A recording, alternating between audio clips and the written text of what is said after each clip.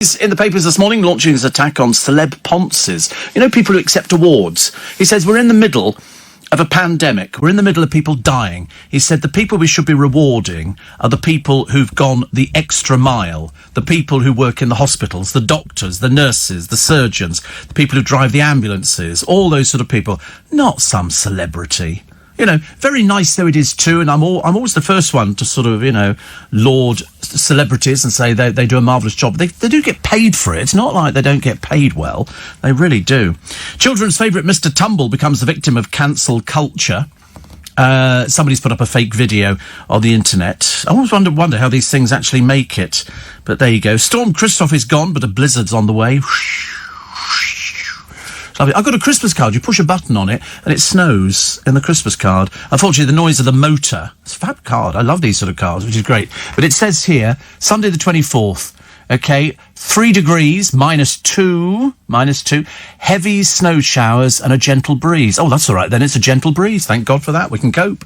I love it when it's great to look at. If you're sitting inside and it's warm and you're cosy, yeah, once you're home, it's great. I don't want to drive home in a blizzard, thank you very much indeed. I really don't. But heavy snow showers, that'll make the car look pretty. It's the only time the car looks the same as everybody else's, when it's got half a ton of snow on the roof. We did a show at the Magic Circle for Christmas about 3 years ago. Neil remembered this one and everybody else who was there. And halfway through the show, I was in my dressing room, the corridor. Well, I say the corridor, I kept banging my head on the chain. And we looked out the window and I went, it's snowing. And it started snowing during the second half of the show. So that gave me something else to talk about. And then by the time we'd finished, we got outside. I kid you not, there was about a foot of snow on the roof of the car because the car hadn't moved. So we had to brush all the snow off before I could even find where the door was. In London, at the Magic Circle in Stevenson's Way, which is up by Euston Station, in a little sort of back street, which is very good, actually. Something for tomorrow, Steve. Steve and Team. Steve and Team, that's quite nice, actually.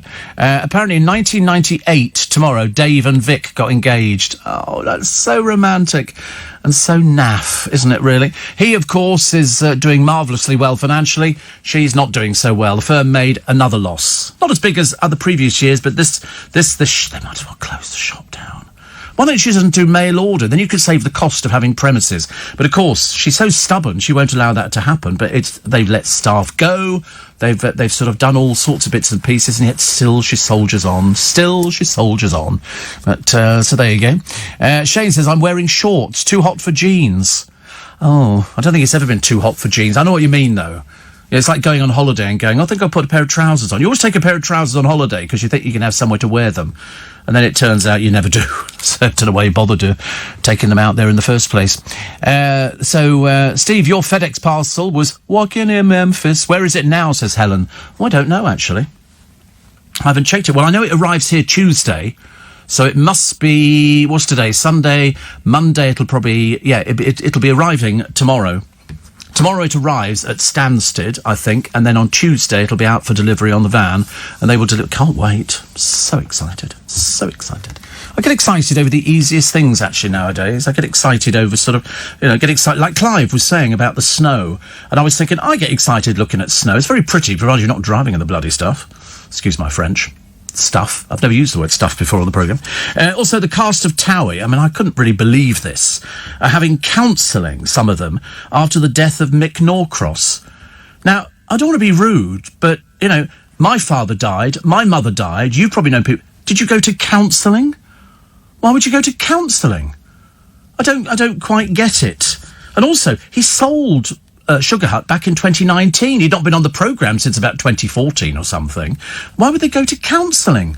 You know, loads of people die. I could probably go through this building this morning and say, anybody died? They go, yeah, my nana died, my auntie died. Did you go to counselling? No. Why would they do it on Towie? I mean, seriously, I did watch a bit of Towie the other day. Have you noticed, ever since I mentioned it, they put some more gay characters in. Oh, yes, there only used to be one gay in the village, and he was just so gay. Bobby Cole Norris, you know, so tell me, babes. He really does talk like that. I thought it was a joke. I thought he was doing an impression of sort of somebody from a bygone era, but no, he's like that. Anyway, he found a new boyfriend, which is all very exciting. Anyway, the boyfriend obviously going, yeah, so are we actually going out together? Yeah, for about 5 seconds, and then it all finished. Why? Because he's an embarrassment. He's an embarrassment. In fact, it was difficult to tell who was camper, him or the boyfriend. And now there's another one in it as well. So I'm losing track of it. Essex is absolutely swarming. Another gay person in it. But then, of course, Bobby changed his mind and decided to do something peculiar with his hair. He's had it all... It's like a perm that's gone horribly wrong, and you suddenly realise it really isn't all that at all, is it? Have we got a picture? Yeah. And so he stuns fans. Certainly stunned the fan, I can well imagine. But the programme was dated. It's the same old, same old, same old. This time they were in... It was Christmas. Christmas in Towie is not the same as Christmas anywhere else. They all go out to a venue, and all the girls talk, because you's mugged me off, and all this kind of thing. And all the girls have got relationship problems. And you know why? They can't speak properly. And then they bump into these blokes. They're like geezer blokes. Most of them, as I say, slightly peculiar.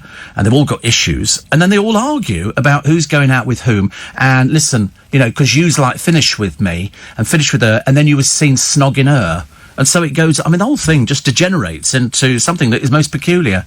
Warnick. Look at you, honestly. You should turn the collar up. I think collars turned up on coats looks so much better. Also, it stops the snow going down the back of your neck. Look at that. Look. Oh, you look like Inspector Clouseau. Need a cravat now? No, you need a scarf. Protect your throat. In my case, my voice is my tool. And you need to sort of, wrap up warm. So I've always got a little something, a little muffler to wrap round my neck. That's what you could do with. A little muffler. I'll look out for you. Look at that. It's so much better. So much. Vast improvement. Honestly. Seriously, he could be going to a modelling job. Seriously, he could be going to a modelling job. It's very smart. Yeah, whoi.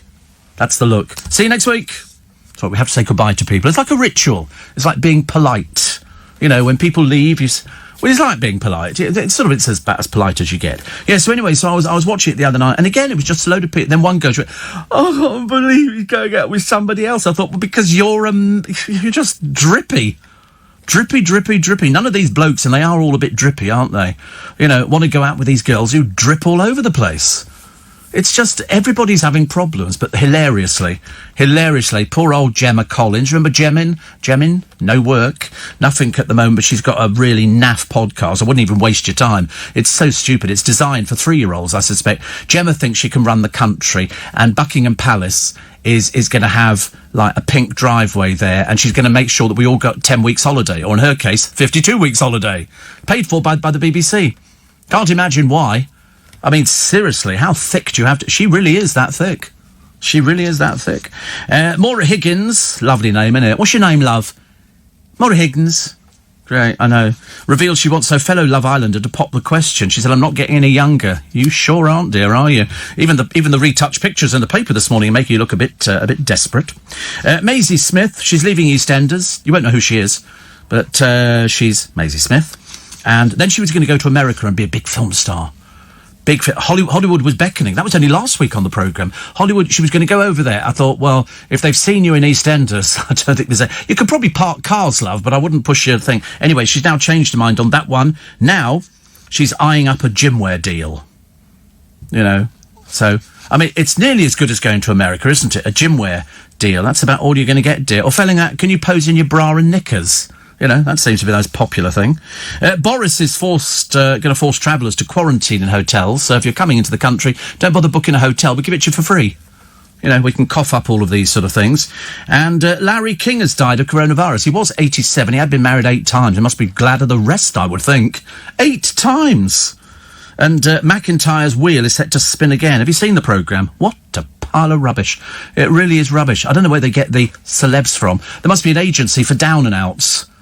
Mylene Class.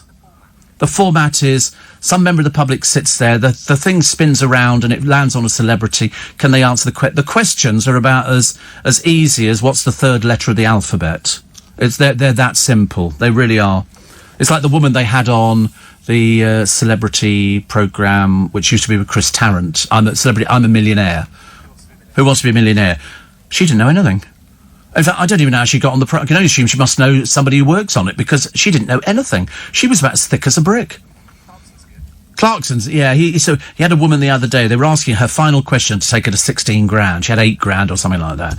And I thought the trouble is, when you see a question there, you either know the answer or you don't. Sitting there, staring at it, does not make the answer pop out the screen. And at one point, Clarkson went, looking up to the ceiling, and I thought, she'll be complaining. Anyway, she went, I've decided to take that. I said, thank God for that. I love watching it. Steve, Bobby wasn't the first gay in Towie. Don't you remember Harry Durbridge? Vacuous, but a bit easier on the eye, says Mike. Harry Durbridge. Yeah, he went out with Bobby. I mean, seriously, it's like the meeting of nothing. Harry Durbridge got a clothing shop. Talked like that. And then you got Bobby as well. I mean, Harry Durbridge, he's related. I mean, seriously, God in heaven. Trout pal. I know, I mean, to be honest with you, when he went out with Bobby Cole Norris, I mean, I don't think people stopped laughing. It was and then he sort of finished going out with Bobby Cole Norris. It's just bad stereotypes, as far as I'm concerned. Bad stereotypes. Like, they've got a programme at the moment about dating, and they put in a couple of lesbians. But they made such a big deal about it that I got really annoyed. I remember thinking, I'm sorry, this is the year 2020. We have heard of lesbians before, you know. We are aware of bisexuals, pansexual, this, that, whatever it is. And that they make a big deal. We're hoping the girls will get it together. Which I thought was even more patronising. What was worse, they went along with it. Ghastly. Break. Yeah, really nice to have you. I heard somebody was speaking to Clive earlier on, and they were saying, are there any of Steve's sweets around? And quite rightly, Clive, defending me to the hilt, because, we go back 40 years, 35, 40 years. And how many people do you know back for that amount of time? We're sort of like brothers in arms, kind of. And he said, no, Steve's sweets are really good. They go straight away. They do. I came in today, nothing left. So today they've got nougat. And did you pick up a piece of nougat? It's really good nougat. It's really good. And so Zora took some nougat. I think Clive picked up a piece of nougat as well, which I think is very nice. And see, look, dawn's up already. It's only 4:20. She says, love an early work start on a Sunday morning. Secret telly stuff. She said, means I get to listen to the Steve Allen show. I can't believe she's on a Sunday morning. But the trouble is, she looks like, to me, somebody who probably survives, like myself, on little sleep. Not, if somebody said, I remember years and years ago, I was working at LBC. Well, obviously years ago I was working at LBC. I've never worked anywhere else. Well, a few other places. And when I would wake up in the morning, normal sort of time, and I'd look at, and I'd think, what day? And I'd have to, first of all, get my bearings. Where am I? Is this my bed? And who's that? And not again. And I go, have I got anything to do today? No. And I'd go back to sleep. So I would literally sleep for all of the day. And then I suddenly realised we had Jake in the other week, and he'd slept for something ridiculous, like either 11 to 13 hours. He's my AP during the week. And he was exhausted. Because the more you sleep, the more you want to sleep. Which is, really bad. But I used to sleep. Now I don't. If I wake up, I'm awake. I'm not very good at going back to sleep again. So I sit in front of the television and watch a bit of telly, might have a piece of toast or something like that. And then I get myself ready. And as they say, I don't lie in bed for a bit. No, there's no point in lying in bed. What's the point of lying in bed for a bit? Do you lie in bed for a bit? No. Look at your phone. No, my phone's always in the sitting room. On charge. And no, I don't do anything about that. I don't do anything. I mean, I don't know why. Years ago I was fine, but I've discovered the older you get, as Dawn will tell you, you value every single day and every hour that you've got. I said the other day, the one thing during this pandemic you've got to rely on is friends. So I feel immensely sorry for people who don't have friends. I mean, sometimes they're a pain, aren't they? But most of the time, that's what gets you through, your friends. At least you've got somebody to pick up the phone and talk to. Except in the case of James Argent. You remember little James used to go out with Gemma Collins? That was a long time ago. Well, he appears to have no friends apart from the newspapers where he can flog another dreary story. This time, doctors have apparently warned him, lose weight or die. He went up to, he's 33, ballooned to 26 stone when he stopped exercising in lockdown and replaced drink and drugs with fast food. So he is now huge. He said, the other day, I had to... Wait for this one. This is how dumb he is. I had to ask my manager to put my shoes on for me. He said, I'm morbidly obese. I'll either starve and work out 3 times a day and be really skinny. Darling, you've never been really skinny. OK? He says, I don't want to die. An op is the only way I can lose weight. No, it isn't. No, it really isn't, I promise you. And in fact, they won't give you the op if you're overweight. You've got to make an effort, and you've obviously made no effort at all. He says, I can't maintain my weight. No, of course you can't, because you're unhappy. You don't have many friends. He says, nobody's trying to stop me from having an op. Everybody knows it's the only way I can lose weight. Well, all the experts will be telling you differently. It's not the only way you can lose weight. You've got to... Haven't you seen the fat programs in America? I mean, I don't want to sort of, tell people that you're a bit thick, but they've got people there who are bigger than you, and they've been told, lose the weight. Here's the diet. This is what you do. If you can't maintain it, that's your problem. That's your problem. You're supposed to be able to do it. You're supposed to be an adult. I can't believe that you're really this naive about things. Very bad. Very, very bad. But then instead, you can sell your story to the newspaper about being sort of vastly overweight because I just eat fast food. Well, perhaps you don't have any friends who are sitting there saying, what are you eating, love? Whilst they're eating a salad and getting out there and doing exercise, you're struggling to put a shoe on. At 33. And it's nobody's fault apart from your own. Really, it's not good enough. Not good enough. And I'm really angry about people who won't make an effort. I hope to God you're not having it on the NHS. Perhaps you can get it sponsored, dear. I'm quite sure there'll be some... Because you don't have a job, do you? We don't think you work. Dear. Steve, have you ever seen the snow in Vienna? No, never seen snow in Vienna. What sort of person is that? What an odd thing to say. Have you ever seen snow in Vienna? Since I worked there for 9 years, I think a fairly good chance, sunshine, rain, snow. Because that's what happens.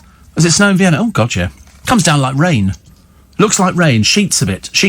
And so when you go out to your car, you think, oh, looks like rain on it, ice. Like Saturday morning here, my car was covered in ice. Luckily, you push a button and whoosh, the ice just falls away. Together with the wheels, the engine, everything just collapses. But it was terrible. But I don't use de-icer. I think de-icer's bad to use on your windscreen because then it goes onto the paintwork and all the rest of it. I don't have a scraper. No, I've just got a very, very powerful heater on the windscreen. So I get in the car, start it up, push on two little buttons marked front and rear, and the windscreens melt before your very eyes. Just the doors that freeze. Which doesn't really matter, actually. Steve, glad to have your show to listen to, says Hadrian. How is the wall going, dear? Glad to have your show to listen to during my shift today, which started at 4 after a night of no sleep, thanks to neighbours breaking lockdown to have a party. Music was so loud, my Siri could detect what song it was playing. Well, I think you should report that to the police. These people are idiots. I'm sorry, we were discussing earlier on, between all of us, about the amount of people who still get on trains with no mask on. How they even get to the trains, I've got no idea. You want to stop this thing? Kick these people off the trains. You off. You out. Don't even let them on there. £800 house party fine, so says Priti Patel. Let's see it in action, shall we? Let's see it in action. She said that. So that's double for each repeat offence to a maximum of 6,500. The sort of people having parties, though, Priti, don't have 6,500. And you'd never be able to get it out of them anyway. You'd have to take the house away and the car and all the booze and the drugs and everything else because they don't have 6,500. They're living hand to mouth. They probably don't work. That's why they do these things. They go out and they have a little party. But unfortunately, that's why we've still got coronavirus. Whether you like it or not, people are dying. Now, there you go, somebody else has just died. That's what happens. And I can't spell it out any more to you. Every newspaper columnist has said exactly the same thing. Every sort of journalist is saying the same thing. Going out without a mask on, you might as well put a loaded gun to your head. It's dangerous. You're playing with something you know nothing about. And who is it? Was it Clive or something? Might have been... Oh, it could have been something else. I mean, I think one person dies every minute at the moment. So by the time we finish this programme, that's a lot of people. That's a lot of people who don't need to die. Because what they've done is they've picked it up from the idiots who aren't wearing a mask. They think they're being really big and clever. I think they're being really thick and stupid. Really. They shouldn't let them on the buses, on the trains. It's no good stopping people coming in at the airport when we're doing completely the opposite on the buses and the trains. OK, you can't come in at the airport, but don't worry, you lot can all sit at the back of the bus without a mask on. If I was the bus driver, no, you're not coming on without a mask. And then they become all sort of nasty about it. You just turn the bus off and sit there. Go, I'm sorry, ladies and gentlemen, this bus is going nowhere. Until this person gets off the bus, you can sit here all day. I'm sick to death of these people who are endangering everybody's life. Ridiculous, isn't it? Paul says, for your package coming from the States, HMRC will be collecting the new online VAT when it's delivered. And get your payment card ready. Doesn't bother me, mate. I'm registered for VAT. It's all claimable, so don't worry. Well ahead of you on that one. Well ahead of you. I've been registered for VAT for the last 15, 20 years. So I've watched the VAT rate float about all over the place. They always charge you a little bit extra. Sometimes I get a package in from America and they say, oh, there's £3 to pay on it. I couldn't care less. Why do you think that's some hardship? No hardship for me, matey. I've ordered from the States for the past 40 years. They make it sound like, oh, you must get your card ready like you've never ordered from the States. I've used DHL, all of the international couriers, all of them. I can tell you how much this package cost me $75 to send over. That's how much it's quite a big box. Quite a big box, $75, because they've put all the rates up. You know, but I've been doing this for 40 years. Why would I be bothered about it? Honestly. Talking about Larry King, married 8 times. He's 87. Must be tired. Must be absolutely knackered, I should imagine. 87. 87 he is. But he picked up coronavirus. And so he's not with us anymore. I mean, but he did have a remarkable run as a chat show. The funny thing is, in America, they have these, chat show hosts, and they're most of them are in their 70s. And they pay them big money. Big money. Who do you think was the biggest in America? The biggest would be, I'm trying to think, I mean, Larry King would be up there, but in terms of Johnny Carson would be. Do you know what they bought him? The studio one year, it was coming up to Christmas, I think, or retirement or birthday, one of these things. They didn't know what to buy him because he had everything. What did they buy him? A piece of moon rock. They bought him a piece of moon rock because it was so it's exactly what he wanted. It's worth a fortune. Oh, an absolute fortune. About $100,000 or something. It's like Robin Williams, when he did Mr. Aladdin, please. Disney are such poor payers. He wanted a piece of artwork, and they bought him a piece of artwork worth a lot of money. 4:30 to 5. According to the Sun front page, Levi Belfield will have the COVID jab. I'll read you the story briefly, which says here, Belfield invited for COVID jab. Serial killer Levi Belfield has been sent an invitation to have the COVID jab ahead of millions of elderly and vulnerable Brits. It's not true. Okay, it's been sourced. It's not true at all. They have sent out letters to people, but it's only those who are over a certain age and who are vulnerable. He is neither, because they've got quotes from David Blunkett saying it beggars belief. And the note that was sent out from the healthcare admin, they say, we received the COVID-19 to distribute to our vulnerable priority patients. Levi Belfield was the one who murdered Millie Dowler and 2 young women. He is not a vulnerable person, and he doesn't fit the criteria. And it just says here, for now, we're looking for those who are interested in receiving it. I mean, people in the same prison, Ian Huntley, Sean Mercer, Michael Adebaloja, and Mark Dixie. All of them. None of them qualify for the COVID virus. And, then they've got Lord Blunkett saying, why this beggars belief, making himself, I mean, really, he should have checked the source of the story, and the prison service have said it's not true. Matthew says, I know it sounds grim, but I've had enough of life right now. Walk from Hampton to Richmond, nowhere open.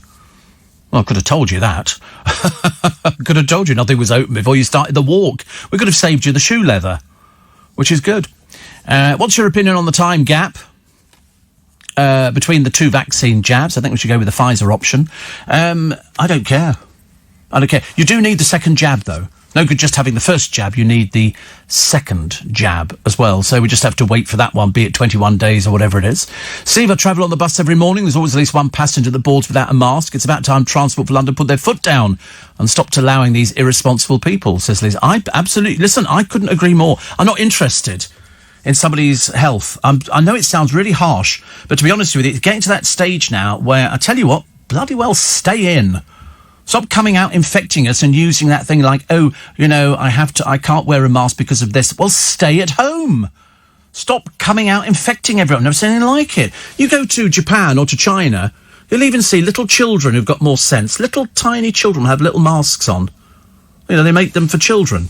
That's how it works. But, they said there was an old woman on the bus the other day, very smartly dressed. She didn't even know about sitting by the window. She had to wait till the bus driver pushed the message. You know, the bus driver's been ordered to stay here for a little while to even up the service. What a load of old cobblers. Have you heard of that one before? You sit on the bus, yeah. No, that's where they just sit there at the bus stop and we all sit there and do our shopping list and everything else. And then after about 5 minutes, they deem to start it up again. Meanwhile, 3 buses have gone straight past you, which you could have got on. It's only us who have the stupid driver. And round our way, the drivers are getting worse and worse. 20 miles an hour, let's do 13. Seriously, I mean, you could get out and push the blooming thing. It's getting worse and worse. But no, there was this old woman, very smartly dressed, no mask, no nothing. And I felt like saying, why are you not wearing a mask on a bus? What's the matter with you? You know, and she would then probably have said, well, you know, I'm at risk. Well, get off the bus then. What do you want to infect us for? Thank you very much indeed. Yeah, we're all at risk from you.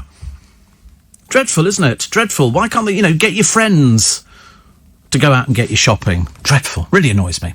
I noticed that he's out. Will Guyot's off on his paper round before the snow takes him away.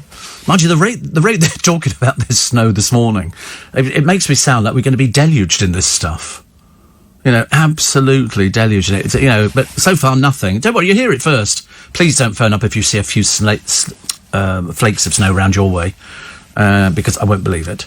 Unless you're phoning me and say, Steve, I'm in a snowdrift. You know, that'll be the only time I would accept the call. Steve, these exempt idiots can wear a visor. Well, I know they can. That's why they won't let them in Costco. They sit there, go, you're not coming in. You know, in America, of course, yeah, you have to let me in. Otherwise, I'm going to sue you for $20 million. Good, well, off you go then. Bye-bye. And before I came here, said this woman who's on YouTube, she said, I spoke to my lawyer. Because you do that, don't you, before you go shopping? Oh, well, is that my lawyer? No, you don't have a lawyer, dear. You're just making it up. Hampshire police have broken up a house party. The attendees claiming they missed the ongoing global pandemic because they never watched the news. That's how thick some people are. Seriously. And a suspected lockdown breach in Guernsey Close. And the post includes a hashtag, there are no words to describe the partygoers' claim. They claim to be unaware of the global pandemic because they never watched the news. That's what you call really simple people. People with no brain cell, you know. It'll probably been their rear end, I should imagine. I mean, can you ever imagine somebody... We don't watch the news. Good Lord. Never seen a newspaper. Never heard... Did you never wonder why people are sitting on the bus with a mask on? What did you think that was? Fancy dress? That's how thick people are. It's like, you know, Arge and all the stupids who wander out of these reality programmes. It really is. It's quite embarrassing. Quite embarrassing. But at least we can have a laugh at their expense. What does this one do here? Oh, she's posing in a swimsuit. I thought we'd moved on past that, actually. You know, the page 3 type people. It's very 70s, isn't it? Very, very sort of dated. Very dated.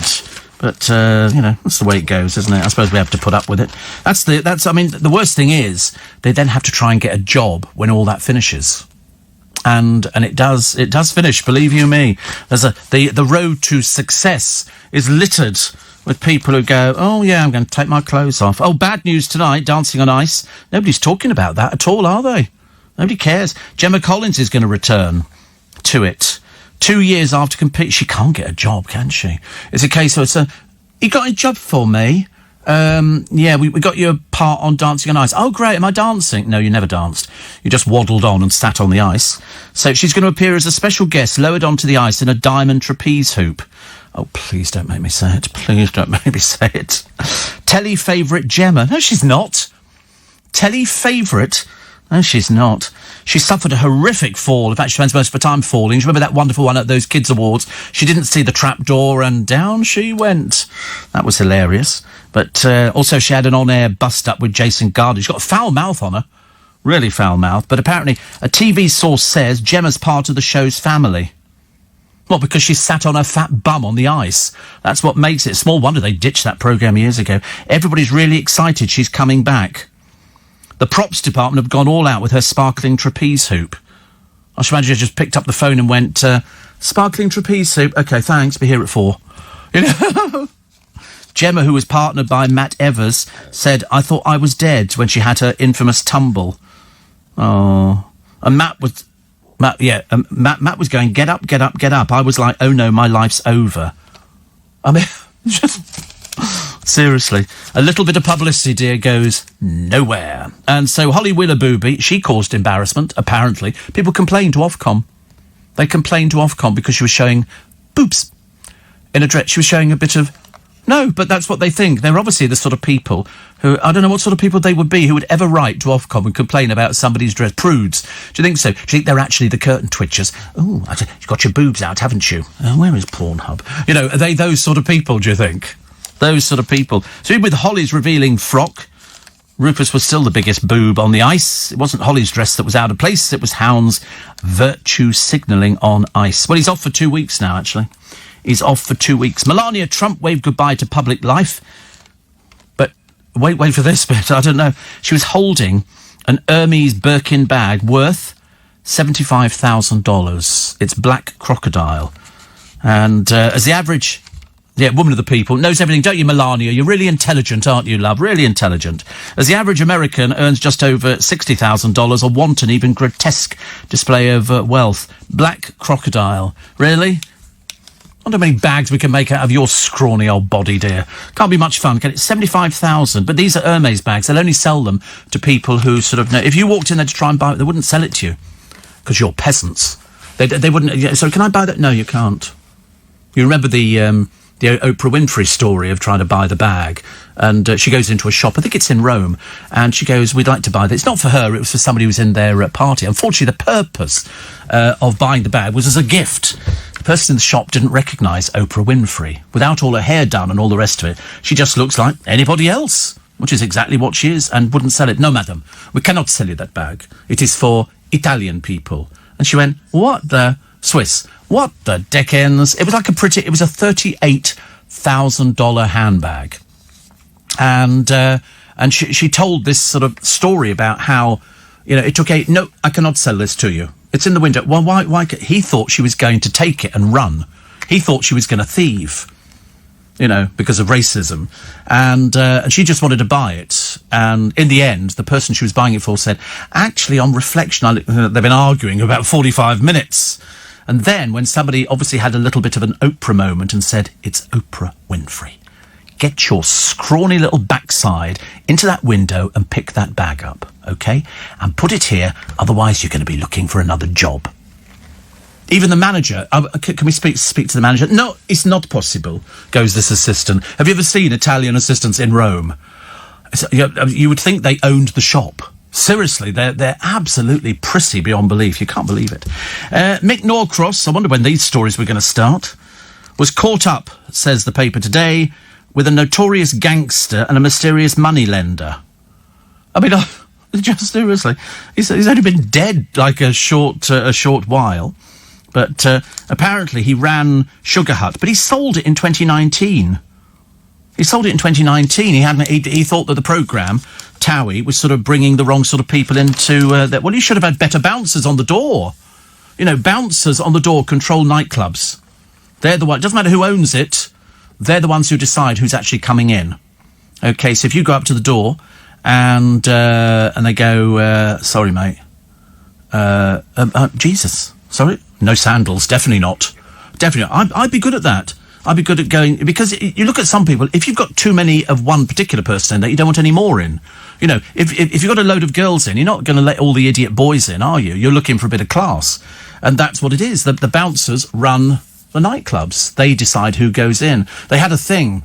Shows how easy it is to get people to do it. I was there at the time. And there was a story in one of the papers that they were being very selective at Stringfellows. And you could get in if you were a topless model or something like that, which they used to have a lot of topless models going in there. And there were two girls who turned up on the door, and there was a photographer there from the Daily Star, I seem to remember. And he said, listen, he said, I'd like a picture of you, topless, standing outside on the pavement, and the bouncers not moving the red rope, you know, to let them in. He said, it'd look good, you know, even if you're topless, you can't get into Stringfellows, blah, blah, blah. And so they asked these two girls, who were just customers, and they went, would you take your tops off? Well, the moment they mentioned it was for a national newspaper, they were there straight. They couldn't get their tops off quick enough. And so there is a picture of them standing outside Stringfellows, topless, with the bouncer going, no, you can't come. It was hilarious. Hilarious. Steve, I think bouncers or door staff furloughed from nightclubs could be employed at supermarket doors, etc., to stop people without PPE entering. Yeah, well, brilliant idea. Brilliant idea. I'm all in favour of stopping people. I don't care who you are. I was watching earlier on. It's very interesting. People on flights in America having arguments because they obviously had too much to drink. And they started, this and that. And they dragged one woman out of her seat. The police are called onto the flight. Before it's even taken off, the police are called out there. And they literally dragged her by her heels down the centre aisle, I think, because she was kicking off and all the rest of it. And how these people get on flights, I've got no idea. Yeah, before it's taken off, they're arguing because they're drunk. Somebody should have stopped them at the gate to say, and there was a Ryanair flight, and there's a woman started abusing the person she's sitting next to on a seat. And then some of her other friends got up and said, oh, look, she's not normally like this. And then the woman who was saying that to the stewardess who's going, I'm sorry, I'm moving you to another seat and all the rest of it. Somebody starts filming her and she goes, don't you effing film me and all the rest of it. And of course, I love all those people. You're not allowed to film me. Of course you can. It's a public place. Do what I like, mate. Not without my permission. No, thicko, we can film you. It's like, if a police officer stops you, you can film them. You can film them because you need some protection for yourself. Yeah, they're filming you all the time. They've got the little camera on the front. You've got to be prepared for these sort of things. And Dawn Neeson likes the idea of snow as well. She tweeted the other day about snow. There's something pretty about it. You look out the window and you go, it looks like... I remember when our garden, it used to come down, you used to think, oh, that's so pretty. And then after about sort of a couple of hours, you go, it's still pretty. And you put your Wellingtons on and your scarf. Me and my brother used to have matching tracksuits, green, with sort of jumpers that my mother had knitted. No, not velour. Might as well have been. And it was lovely, actually. It was lovely. Matthew says, on a brighter note, Arge has ballooned to 26 stone. Are you listening to this programme or what? Am I talking to myself here? We've already done this. We've done that story about Arge. Listen, he's a waste of space. His life, if seriously at the age of 33 you cannot curb your eating habits and you look at yourself and this fat blob looks back at you in the mirror. I'm surprised your close friend, not anymore, Gemma Collins, couldn't lend you one of her injections to sort of, watch the fat fall away. But of course it's fake, false economy. It's ridiculous, But the moment she stops on them, it's going to balloon. And she's going to end up, so you can have two of them looking exactly the same, but they don't talk to each other as far as I know. And look at that, KFC, they're doing a hot wings bucket, 20 for $5.99. I mean, as far as I'm concerned, that is heaven. And that's all Arge does, he eats. He eats. So it's a case of, as I say, I hope he's not being treated on the NHS, because this is all he can do this. He's obviously got useless friends. He must have, because his friends should say to him, listen, should you not have that? Don't have the extra pudding. Have perhaps a small tomato or something. Or a jog. Let's go for a run. Oh, I couldn't do that. Let's order the 20 pieces for $5.99, the hot wings bucket. Love Island beauty, Maura's ready to walk down the Love Island. I'm not surprised, dear. She's 30. I mean, frankly, you might as well just build a wooden shelf and sit on it in the corner and we'll spray you with cobwebs. I mean, I love this here. I mean, she's had a bad track record. She's been out with loads and loads of people. And she says, Chris better hurry up and propose because I'm not getting any younger. No, you're really not. You're really not. So I want Chris to put a ring on it. Don't go there. Don't go there. There's no point. Kevin Clifton will not be returning as a pro dancer to Strictly. The bosses decided they're happy with the current cast. They were about to put out Kev returning to the show, but they decided they don't want him. But I don't know why. He left last year, didn't he, for a career in musicals, only for COVID to bring Theatreland to a grinding halt. But, Kevin's girlfriend is Stacey Dooley. She's marvellous, isn't she? She's very talented. And, great journalists. Great journalists. There's so many, aren't there, at the BBC? And Maisie Smith, now that her exit's in sight, goodbye, see ya. Get out. Nobody cares. She wants to broaden gym clothes to women of all shapes and sizes. Good God, dear, that's so original. What, clothes in different shapes and sizes? You've never come up with that by yourself. Tell me that. Absolutely unbelievable. That's what she wants to do. So she's eyeing up a lucrative gymwear deal. Don't eye for too long, dear. They'll find somebody better known and more interesting. So the quote is, Maisie wants to broaden gym clothes to women of all shapes and sizes. Yeah, fat and thin people. I mean, isn't that what clothes are anywhere, Maisie? Whoever's put that statement out, fire them immediately. They're making you look like an idiot. Clothes to all different sizes. So what size are you, darling? You're a heffalump, aren't you? OK, we got ginormous here for you. Unfortunately, there's only medium left, actually. Or petite. Not much use to you, is it? Done your best, I suppose. Done your best. Belated happy birthday to Dolly Parton. 75 looks $1 million, says Karen Brady. Go to Specsavers, darling. She doesn't look $1 million at all. She looks like the trash she always wanted to be. That's what she said. The story was, she tells it on stage. She saw this woman in town and she said, I thought she was beautiful. Her hair was piled on her head and all the rest of it, and her eye makeup and all the rest of it. She said, I said to my mum, she's beautiful. And my mama said, she ain't nothing but trash. And Dolly says, and I then decided that's what I wanted to be, trash. So she did. Her bouffant wigs. I wonder what she looks like without the wigs on. I mean, that would be an interesting thing, wouldn't it, really? Her rhinestone-encrusted clothes. Have you seen how tiny her weight is? Her waist. Tight. It's like you could get your hands round it. It's absolutely unbelievably... I mean, not you would, but it's really tiny. But also she cares little about what people think of her. But she's sold 100 million records. She's got about 500 million quid in the bank. Can't take it with you, can you? She might as well enjoy it. So why not? Listen, why would you worry about what anybody says about you? Who cares? Who cares? MG drivers have been told not to use roof racks on the new cars because they're only for decoration. Oh, I never understand why people have roof racks on cars. I thought it was there to stick the luggage on when you went on holiday, like in a Carry-On film. And washing machine giant Whirlpool has been hit by a major cyber attack. The firm is locked in a battle with hackers who are threatening to release customer data unless a ransom is paid. Why would you want customer data on somebody who's bought a washing machine? Yeah, what data? I bought a washing machine. Oh, scary. I love stuff like that. It is so good, isn't it? It really is. 1 in 3 of us wear knock-off gear. Excuse me, I think not. Do you wear anything that's knocked off? No. Would you ever wear something fake? I've got something fake on me at the moment. I'm not telling you what it is. Not even going to show you. M&S imitation pants. I like the idea. See, maybe Argy's friends have tried with him. After all, you couldn't stop Dale smoking or his lifestyle. I didn't try, Alison, to stop him smoking. Never tried to stop him smoking. Never. And he didn't die of smoking. Nothing to do with smoking at all. You know, you have to want to do something. If you're not strong enough, Alison, you can't do it. I never tried to stop him smoking. He'd smoked since he was 15 years old, and I never tried to stop him smoking. On the other hand, he never tried to stop me smoking.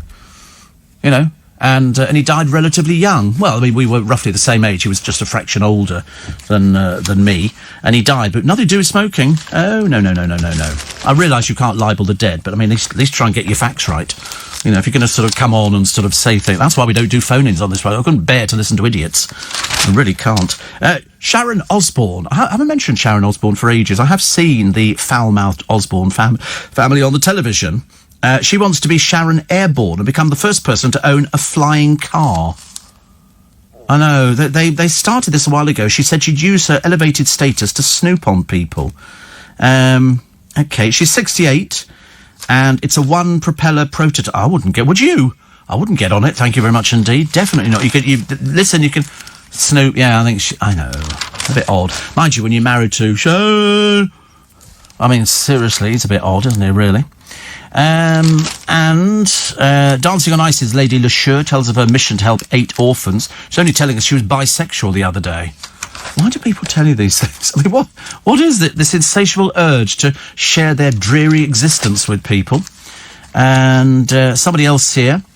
Drugs Mr. Big is seized at the airport. I love it, Mr. Big. I think they really are Mr. Big. This one doesn't look very big at all, actually. And John Thompson became the 5th celebrity unveiled on The Masked Singer. He was revealed as Bush Baby. He threw viewers with a fake Aussie accent. He said, as a northerner who doesn't feel the cold with a lot of hair, it hasn't been great, but there'll be a job for me at Disney. Actually, we've got Disney stories this morning. I like Disney. I've always been a big fan of that sort of thing. And salute to the army of Brits who bring cheer to the lonely. Plus Mark Steele's column today, talking about Felicity Kendall appearing in Anything Goes at the age of 74, and she can't sing. She's freely admitted she can't. She's going into a musical. I don't kind of get that at all, but there you go.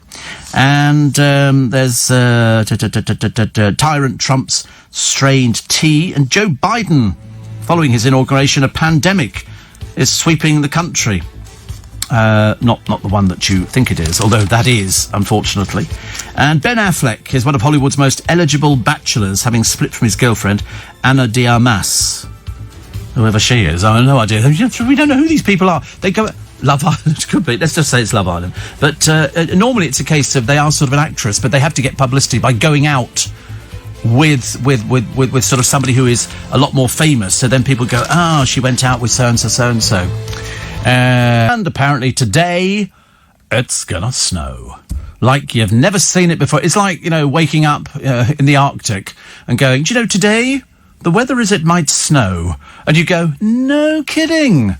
We are in winter. It is sort of ploughing through January, but it's okay. Put a hat on, go outside, put a scarf on, trudge through. The kids will love it. Go and get a sledge, or something like that, and then you can go out and do it. Kids like that, don't they? They like little sledges. And so all over, around my way, Richmond Hill, they'll be going down that. If it snows, it'll be full of ghastly people, not socially distancing at all, real stupids, going out there with no masks on, and the kids going down the hillside on a plastic sledge or something like that. Ghastly. Janine Yakub, writing today about Bradley Walsh. He's off with his son. They go, and he did this thing. I told you the other week, and he's got a fear of heights. Well, I've got a fear of heights. Bad. Only have to look at something, and they go, could you climb? Absolutely not. And they made him climb a wall, but it was like built like a tower, and it's 10 stories tall, and you put your fingers onto these things and haul yourself up. I mean, luckily he was on a safety rope, so if he fell off, the rope's going out. I felt ill even watching. I mean, seriously, not like John Noakes climbing up Nelson's column. If you'll excuse the pun on that one. And my fears got worse. Absolutely. I mean, I'm really bad. I sort of think to myself, if I actually climbed it, there is a chance of falling off. So let's not bother doing it. It's like turning round quickly. I mean, that is ghastly, isn't it?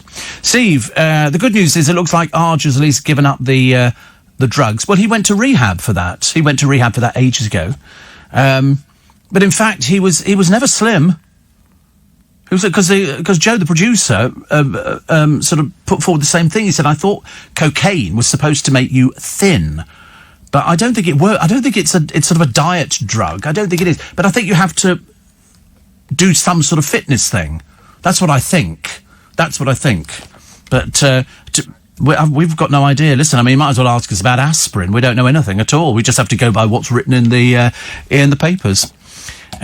Sarah and Mike in snowy Diss. Now, where's Diss? Norfolk.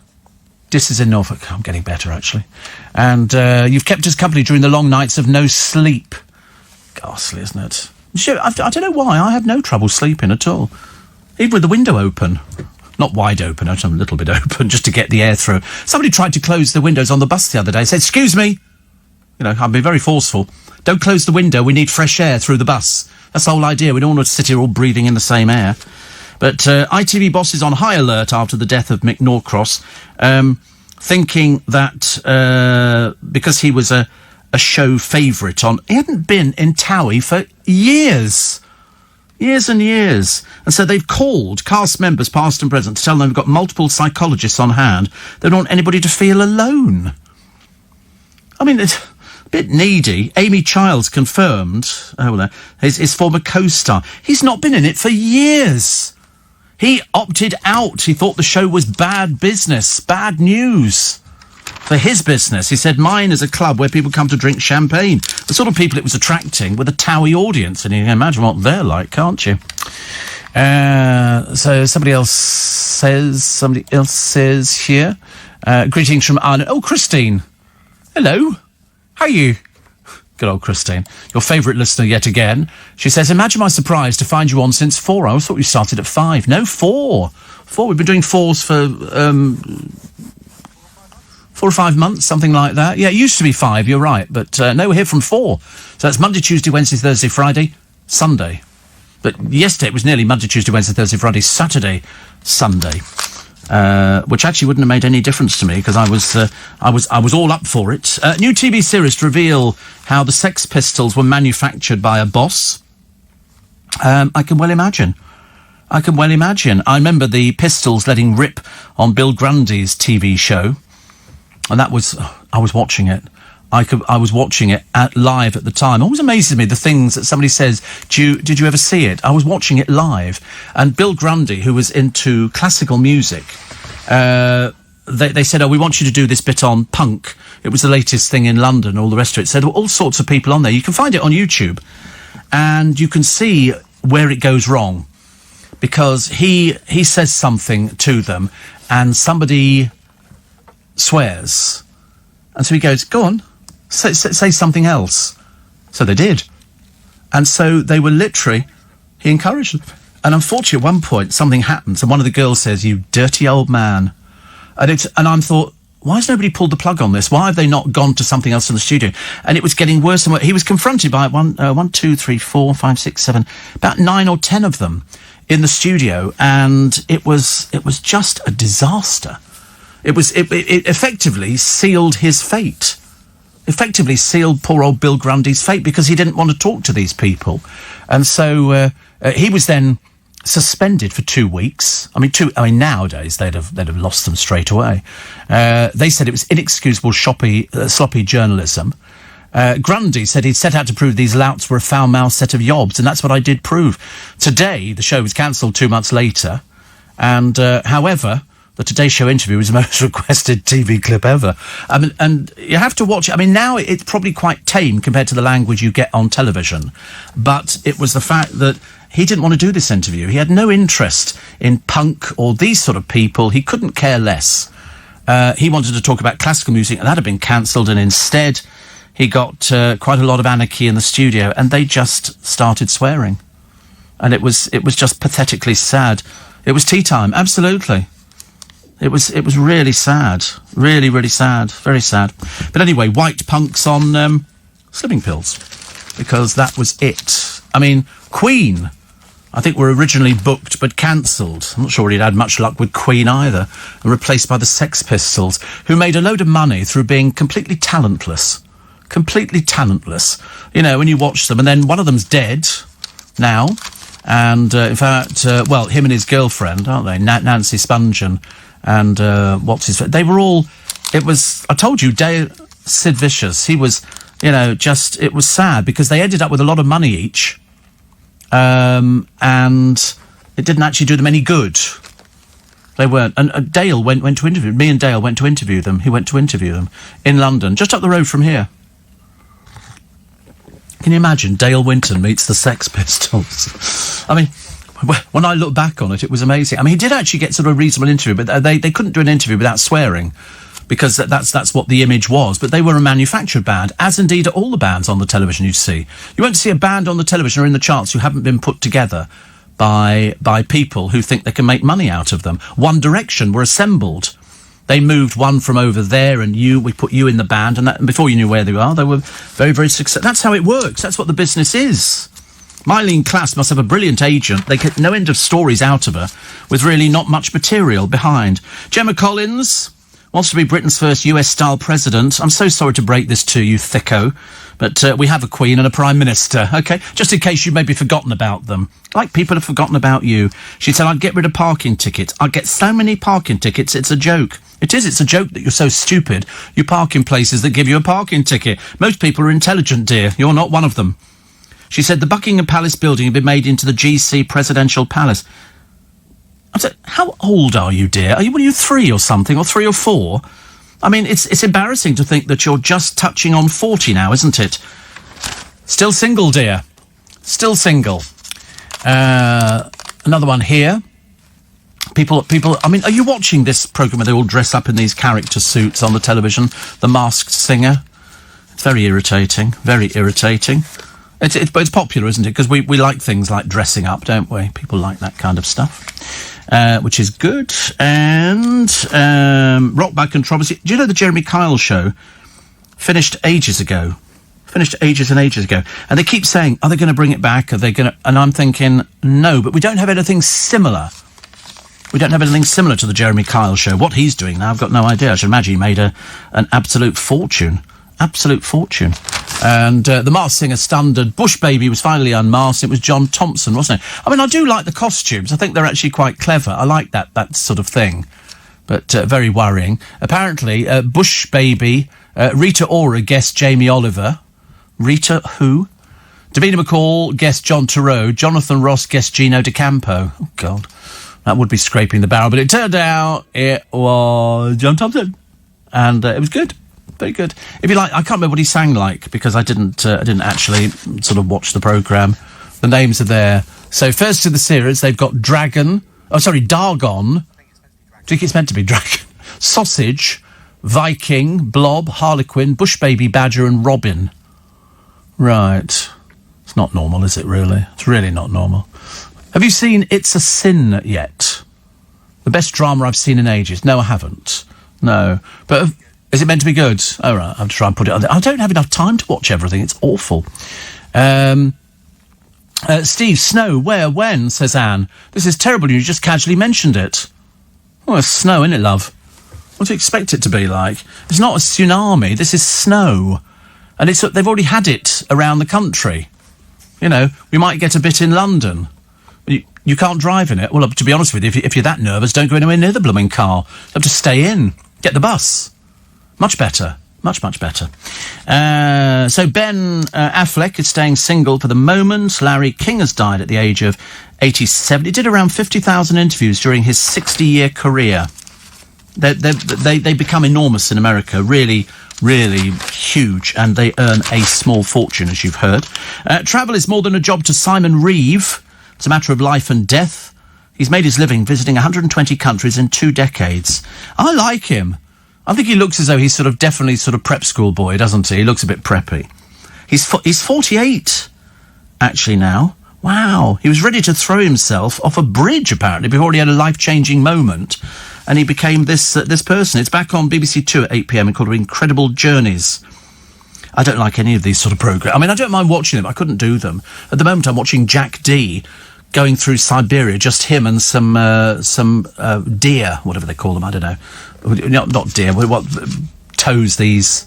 Reindeer, yeah, reindeer. He looks frozen to death. I mean, he absolutely looks frozen to death. Poor son. That'll be us. We'll walk out of here and all of a sudden it'll go... There'll be 1 or 2 little flakes. Time I get, to the car and sit in it, it'll be gone completely. The car will vanish. Morning, nice to have your company. It's Steve Allen's Early Breakfast on LBC. Joy, devastation, love, laughter, agony, ecstasy. It's a sin from Russell T Davies has it all. Very clever man, very clever man. And this follows a group of gay men living and loving in the shadow of the AIDS crisis. I'm not sure whether or not all the people playing gays are in fact gay, but that's what Russell T Davies wanted. He only wanted gay people to play gay parts. And so it went on. And so Richie, played by Ollie Alexander, lives with his parents, played by Keely Hawes and Sean Dooley on the Isle of Wight. They have no idea he's gay. Of course they do. Of course it's also got Neil Patrick Harris, the American star, who is a scene stealer. He's very good. He's very good. Neil Patrick Harris is very good. He really is. But he's American, but he learnt to do an English accent. He's very clever. He lives with his boyfriend. He's openly gay. And it's marvellous. Even a friend of mine wrote to me and she said it's absolutely fantastic. So there you go. Very moving, says Chantel, but a very important watch. And I think it'll win many awards. I have no doubt it'll win many awards. I've not seen any of it yet. I will do. Or failing that, I'll probably end up buying the box set. Lara says, do you remember Bob Mills, Win, Lose or Draw? I used to watch it before Supermarket Sweep. Yeah. That was Danny Baker.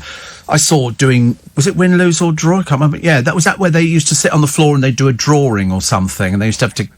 No, not Pets Win Prizes. I'm sure it was Danny Baker, because he used to mention Dale all the time. So all of a sudden, Dale got mentioned on a programme that I don't think he'd ever seen.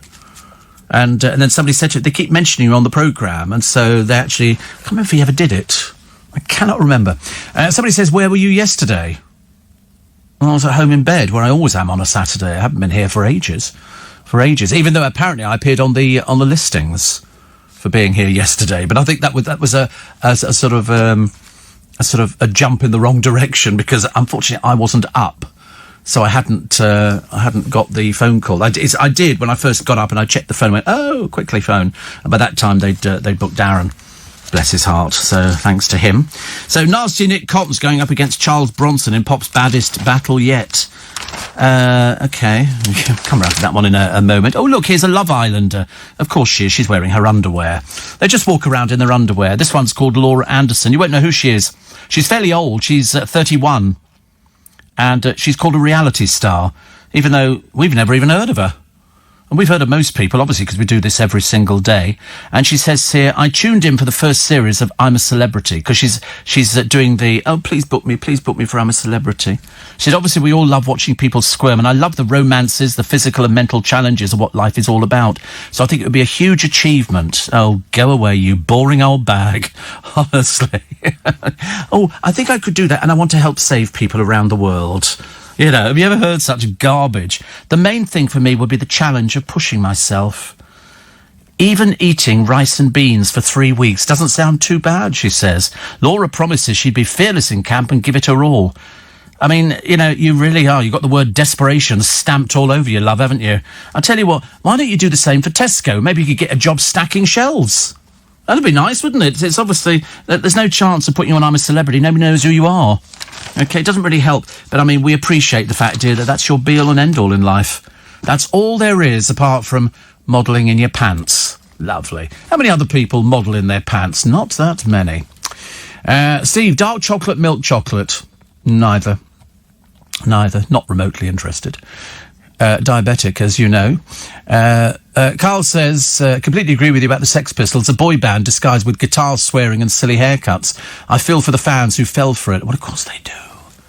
Of course they do, honestly. The Sex... Look at old Johnny Lydon. What an old fraud. Yeah, I am a Nancy... Yeah, I couldn't even sing, poor soul. I mean, he's passed his sell-by years ago and then had to advertise butter. You know, what a sellout. What a sellout. But they don't care. They don't care. That's all they have to do.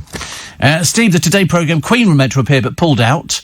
So you got the Sex Pistols. The Sex Pistols. They were all swearing. I mean, it was just an embarrassment. But he didn't come out of it very well at all. It effectively sealed his fate, I'm afraid. One person I do love, I'm told he's tough as old boots to work with, Neil Diamond. Well, he's retired, so he doesn't sing now. But I've got him on DVD doing various concerts. And one of them is in Australia, where, irritating to the last, he comes on stage...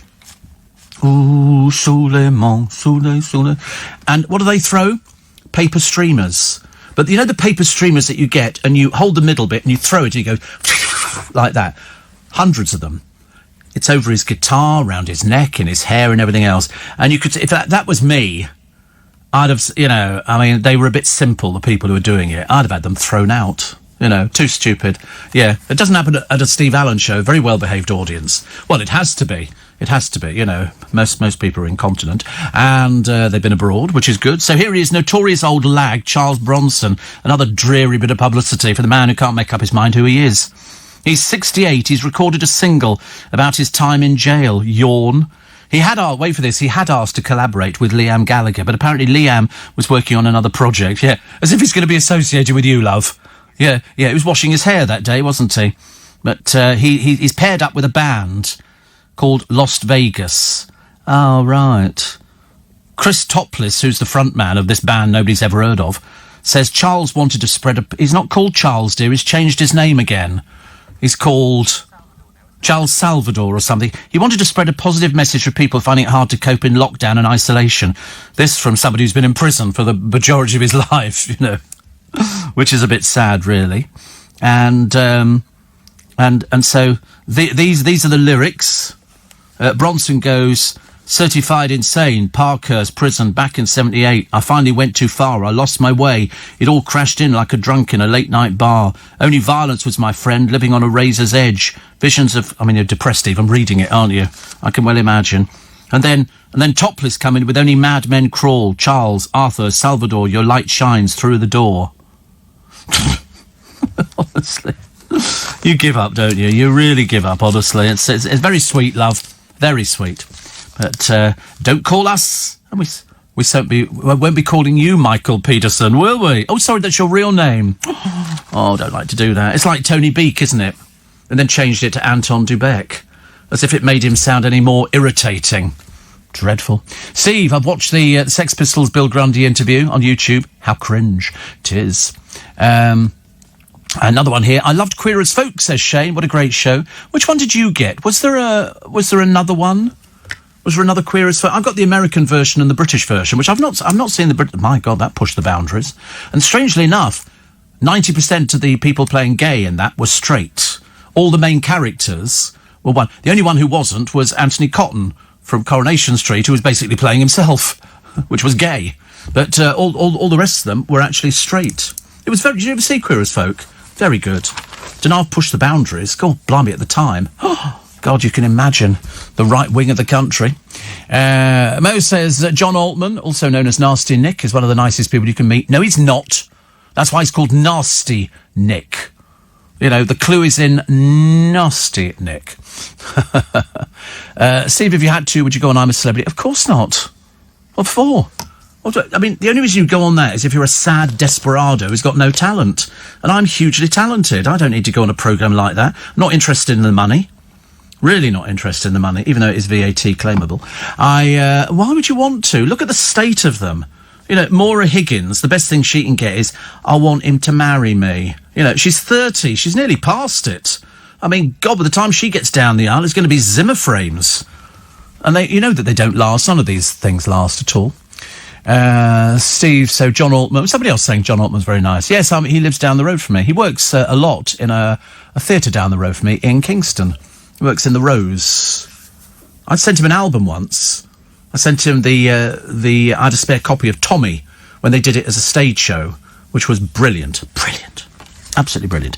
Nick Ferrari telling it like it is, talking about Churchill College at Cambridge, to hold a debate over the World War II leader and their namesake's views on the British Empire and race. Common sense, he says, seems to be in short supply. I agree with him. And he's talking about the World Health Organization. Says the world faces a catastrophic moral failure due to unequal vaccine policies. And there have been precious few moments of joy during the pandemic, but surely, he said, this is one of them. The model railway maker Hornby, which also produces Scalextric and Airfix models, has enjoyed a 20% lift in sales. How lovely. He says, I can still remember the joys of the Scalextric races I had with my sons and the fact that I was unbeatable in my Ferrari Dino, but please don't tell them I fitted an extra tiny magnet by the rear wheel. Because it was always going round the corners on Scalextric. They'd whiz off and shoot somewhere else. I couldn't afford that. We had Minnick Motorway, which was very nice. Russ says, I was shocked to learn that Nasty Nick is 68. He doesn't look that old. Well, nobody looks that old. I mean, 68. A little bit older than my good self. I would have guessed 58. Well, not a lot of difference, is there? 68, 58. I would think 40s. Oh, look, here's a little picture of Chloe Ferry to calm down on. Another one of those desperately unattractive people from Geordie Shore. I mean, dear God, I don't know why they ever bothered using her and anything. I cannot imagine. And 50,000 drink drivers have had further bans after getting back behind the wheel. Let me just explain that if you get done in a court, okay, and they ban you from driving, not only do they have your address, even if it's not a court in your area, your district, they circulate it to your local police station. For example, if it was for me, it would go to Twickenham Police Station. So if they saw me driving my car, they would have the car registration number. They would also know all about me, and I would be arrested. But 50,000 people have been caught boozing, and then they get back in the car and drive again. I mean, they're real thickos. Real thickos here. Latest figures. So, I mean, one motorist prosecuted in 20 years 10 times. I mean, I don't know really what you can do. It is like dealing with people from another planet. You know, when you sort of say, OK, you're banned from driving. Yeah, OK, whatever. And then they carry on driving. There was a woman the other day. Actually, it wasn't the other day. She comes from Bradford. I won't say anything more about her, apart from the fact she's a convicted drink driver. She's an absolute waste of space. She was caught and she's been caught before on a few occasions, and with her children in the car. The obscenities she screams at the police officers as they drag her out of the car to arrest her. She's effing and blinding. She's got the children there and all the rest of it. She's 4 times over the limit. 4 times over the limit. I mean, and she was using, and then she's shouting at them in the back of the car. She's trying to smash the windows with the handcuffs on. And this is an old woman. She's about 50-something. Looks much older and fatter, but she's about 50-something. But she's a permanent drunk. And it went on for ages and ages. It was really the most embarrassing thing. And then the kids start screaming and shouting. And you think, your mother's a drunk. And so she's been banned from driving for 3 years. You know, how these people ever think you just get behind the wheel? They just have no regard for the law whatsoever. That's the dangerous thing. It's not you on the road. It's the people who aren't insured. People who aren't insured. Not so good. Not so good. But 50,000 nabbed again. Whoopee! You really are too much. And we've got another one. An NHS worker, asked if she was expecting when wearing her scrubs, has lost 7 stone. Wait a minute, is there a company she's done it through? Yes, it is, yes. Here we go. There's a plug for a company. And they always do this. And, of course, she's 1 out of thousands who will be with this company. Everybody else puts on weight, you know. But they always have to mention the company. And that's when you know it's a load of old hooey.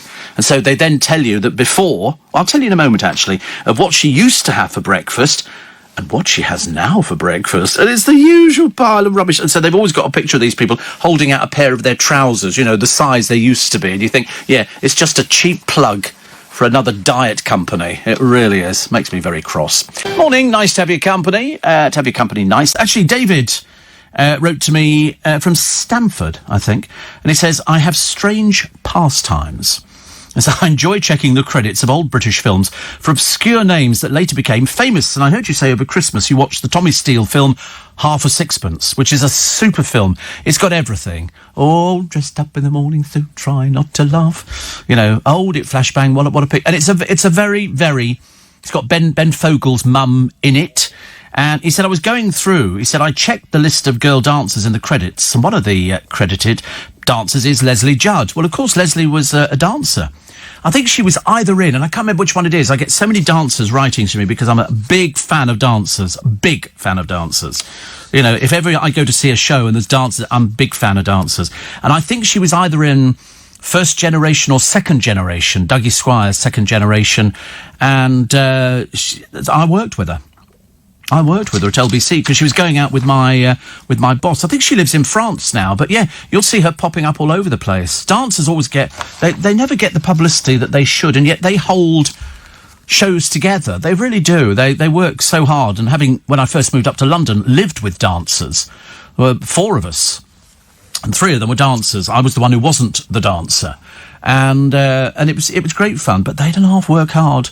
They really did. So when you see a film like Half a Sixpence, or you see 42nd Street, or you see any of the big glamorous shows in Vegas, the dancers, the showgirls, you know, the boys who work, you know, in all the different places around the world, the Moulin Rouge, and all the cabaret venues, it's a tough life for not very much reward. Not very much reward at all. So, yes, you'd have found Leslie on quite a number of things like that. And I love it. I was just watching earlier on YouTube, I was watching Royal Variety performances from years gone by, you know, when people looked a bit happy and everybody didn't have to socially distance. It was much nicer.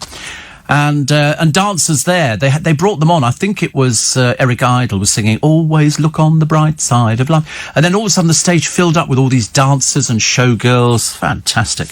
I used to live with a dancer called Diane years ago. And she went off to... where did she go to first? Oh, she went to the Lido, but the Lido in Barcelona. Because she sent me the programme of the show and said, I think she'd been to France first of all. And I think she'd been there. And she said, it's really... You've got no shame if you're a dancer. You'd have to sort of get yourself ready. You weren't allowed to have tans. If you were a dancer and it was in Spain or something like that, you couldn't go and have a tan because, you know, it wouldn't fit the lines of the G-string and the bra and all the other bits and pieces of the paraphernalia you had to put on. She said, and you'd stand there in sort of your bra and knickers, and this little old man would spray you brown. So everybody looked healthy. It was literally just like being sprayed. Then you had to stand there, middle of winter, she said, while it dried. Then you'd have to put on the all the jewellery and everything else, and the battery pack shoved down your knickers to all the lights connected to all the little bits on you. But I mean, it really, and then you're expected to dance through all of this. It was really quite something else. But the show's scheduled to run for about 10 years. They actually put a brand new show in. She said it'll run for 10 years. It had a helicopter coming down on stage and the dancers, and they came from all around the world. It was a very interesting lifestyle, but very tough. And mainly a lot of ex-ballet dancers who either became too tall or became a little bit invalided. Anyway, going back to this NHS worker, who's called Hannah Stewart, and she's obviously being sponsored by this company, because that's what they do every time. They'll put it out as a press release. Oh, look, she's lost this much. Nobody else but her. And so before, for breakfast, this is why she ballooned. Breakfast was a big bowl of sugary cereal, which 99% of it is. Snacks, biscuits and milky tea. Oh dear, I've got a milky tea. Lunch was a large sandwich with full-fat butter. Snacks, packet of crisps. Dinner, big portion of pasta with a whole jar of sauce. Snacks, large bars or chocolates and crisps. Sounds perfectly normal to me, and probably to the rest of you. But now, for breakfast, fruit and yoghurt. But obviously not, they should specify what yoghurt you're eating, because it can't be the fruit yoghurts. Lunch, small servings of leftovers from previous evening's dinner. What leftovers? But anyway, dinner, veg with couscous or potato, snacks, small piece of chocolate. Doesn't it sound boring? That's what I thought. I thought, I've never heard of anything so dull and so uninteresting. Really. And Nick says, with your love of dancing, did you do tap and ballet as a youngster? Of course I didn't. Don't be so ridiculous, honestly. Did you? Did you do tap and ballet? I certainly didn't. No, I didn't go to a dancing school. I was doing all the butch things. I was in the Cubs. We were a force to be reckoned with. Here's a lady called Beatrice Salt. Beatrice Salt collects My Little Ponies. I can't quite get over the excitement of collecting a piece of plastic, but there you go. She's now got a whole room filled. She's 27, and she's spent, they reckon, 20,000 quid. What a waste of money. What a waste of money. She said, the collection gave me something to focus on. It was kind of therapy. She's got 600 models and toys. She says, the collection gave me something to focus on. It stopped me being bullied at school. I should imagine if they knew about this, there would have been classic bullying at school. You collect what, dear? She said, my dream is to own every single one. How many are there? How many My Little Ponies? So she's got 6. When she does buy a house, it'll be big enough for her stable of almost 600 models and toys. Oh dear, it just looks like a dust trap, doesn't it? Is she single? No, she comes from Halesowen in the West Midlands. And it's... Wait a minute, has she got... oh, no, she has a partner called TJ. To be honest with you, I don't want to be rude, but I don't know if TJ's a man or a woman. I'm not too sure. It just says, TJ is very supportive and doesn't mind if I use my savings to buy a pony. Oh dear. Slightly peculiar, I think. I mean, she is 27. But mind you, still marginally more interesting than Gemma Collins. Simon Reeve... Oh, he's obviously getting loads of... Oh, you know why he's getting loads of interviews? Because he's got this show coming up. He's youthful looking, isn't he? He doesn't look... What did we say he was? 48. You know, he doesn't look 48. Have you ever heard of Sabrina Carpenter? No, me neither. So let's not bother with her, shall we? And rock legend Glenn Hughes. Heard of him? He's a rock legend. How can you not have heard of him? Oh, goodness sake. He's the former Deep Purple and Black Sabbath bassist. No? No, it's not your bag at all. He likes Little Mix, you see. He does all the dances and everything, sometimes in the studio. Jennifer Lopez has realised her life ambition. She performed for Joe Biden, his inauguration.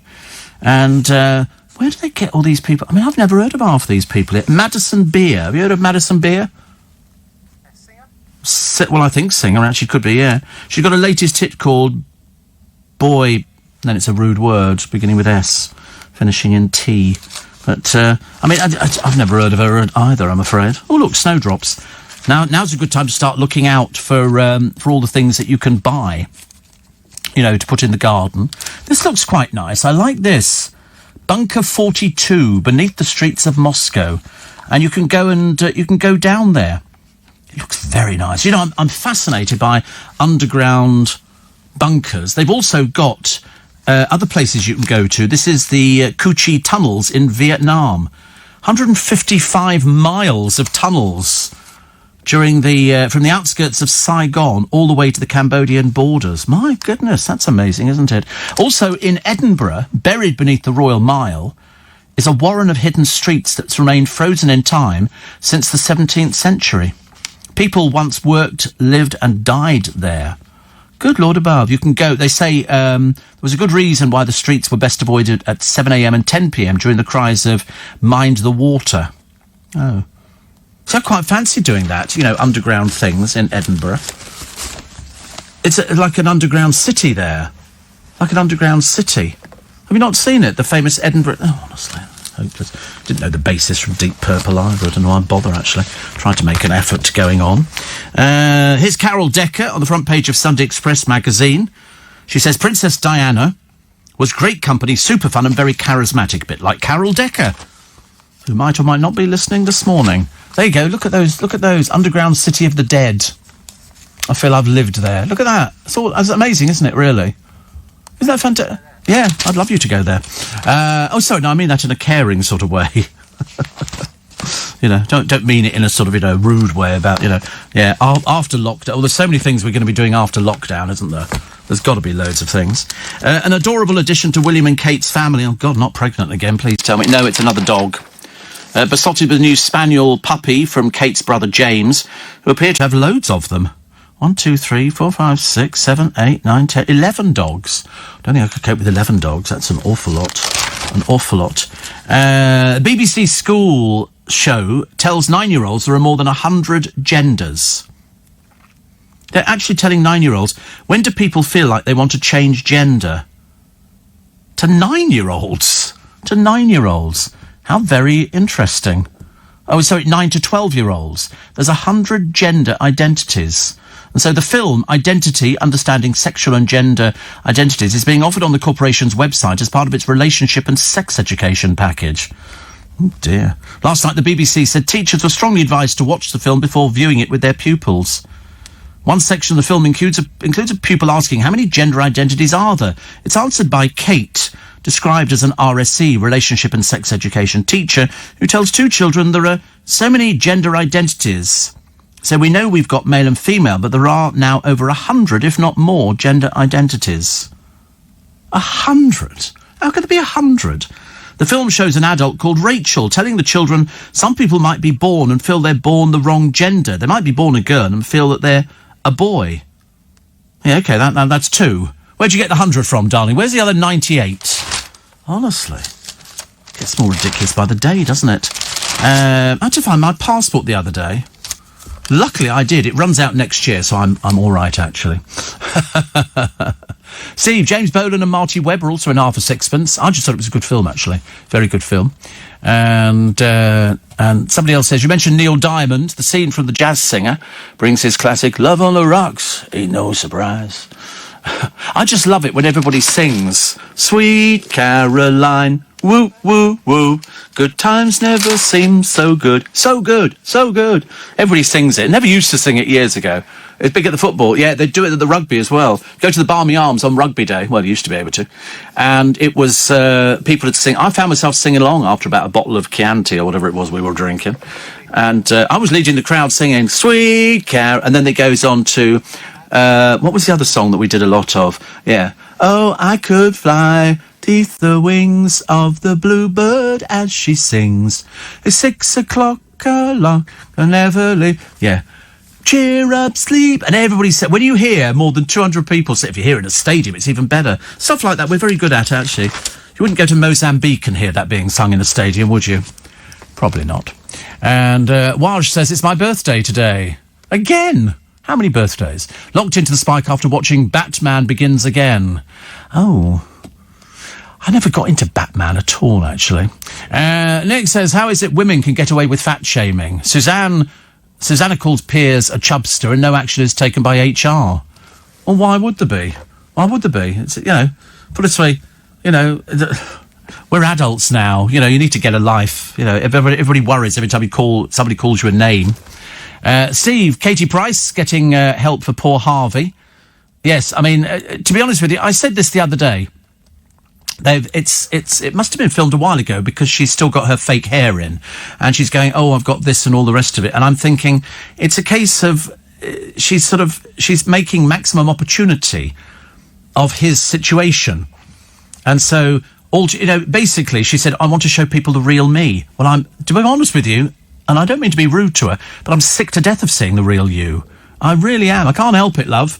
I'm a bit bored. I'd rather maybe see something else, like not see something else. You know what I mean? Oh, Hyde Park. Sorry, we were reminiscing. I think I'm at that age. I've suddenly realised I'm at the age where I reminisce. I could sit in a bus shelter and talk to people all day. It's like being in here. You sit and talk, and Alex will sort of say, he said, you were talking about Neil Diamond. He went to see Neil Diamond at Wembley. He said, but he'd split. He'll hate me for this one. He just told me this story. He was going out with this girl. Yeah, somebody like him. Probably not him at all, actually.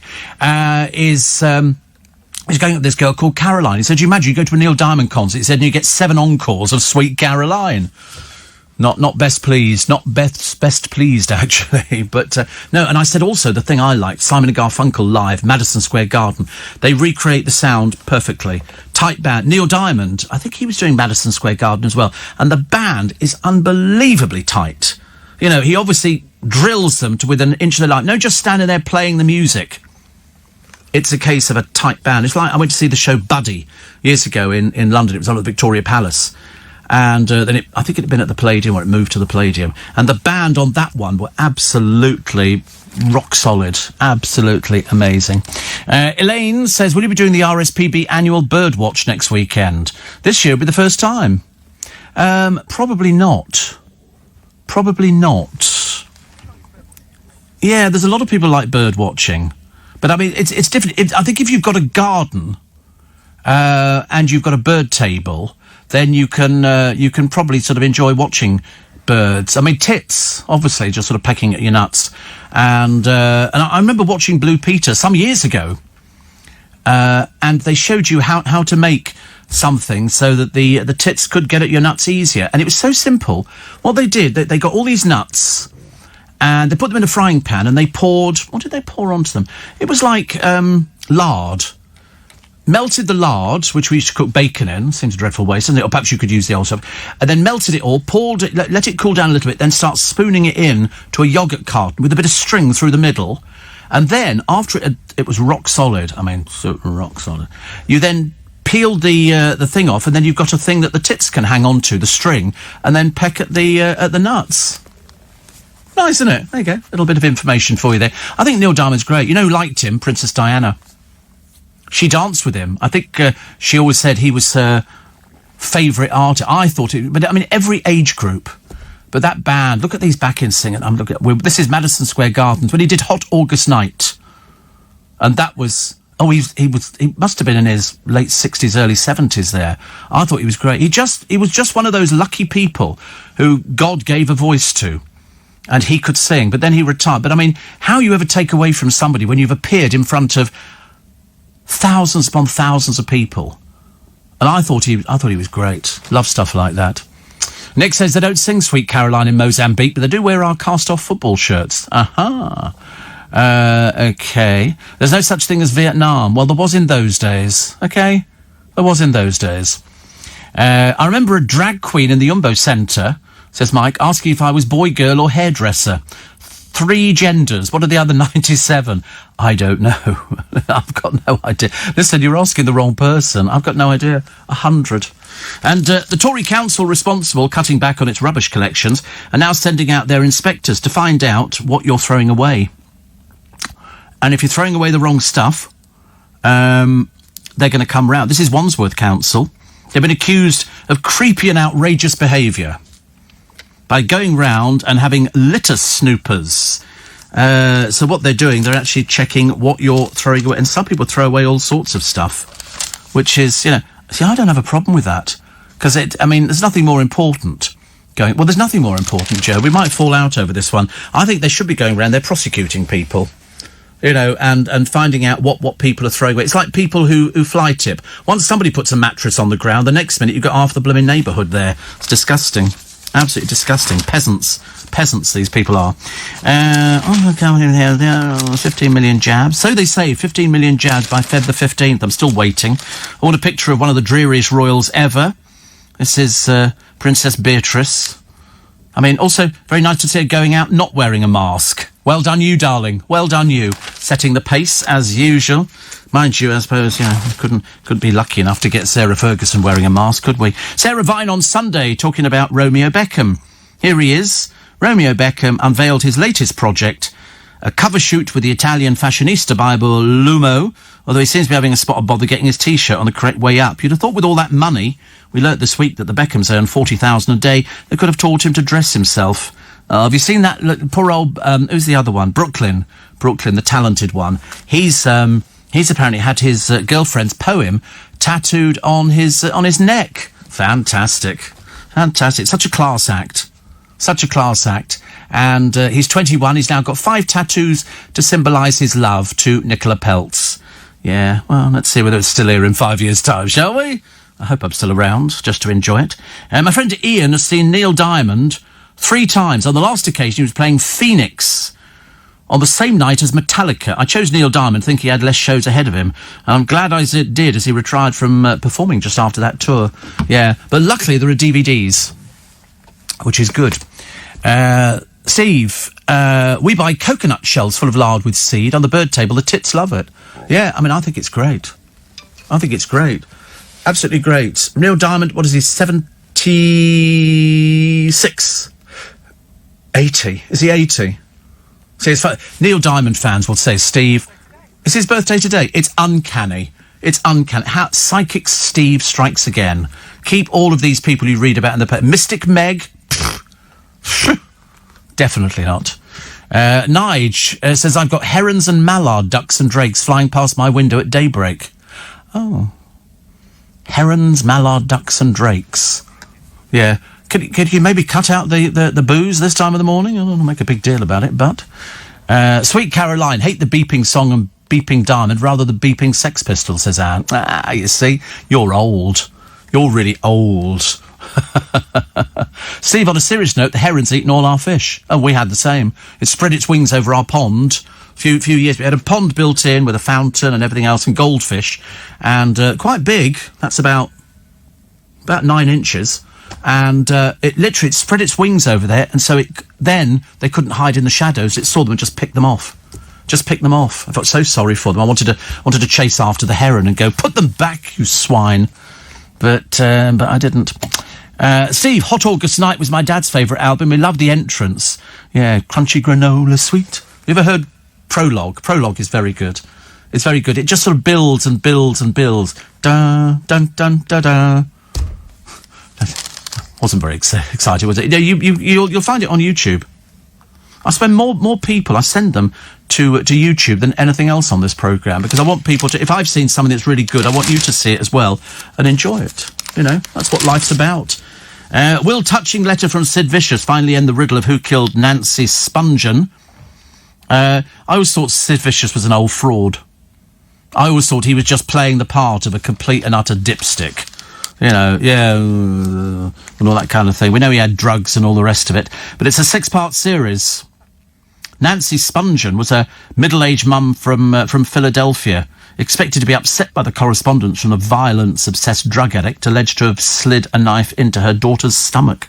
So it goes on. You should. This will be an interesting one to watch, actually. But no, Sid Vicious, I thought he was just sort of a bad little actor.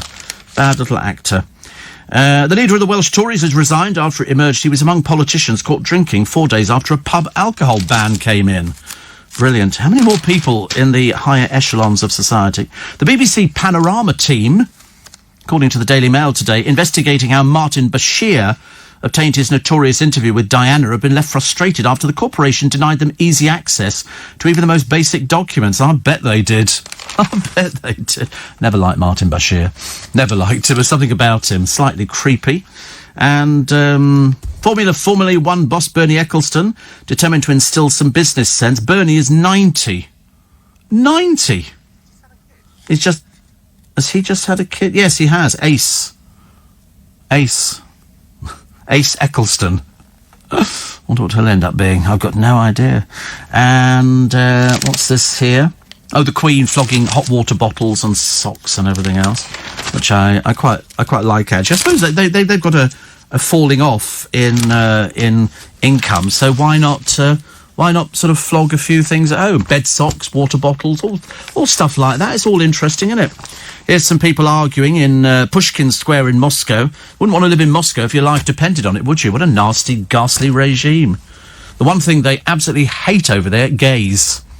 And yet, gay people suffer abuse almost on a daily basis. And yet, of course, all those who complain about it most, you know what they say? You complain about it too much because you're a little bit worried, aren't you, yourself? And another one here. The local private houses in my area dump all their rubbish on the council estate. Yeah, actually, not too far from me, there's a bit where you go around at Hampton, and somebody's graffiti-ized all along the wall, you know, the silly people who can barely write their own name, you know, Fizz and stuff like that. Anyway, it's their little tagline. You know, to be honest with you, I want to basically catch them, you know, chain them all together like a chain gang and get them to clean it all off on a daily basis, which would be nice. Won't happen, of course, but we live in hope, don't we? Mary Berry is on the front cover of Love Sunday, and she says, I hope lockdown has made us more appreciative. Oh, I wish it was. But she was showing, she was demonstrating how to use an electric oven, her first job, because people they'd never used an electric oven, and the first thing she did was bake a Victoria sponge. Love a Victoria. I've not had Victoria sponge for ages. I really, really haven't. 84850 steve@lbc.co.uk. I quite like Sunday, actually. I still miss, strangely, on odd occasions, the news of the world. I don't know why. I suppose because I like the gossip and the scandal and all the other things. But as long as we've got some good papers to have a look at, and we've got a picture of Mylene Class. Dance strains make my knees wobble. Oh, shame. What a shame. Nice to have your company. Welcome to Sunday morning. Welcome to, oh my goodness me, it's going to snow today. Everybody's very, very excited. The news desk are very excited about this. We're on snow watch. Well, not really. I just made that up, actually, but it makes it sound more exciting, doesn't it? But they've said from 8 o'clock this morning. I don't know how they know these things. I've got no idea. But 9 out of 10 times they appear to be wrong. So let's wait and see how it pans itself out. I mean, if it's going to come down, and they've said, what do we say? Heavy snow. Should we try Siri? Okay. Hey, Siri, what's the weather like today? It's currently partly cloudy and -2 degrees. Expect rain starting early in the morning and snow in the afternoon with mixed conditions for the rest of the day. Temperatures are heading up from -2 degrees to 3 this afternoon. Only the Americans heading up from negative. Negative. Does he mean 0, -2 or something like that? So they said snow, but this afternoon, you see, I might not be ready for it this afternoon. I might be sort of looking for sort of something else, thinking, I don't know. Steve, Sid was a lovely man who put on the nonsense for Malcolm McLaren. I said he was an actor. I said he was a fraud. You know, all this sort of, I'm a tough man and all the rest of it. It wasn't at all. Nothing like that. Nothing like that. But there you go. That was the way it worked out. Is Malcolm McLaren still alive? I'm not sure if he is. I can never remember these things. Sometimes you sort of read something in a newspaper and sometimes it sticks in the back of my mind. Died in 2010. That long ago. Good Lord above. It was also different, wasn't it? Yeah, Malcolm McLaren. Malcolm Robert Andrew McLaren. And best known as promoter and manager of the... he was the New York Dolls as well. He died in Switzerland. And he's, strangely enough, yeah, he was young, wasn't he? But he was buried in Highgate Cemetery. Highgate Cemetery. So there you go. He was only 64. Only 64. Born in Stoke Newington. And listen, I mean, the New York Dolls were another sort of showy band, weren't they? I seem to remember it was all outrageous. But I remember going down it was certainly camp. I remember going down the King's Road years ago, and you did get punks. You know, the people had the big Mohicans and all the rest of it, and it was quite. That's the New York Dolls. And they used to sort of perform in drag. I mean, the idea was to sort of show as much flesh as possible and be sort of pretend obnoxious. You know, so what do you think about that? Yeah. And there was a lot of snarling and stuff like that. Steve, I watched Neil Diamond on TV Friday night with Shirley Bassey. Very sexy. Did you see that? And then she kissed... I mean, Shirley Bassey, I ask you. Goodness sake, she was flirting with him like there was no tomorrow. And they're doing a song, and I can't remember what the song was. And... it was, I am a song, you are the tune. Play me. You are the sun, I am the moon, or whatever it was. And then she sort of sings a little bit, and then at the end they go... And they kiss, but it's a proper kiss on the lips. It's not a show kiss. It's a proper kiss. Steve, yeah, I also saw the same thing. It was very good. I loved Shirley Bassey. There, that's the one there. Play Me. It was very raw. She was. Every time I look at Shirley Bassey, I keep thinking... I'm sorry, I completely forgot where I was, actually. I thought she was very, very sexy. She came in here a while ago. And I remember thinking, God, it's Shirley Bassey. God, it's Shirley Bassey. It was so exciting, because you meet people and it's on a one-to-one basis, not surrounded by their management or anything else like that. All the other people stay outside and do their bits because they knew how I worked. And I don't like a studio full of people sitting there gawping at us when we're trying to have a little chat. And she was lovely. And then at the end... Can I tell you this? Yeah. She said, my boss here, this company, she said, is he around? And I said, oh, do you know him? She said, oh, yes. She said, and it turns out they live very close to each other. They've been friends for years. I was even more impressed. Steve Shane says, -2 degrees. Wow. 30 degrees here in Sydney. Do we care? We're not bothered. Yeah, -2 as far as I'm concerned. -2. Little Lorraine Kelly received that so large tax bill in 2016 when she was an employee. The tribunal ruled she was a self-employed star. I quite like the idea of a self-employed star. She said, no, I'm not Lorraine Kelly, I'm acting. Which I thought was quite clever, actually. So I suppose I'm acting Steve Allen. I'm not. No, this is Steve Allen. I can't help it. Was it Martin Bashir that Michael Jackson invited into his home? Yes, Martin. I think it was on the strength of the Diana thing that they got the Michael Jackson thing. And that was... Sorry? No, it didn't work out for Jackson either. Really is. Andrew says, I was looking forward to you coming on Saturday morning. Had my vaccine instead. Oh... I'm quite worried about this. I've not been given a date for my vaccine. I definitely want my vaccine. And not just the first vaccine, I want the second one, thank you very much indeed. That would make me feel a lot happier about life, but so far, nothing at all. So, fast and loose approach to historical accuracy. Regency London set Bridgerton has driven a coach and horses through the usual rule of period drama. Eagle-eyed viewers have spotted yellow lines painted on the road in the show's opening scenes, which of course wouldn't have been there. Couldn't have been there at all. The next gaffe appears minutes into the Netflix series, where viewers first see horse-drawn carriages making their way around one of Bath's most famous landmarks, the Royal Crescent.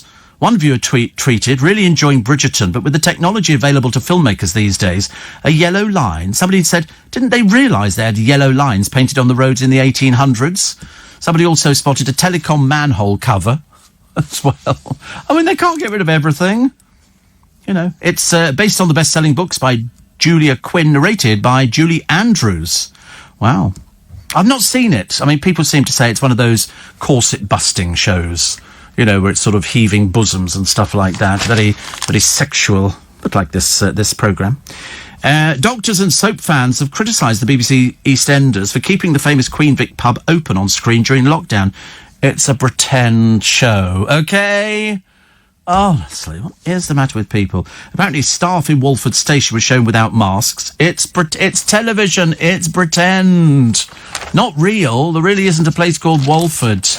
There really isn't, you know. I know, shock horror probe. What, there really isn't a pub called the Queen Vic? Really isn't a pub called the Queen Vic? You know, nothing like that at all. Boris gives a thumbs up to a friendly chat with Mr. Biden. I bet you anything Swarbrick on Sunday will be talking about that. Probably a little bit later on this morning after breakfast with Andrew Castle. Give you a rundown on his programme in a minute. And Nick Ferrari getting very excited about the model railway maker Hornby. It used to be called in my day Hornby 00. I don't know if it's called Hornby 00 now. Or it's just... But anyway, he cheated playing with his Scalextric. Which I think, as I say, we actually never had Scalextric. We weren't rich enough to afford anything like that, which was a bit of a shame. But I don't mind watching it. My cousins, Stephen and Martin, used to have Scalextric. Stopped being Hornby 00 in 1963. Yeah, right. Well, I've only just caught up with it. And just found out about these things. Nobody tells me anything at all. Campaigners want the government to use the new post-Brexit freedoms to tackle puppy smuggling. Me too. It's been urged to raise the minimum age a puppy can be imported into the UK from 15 weeks to 6 months. The Dogs Trust say bold actions needed to crack down. It's disgusting. It's disgusting. You see people walking around markets holding little tiny dogs. I mean, little. They shouldn't even be out in this weather, but they don't know because they're a bit thick. Steve watching George and Mildred. Good, isn't it? We like that. And another one here, which says, I'm sure I once read that by the late 50s, early 60s, both Neil Diamond and Carole King were told by their record producers they should stick to songwriting, as neither of them could sing. Saw Neil Diamond in Birmingham a few years back. He was 65, but a fantastic performer. Oh, undoubtedly. Anthony says, do you ever wonder with artists that die too young, like Buddy Holly, Eddie Cochran, Mark Bolan, how big their careers would have continued if they'd lived to a natural age? Well, they'd be doing those 60s tours, wouldn't they? You know, that's what it would be. Buddy Holly, of course, in the plane crash. The question being, they should never have got in the plane. But the weather was so bad, the pilot was a little bit inexperienced at flying in conditions like that, and that's why the plane came down. So it was him, the Big Bopper, and somebody else, I think. Can't remember who else it was. And Mark Bolan, he was killed by crashing the car into a tree on Roehampton Common. Yeah, the tree is still all covered with ribbons and everything else that people put up there. It's become a bit of a shrine. Dear. So that was it. But I can't remember who else was killed. So there was Buddy Holly, the Big Bopper. Oh, Richie Valens. I think Richie Valens was killed as well. I think they shouldn't have got into this little light aircraft, and it was a bit of a shame. Yeah, the Big Bopper, J.P. Richardson. But Waylon Jennings apparently gave up his seat for him. So the pilot, who I think was called Roger, took off in this inclement weather, even though he was not certified to fly, by instrument only. And then Holly, Valens, Richardson and Peterson were killed instantly when the aircraft crashed into a frozen cornfield. And the three musicians, ejected from the fuselage upon impact, suffered severe head and chest injuries. Buddy Holly was only 22 years old. Only 22 years old. I didn't actually happen to interview his wife, Maria Elena. She came over to do something, but they didn't include other interviews. But she watched the first reports of his death on television. And it was only, you're right, if he'd been still alive now, he'd still have been sort of, if you knew Peggy Sue. If ever you saw the show Buddy, there always used to be people who knelt down in the aisle when it was announced that the plane had crashed. And they would kneel down and they would... it was quite a moving thing. I think they were just members of the audience, but they were big Buddy Holly fans. And there is a sort of a tribute to Buddy Holly. It's like two posts with a huge pair of glasses, because he was sort of recognisable by the fact he had these glasses on. But it was one of those things. He shouldn't have got in the plane, and the pilot shouldn't have taken off at all. But because the weather conditions were so bad, they weren't sure that the coaches would have actually got through. Steve, I see the Aston won last night. Up the Aston. Matthew says hoping Chelsea win today. Otherwise, it's the outgoing Lampard. Do you think so? Do you think they'll actually get rid of Frank Lampard?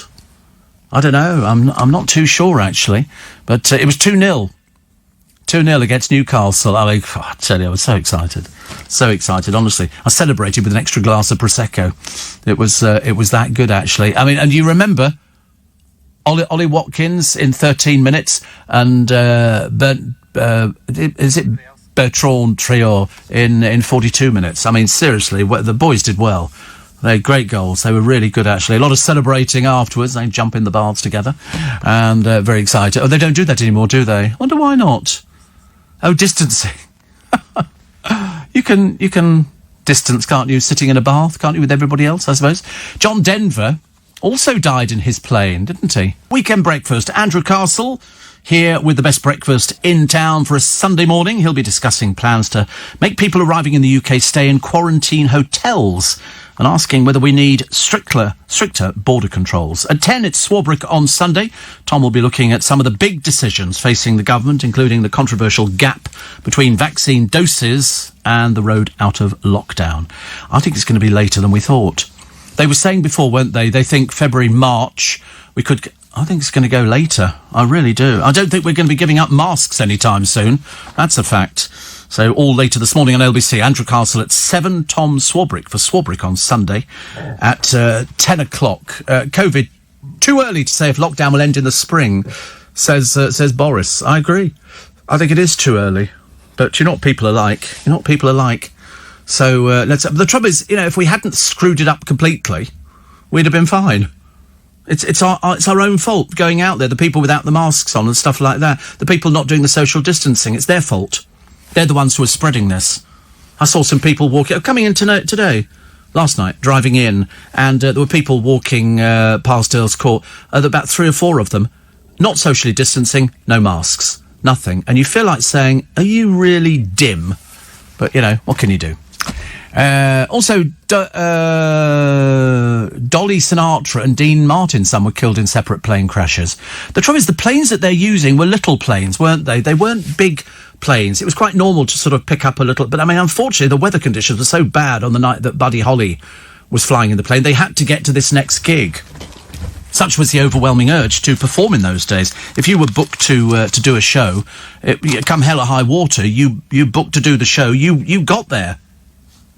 Like somebody phoning me out. I remember one year we had terrible snow in London. It's not happened very often because it's quite warm between the buildings, and I think the boss looked out at the time of his window and there was snow everywhere. He couldn't get in. He walked from Brentford to Shepherd's Bush. I mean, quite a walk in the snow. Quite a walk. I, of course, had a car, but my driver had never driven in snow, but I don't think he'd ever seen snow before, my driver. So when we sort of got past Twickenham Station, you go up on a bit of an incline and then it's down the other side to the traffic lights. We kind of bombed it through, and I'm thinking, we're going to slide. And of course the thing to do is if you start sliding, you turn the wheel in that direction. They turn the wheel in the opposite direction, where you're supposed to turn the wheel in the direction of the slide. It's very scary, and I don't know who was more scared, me or him. I was sweating buckets, I tell you, on that particular one. Got me thinking, Nielsen, Can't Live, Can Live. That's the song Without You, isn't it? Andrew Gold, Lonely Boy. But who sang Seasons in the Sun? Terry Jacks. We have joy, we have fun. And Westlife did it as well. Oh, did they really? Yes. So they did. Yeah, Seasons in the Sun was Terry Jacks. I could probably remember the record label as well. I think it was Bell Records. I'm trying to think, actually, because I can see his name on a in those days people bought a 7-inch. Remember happy days when you could go out and buy a 7-inch. And I remember sort of thinking, was it Bell Records, Season in the Sun? I could see it now. Was I right? Thank God for that. Yeah, Bell Records, Season in the Sun, from the album Seasons in the Sun. And the song writers on that one were Jacques Brel and Rod McEwen. Now, Rod McEwen looked old when he was young. He was a singer-songwriter. But then after Terry Jacks, first of all, he had Concrete Sea, which didn't do very well. The year later, I think it was then Seasons of the Sun. And then he went with the 74 hit, which was If You Go Away, which was Nukipita or something like that. It was If You Go Away on a summer's day, then you might as well take the thing away. It was Namikitapa. I'm pretty certain. I'll make you a day like no day has been. Namikitapa. See? Told you. Still got it. I don't care all these people saying he's lost it. I've lost it, but I found it again. Namikitapa. It's a lovely song. It's very, very romantic. Very romantic. And it was, in the days when we had romantic songs. We don't seem to have romantic songs now, do we, really? Hardly call anything, by sort of any of these rock gods nowadays. I met a CEO in Sweden, Steve, who travelled around in light aircraft. He said he never went in a single-engined aircraft for safety reasons. See, I've got a similar sort of fear about helicopters. I don't know why. I see them. There used to be a programme when I was a kid called Whirlybirds. And I used to love watching Whirly. I didn't want to be in it. I would never want people go, oh, can you imagine being in a little helicopter? No. And then there was another programme which was See Something. Your uncle died in a helicopter. Did he really? Oh, Lord. Oh, that's guaranteed I'm never going in a helicopter. He was the pilot. I've seen people before getting into helicopters over... They go, oh, would you like to do a helicopter ride over London? No, thank you. No, thank you. I'd rather sort of watch somebody taking a film of a helicopter ride over London. I don't want to actually be in it at all. Hearing you mention Sweet Caroline makes me wonder if there are more songs with female names in the title than songs with male names. Oh, it was always female names in songs. I mean, I'm sure there must be male names in songs. Billie Jean, that would be a... There you go, struggling now. Yeah, difficult to find a song about a male name, isn't it? You can always find them about sort of girls' names, especially if it's country music, because you've either lost your dog, it's been run over, or your wife's been killed in a car crash. You know, generally speaking, that's how it works in country music. They never do anything else. But yeah, Sweet Caroline, good times. I'm going to sneeze. I'm so... Hey, oh, I'm so sorry. Hope nobody got infected by that. Hey Joe. Yes, that was... Don't tell me. I can picture him. He lived in Mayfair. Hey Joe. He was a bit... Oh, he had Voodoo Child as well as one of his hit singles. And his name was... I can't remember. Jimi Hendrix. Oof, that was close, wasn't it? My goodness me. King of the Airwaves. Do you know it's 5 years since Terry Wogan died? Oh, Vincent, Don McLean. Yeah, all right. Yeah, but he was a real... yeah, you're right, actually. Yeah, Vincent. King of the Airwaves may be gone, but the loyal togs keep his spirit alive. That's Terry's old geezers and gals. 5 years since he died. I can remember hearing the news. And I remember coming in and saying to somebody, Terry Wogan's died. You know, it was just... You just imagine that people are going to go forever and ever and ever. And he didn't. He wasn't... I don't think he was that old. Jeremy Vine described him as the greatest broadcaster since the invention of the microphone. Yeah. Really? Oh, since the invention of the microphone. That's a high... You know, he'd obviously not heard my show. You know, what would they be saying about me? Steve Allen and his old togs. Oh, here we go. We've all got the names now. Matthew and Son, the work's ever done. Also, oh, Danny boy. Daniel's arriving on a plane. Remember by Elton John. Jilted John by Jilted John. Little Willie by The Sweet. Thank you. Billy Don't Be a Hero by Paper Lace. And you got any others? Boy Named Sue. I like that one, actually. A Boy Named Sue. That always reminded me, actually, of the boxer, not a boxer, he was a wrestler, called Shirley Crabtree. He was Big Daddy, but his name was Shirley. But it was A Boy Named Sue. And the reason that his parents named him Sue is that they thought it would make him tough. You can call me Al. Terry by Twinkle. Remember? Hendrix covered the Deep Purple song Hey Joe. Oh, really? That's Carl. Nothing worse than a pedantic. Oh, there you go. Making Plans for Nigel. I don't know that one at all. Making Plans for Nigel. No, don't, please don't sing. Ricky, Don't Lose That Number. I do know it, yeah, but I can't remember who was singing it. Ricky, Don't Lose That Number. Can't remember. Jeremy by Pearl Jam. Oh, you're very good at this. Ben is a song with a male name. Yes, there was a rat, wasn't it? Ben, the two of us. Ricky, Don't Lose That Number was Steely Dan. The ones who went back, Jack, and did it again. Remember? Another man's name. Yeah, there we go. Oh, my goodness me. Did you ever interview Matt Munro? Sadly not, Bob. Sadly not. But his widow wrote to me years and years ago. And I bought a Matt Munro. There is a DVD of his last performance in Australia. Do you know that he was the preferred singer of choice? And Don Black, when he'd been a bus driver. When Don Black wrote a song, he would phone up Matt Munro, who would go round and sing the song for him so you could hear how it went. A very natural singer, born free, and Shirley would come with us, run with us. Somebody says, please let Steve carry on singing. Yeah, I knew you'd love it. It's sickening, isn't it, really? But so Terry Wogan 5 years ago, unbelievable. Chris Evans spoke at his funeral. Of course, now you couldn't have had that because you only allowed 15 people at a funeral, which is a great shame. Major Tim Peake says he's felt so sorry for people forced into isolation.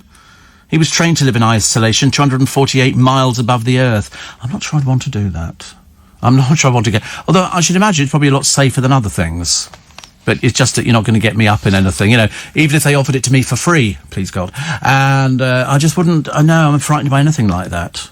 I'm reasonably frightened by sort of going down to the Titanic. Because it's in a pressurised little thing. It's not like you're going down in something that's the size of a ballroom. But it's quite nice, but at the same time very scary. But then I thought, if it sprung a leak, I think you'd be dead in seconds. You know, it would just go... And that would be it. What about Ernie, who drove the fastest milk cart in the West, and his horse was Trigger? Yeah, trigger. And he pulled the fastest milk cart in the West. My cousin Kevin says, Kevin the restaurateur, thank you. Also, my brother Jake. That was free, wasn't it? Fernando and Johnny Be Good. Fernando? Is that somebody's name? Oh, right. Yeah, but is it a name? Oh, right. All right, you're all right, Spanish. Don't make a big deal about it. Did you mention Jilted John? Yeah, we did. Janice, my flake girl. Janice did the Cadbury's flake advert on the television. And we used to hang out. God, it seems like a lifetime ago in Stringfellows. That most beautiful hair. Beautiful hair. And then well, not me. That was a fact. Always Janice. I Love You, Porgy by Nina Simone. Ain't got no home, ain't got no... I like that was a different song, of course. Jeans On, that's Cheating a Bit by David Dundas. He was Lord David Dundas as well. Genie, yeah. Big Bad John. Do you remember Big Bad John? No, Big Bad John, it was a mining song, you know. And nobody left down there to save Big Bad John. A lot of people had come up. Also, Romeo and Juliet from Dire Straits. Actually, I wish we'd never started this, because this is just ridiculous, because it's going a bit local radio now. What about Johnny Reggae? Do you remember that one? What's he like, Mavis? He's a real tasty geezer.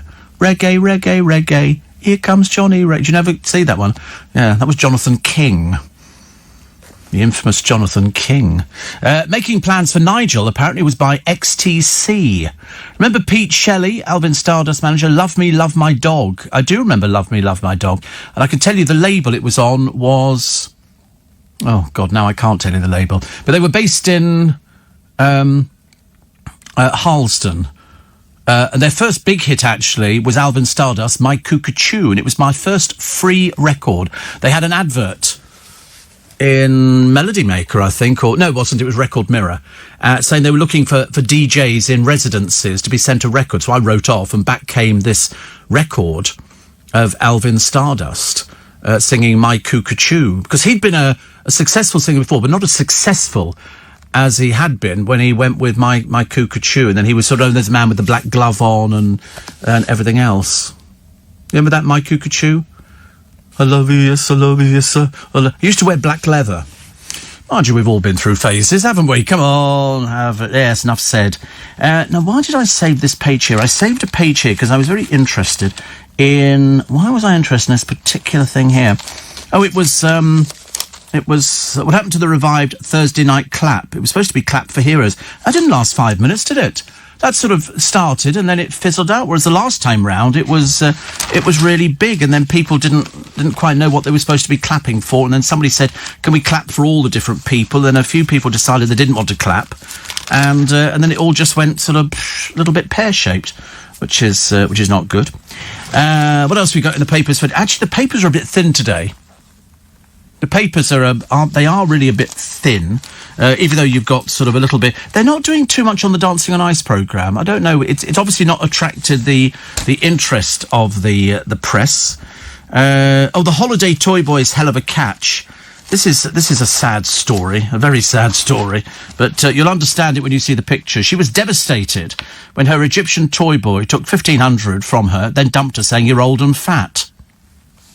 Joanna Gerling fell for Hassan Khalid whilst on holiday with her husband, who she left. She got a fake marriage certificate so she could bed her new man, but after sending her lover money and flying back out to Egypt to be with her, he ended the relationship by text writing, "You very old, me marriage, Egyptian woman." He also said she was fat. Lord above. Joanna says, "I thought Hassan loved me. He told me he wanted to marry me, and it turned out to be a lie. He used me for my money." Well, thank goodness. I mean, I don't want to sort of, be sort of putting the cat among the pigeons. It was only 1,500 quid.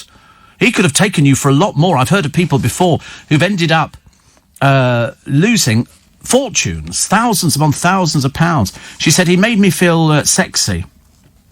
But Joanna, who works for Tesco, she's never going to live this one down. Never going to. Everybody in the shop's going to be going, "Why did you even think about that?" Anyway, she lives in Norfolk. She broke off her 20-year marriage. She waited for the return flight back to Egypt and spoke to Hassan every day. I mean, he's just another waiter working in a place who's looking for an easy way out, and she sent him money. It wasn't like he sort of said, "Send me money," or she voluntarily sent money. But she's... oh, God, no. She's since been back to Egypt. Gets worse. No, she's found love again with Haitham Fago. This is probably another waiter or something like that. I mean, meanwhile, Hassan says, I'm sorry about the money. It was because I'm poor. I don't want to discuss anything about my relationship. No, unfortunately, you've met the British press, lovey, which isn't so good. But I mean, poor old Joanna back there to sort of meet another Egyptian waiter.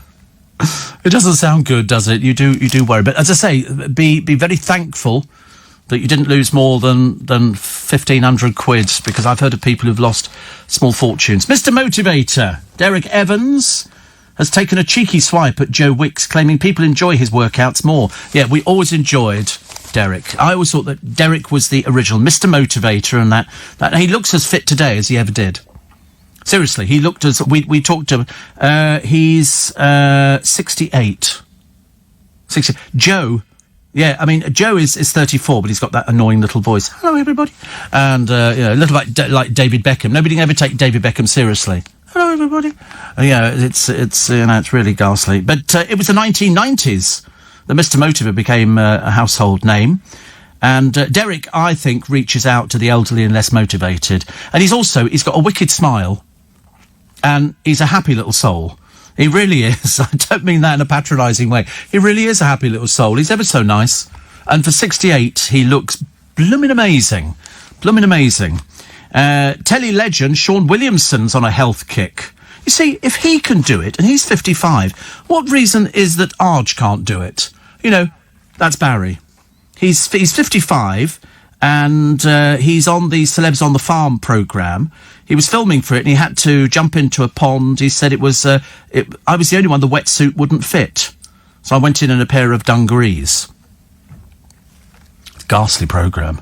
I hate to tell you this, it's got Kerry Katona in it. I mean, you know you're doomed from the start, don't you, really? Poor old Kerry. Where did that career go to? Answer, whoosh, right behind you, dear. Right behind you. But, so if he can lose this weight, he says, I walk to keep fit. I do 6 miles a day. My friend Helena... She's lost serious amounts of weight, like 7-8 stone. You know why? She goes out walking. She said to me the other day, I'm out walking. And I said, how many miles a day? 12. She'll do 12 miles or 6 miles or something like that. She's gone from like, whoa, this big to, yo, that small. Noticeably. So if she can do it, anybody can do it. You just got to be motivated. You know, Arj to go, oh, the only way forward is surgery, is just being pathetic.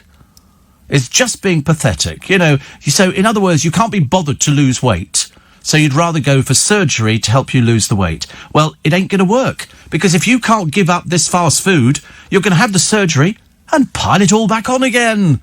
I mean, surely even you can see the error of your ways. Magnet Records, says Ian in Bury. Yep, a 70s teenager. It was Magnet Records, my Cuckoo. And do you know who used to work for them? Pete Waterman. Pete Waterman used to run their A&R department, and he used to sign all the things. I mean, I should have kept all this stuff from years ago. I really should have done. It was, interesting, the stuff that you accumulate over the years. And believe you me, I'm very good at accumulating. Very good at accumulating. Just about everywhere. Jimmy Mack, very popular. Sweet Jean Vincent by Ian Dury. I loved that. I miss Ian Dury. Miss him. Did you not a big fan of him? Not massive. Okay, probably not your sort of thing. What about Ernie the Milkman? What about him? When's that case coming up? That's what I want to know. Ernie the Milkman. Yeah. He was good. The Novelty Records we were very good at. Mickey by Tony Basil was... I loved... Did you see the video for Mickey by Tony... Oh, Mickey, you're so fun, you move my mind. Oh, Mickey. It was her dancing with these slightly overweight cheerleaders. Which always made me... Everybody's overweight in my life. Dave, it was all the way from Memphis, not to Memphis. All the way to Memphis? From Memphis. All the way to... Wait a minute, you think it was all the way... Oh, I see, I thought it was not... I thought it was to... all the way to Memphis. You think it was all the way from Memphis. Is it from? Right, bar him, he's not appearing on the programme ever again. I'm not having that, honestly. Being made to look an idiot. Suzanne Vega, Tom's Diner. Oh, right. Finbar says, up a bit late, so I'm not really sure if I'm playing the game correctly. It's not a game. This is quite serious. You know, you could be drummed out of the brownies after this one. It's a case of It Was Really Nothing by the Smiths. William, It Was Really Nothing. I never liked the Smiths, actually. I thought they were a bit too sort of dreary. Yeah, I thought they were very dreary. Do you remember Gordon is a Moron? Gordon is a moron, Gordon. It was a bit basic as well, but I did like... complete the following line, Joe. Here is your question for today. Let the wind blow high, let the wind blow... Low, good, very good. And the song title was Donald... Where's Your Trouser? Very good, look at that. And he's only 15. Amazing how he remembers this. Amazing. Yes, sung by that bloke. Andy somebody. No, not Andy McDonald. Hey, Joanna dumped her 20-year husband for an obvious gigolo. Wasn't there a song called Just a Gigolo? I think it was Village People, actually. She got exactly what she deserves. No, she's got another one out there now. She's working her way through Egypt, slowly but surely. You have to laugh, don't you? So, just in case you've woken up, hello, you're late. We start at 4. I don't want to make a big deal about it. David Lee Roth was just a gigolo as well. I'm just a gigolo, and everywhere I go, people know the part I'm playing. Paid for every dance, selling each romance. Ooh, what they're saying. If you turned on the radio now, you must be wondering what the dickens is going on. I sometimes do that, most days, actually. Eleanor Rigby, of course, which we should have thought of first of all, Mark, by the Beatles. No, it's not a boy. Don't be so silly, Mark. It's not a boy's name at all. Yeah, you're Bard. Definitely Bard.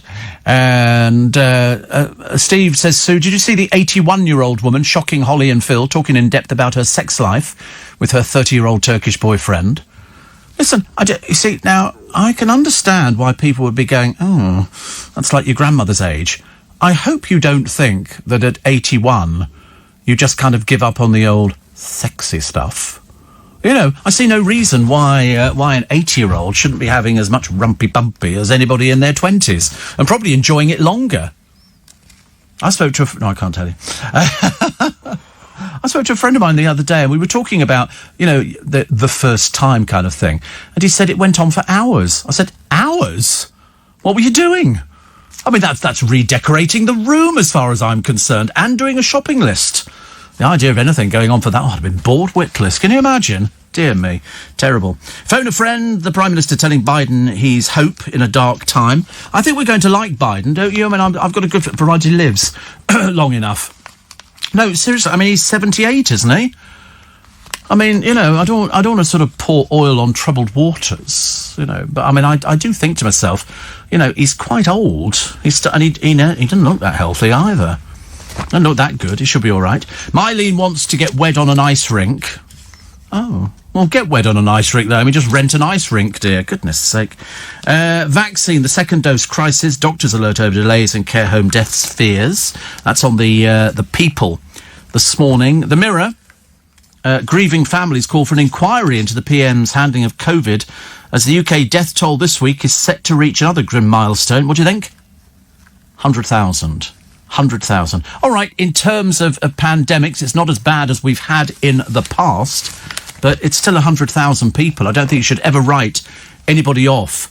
You know, the families who are probably listening to this programme who've lost people. America has just passed 400,000. Look at the size of America, look at the size of us, and you realise how bad it is here. 400,000 in America, the size of that place, and then 100,000 here. Front page of The Sun, the serial killer vaccine fury. Levi Belfield, they say, has been sent an invitation to have the COVID jab. He might have been sent it, but he's certainly not going to be getting it. We've checked out that one. And, you know, David Blunkett said it beggars belief. He should have checked, really, that, I mean, obviously Levi Belfield, a convicted murderer, doesn't qualify for this at all. And they've in an effort to pad out the story, the Sun have said that also Ian Huntley is here. They're all in the same prison. None of these people qualify for the vaccine. Not one of them. So rest assured, won't be happening. And the Mail today, they show here the easiest way ever to lose weight. Perhaps we should send this to Arj, who's 26 stone, and he thinks he's going to get this operation, and all of a sudden the weight is going to fall off. But do people not realise, and I'm sorry to keep going on about it, because there might be other people in a similar situation where they are vastly overweight. Normally, the NHS will not operate on somebody who's vastly overweight. You've got to make some effort. He's made no effort at all. got nothing to do with lockdown or anything else. It's just to do with the fact he's addicted to fast food and he eats it. Obviously, his friends watching him balloon to the size of a small beach hut haven't bothered saying anything to him. And he says the operation is the only way forward. But that doesn't solve your craving. What you need to do is go for some hypnosis. Hypnosis might be the only thing that can stop you being this size. Because it doesn't make any difference. You can be sort of, you'll probably find you'll be inundated with companies sponsoring you to lose weight, whereas in fact that's the wrong way to do it. If you're that weak about it, you better find something else. Do the exercise, go for walks. There's enough people who are fairly fit.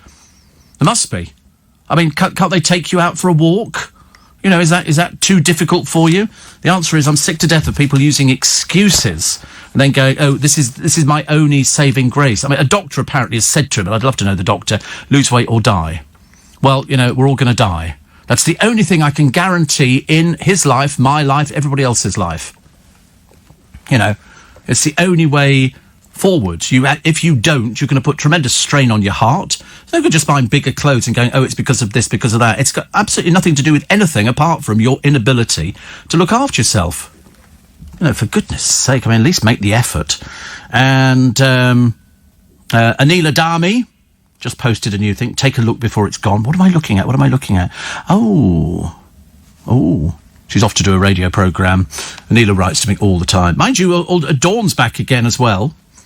We were talking about sort of the exercise and how sort of good it is for people, but it's getting into the routine. Or cycling, and Dawn cycles and she loves cycling. It's the best thing she's probably ever done, and she's got all the gear. She's got all the gear to go outside. I just look ridiculous in stuff like that. I really do. I'd love to be able to do it all the time. I bet even when Will Guyett says to me he's off on his paper round, you've got your sort of rough idea that I shouldn't imagine he has ever seen a bicycle in his entire life. So perhaps he has to walk. But Dawn loves an early start on a Sunday morning doing her... she says, can you believe it's an entire month since Christmas Eve? Oh, I'm so depressed. So depressed. A month since Christmas Eve. Is it really? Oh, lummy. Yeah, at least we might get the snow today. So if you're a new listener to the programme, that's what, not necessarily a new listener, but if you've just woken up, they've said snow this afternoon. Okay, so I'll just warn you now, just in case you've got to go anywhere. My friend Dan, he had surgery. He said, I was a bad diabetic that needed help. They actually put him on the television to show his huge weight loss. It was huge weight loss. It was. He said, so grateful for the team at St Mary's, and over 4 years on, still maintaining his new weight, 16 stone. He was, I forget what you were, Dan, actually, before that happened. He said, I fear if I was still the size, I'd have died of COVID. Yep, I think you're probably right. He was big. He was drinking. He used to have these huge 1.5 litre bottles of fizzy drink. And he would drink them. Now, luckily, I never got addicted to fizzy drinks, so I was okay. Boris said being overweight made his COVID worse. But Dan was on the television. They actually showed you what he looked like. He was 30 stone. He was seriously overweight. And when you look at if you look at a picture of him now and a picture of what he looked like then, phenomenal. And he's maintained it. But it's the maintaining it that's the difficult bit. So, whilst Arj might better have the same kind of thing, whether he can maintain it, you have to maintain it. It's a case of why would you waste all that money on the NHS or wherever, where somebody sort of offers you the opportunity, and then you do nothing. You just think, oh, great, I'm now slim, I could do lots of pictures of this, and then I'm going to carry on eating. That would be stupid. That would be ridiculous. 84850, steve@lbc.co.uk. And considering Arj's best friend is Mr. Mark Wright. He's a fitness instructor. He's been on telly all week advertising that. Surely he'd step in and help change. I'm not even sure they still talk to each other. I've got no idea, but you're right. He's supposed to be his best mate. And one's a fitness instructor and the other one is just getting bigger and bigger and bigger, which is not so good, is it? So we'll wait and see, but no doubt you'll be bored witless with it because they're going to sell every aspect of the story. Here he is, and here's after, and now he's going to be, doing this, and now he's going to be doing that, and this will be here, and he's got these new clothes, it's a new outlook on life, and I'm doing it. I bet you he'll just fall back on it, because he's got an addictive personality. Very addictive. That is just about it for this morning. Whilst we're all waiting for snow to... I hope to God it doesn't snow before I get home. They've said this afternoon, I've looked at, is it not snowing? It's not raining. We're safe. I might have to pick up my skirts and run, though, just to make sure I get back in time. Because they said rain before we get the snow. So, in other words, it's not going to settle, is it?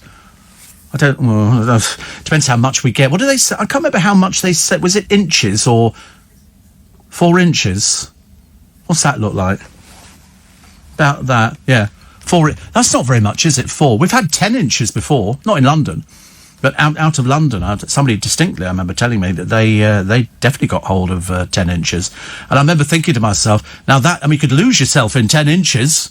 A beauty spot called Devil's Dyke has been branded as hate speech by Facebook. I mean, it's been, even all the signs say devil. It's on the way to, oh gosh, I can't remember, is it Guildford? Dale used to stay in one of these health farm things. And I used to go and visit him there. And you used to have to go past Devil's Dyke. And it's famous. It's in Sussex. I mean, it's a major tourist attraction in the late 19th century. I mean, it's formed in rocks of the Chalk Group, I think from the Cretaceous period, I think. And it's river erosion and everything. It's famous, but they're now saying, oh, it's offensive to, wait for this one, lesbians. I've never heard of any gay women, lesbians or otherwise, who have ever complained about Devil's Dyke. It's been there, you know, for so many... It's 100 metres deep. It's a V-shaped valley. It's near Brighton and Hove. I mean, I just can't understand why anybody would ever complain about... Who are these people? Ew, we're complaining about that one. That's terrible, isn't it? We can't have something like that. I mean, I was frightened to mention it in the course of the little boy who had his finger in the... over in Holland. You know, because that was very famous Dutch story. And now, there'll be nothing left soon, will there? Every single word is offensive. Every single thing, there'll be somebody somewhere goes, I think you'll find you can't say that. You know, it's ridiculous. You can't call somebody fat. I do. Listen, fat is fat is fat. It's not, you know, you can't call it anything else. Slightly plump, no fat. Arge, you're fat. Okay? Gemma Collins, fat. You know? That's the way it works. If you can't cope with it, get it. I mean, what a waste of space she turned out to be. They brought her down the other day. They had to reinforce the hoist to lower her onto Dancing on Ice, which is where she spent most of the time that she was on the programme, sat on her fat bum. She didn't dance at all. She couldn't dance. And one thing, it's called Dancing on Ice. Not one of them's danced. I've never seen anybody dance on it, least of all Gemma Collins. They brought her on there. What for? What a waste of time and money that was. Small wonder the programme's not doing well in getting the coverage in the papers. Now that Myleene Klass is not in it, they're not going to bother, are they? Not going to bother at all. There's nobody else worth met. They don't mention anybody else's boobs or the fact she's wearing the wrong size knickers or something like that. That's the whole fun of Myleene Klass. You can always guarantee she's always going to talk about some part of her anatomy. Happy birthday to Sir Boyd Tunnock today. Happy birthday, Sir Boyd. Of course, nobody around. Even Zora Suleman said, Sir Boyd Tunnock. I said, yeah, it's his birthday. You don't know who he is? Yes, you do. That's the thing. You do know who he is. And yet, yes, you do. You're just being deliberately obtuse and going, I don't know who it is. I mean, everybody knows who Boyd Tunnock is. His company is Tunnock's Tea Cakes. You know, like the marshmallows with a... Yeah, so you know exactly what they are. They're made by a company called Tunnock's. And they also make, I think, Tunnock's snowballs. Have you seen those, which are... It's like foam covered in chocolate and sprinkled with coconut bits on. What are you eating now? Oh, what's that? What is that thing? Is that... It's a sausage roll. Have you heated it up? Oh, a cold sausage roll. Yuck, yuck, yuck. That's not very good, is it? Iceland. Oh, I know. Have you also seen the latest thing Iceland do? I know that they do the Greggs sausage rolls, stuff like that. They appear to have been economical on the fact they appear to have something that looks vaguely like a Big Mac. And it's not called a Big Mac, it's called something else. It's in one of the papers today. And I thought, well, that's a nice idea.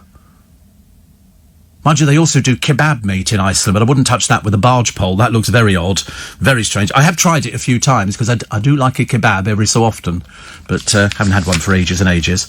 After a big night in. Actually, no, after a big night in, I used to go to the Chinese restaurant and order a takeaway. And, of course, your eyes were always bigger than your stomach. and it was really good because I always used to order too much food, always, but I did enjoy it. But anyway, here we are on Monday morning. Yeah, woo, fantastic. And somebody says, you just give me my first laugh, the Cretaceous period. Did you just pull that out of midair? You've never heard of the Cretaceous period? Dear God, did you have an education, Lee? You've never heard of the Cretaceous period? How embarrassing. How embarrassing. I mean, Lord above, what did they teach you at your school? I mean, I appreciate it was obviously approved, but by who? We asked the big question. No, the Cretaceous period's very well known. You've never heard of it either? Here it is, Cretaceous.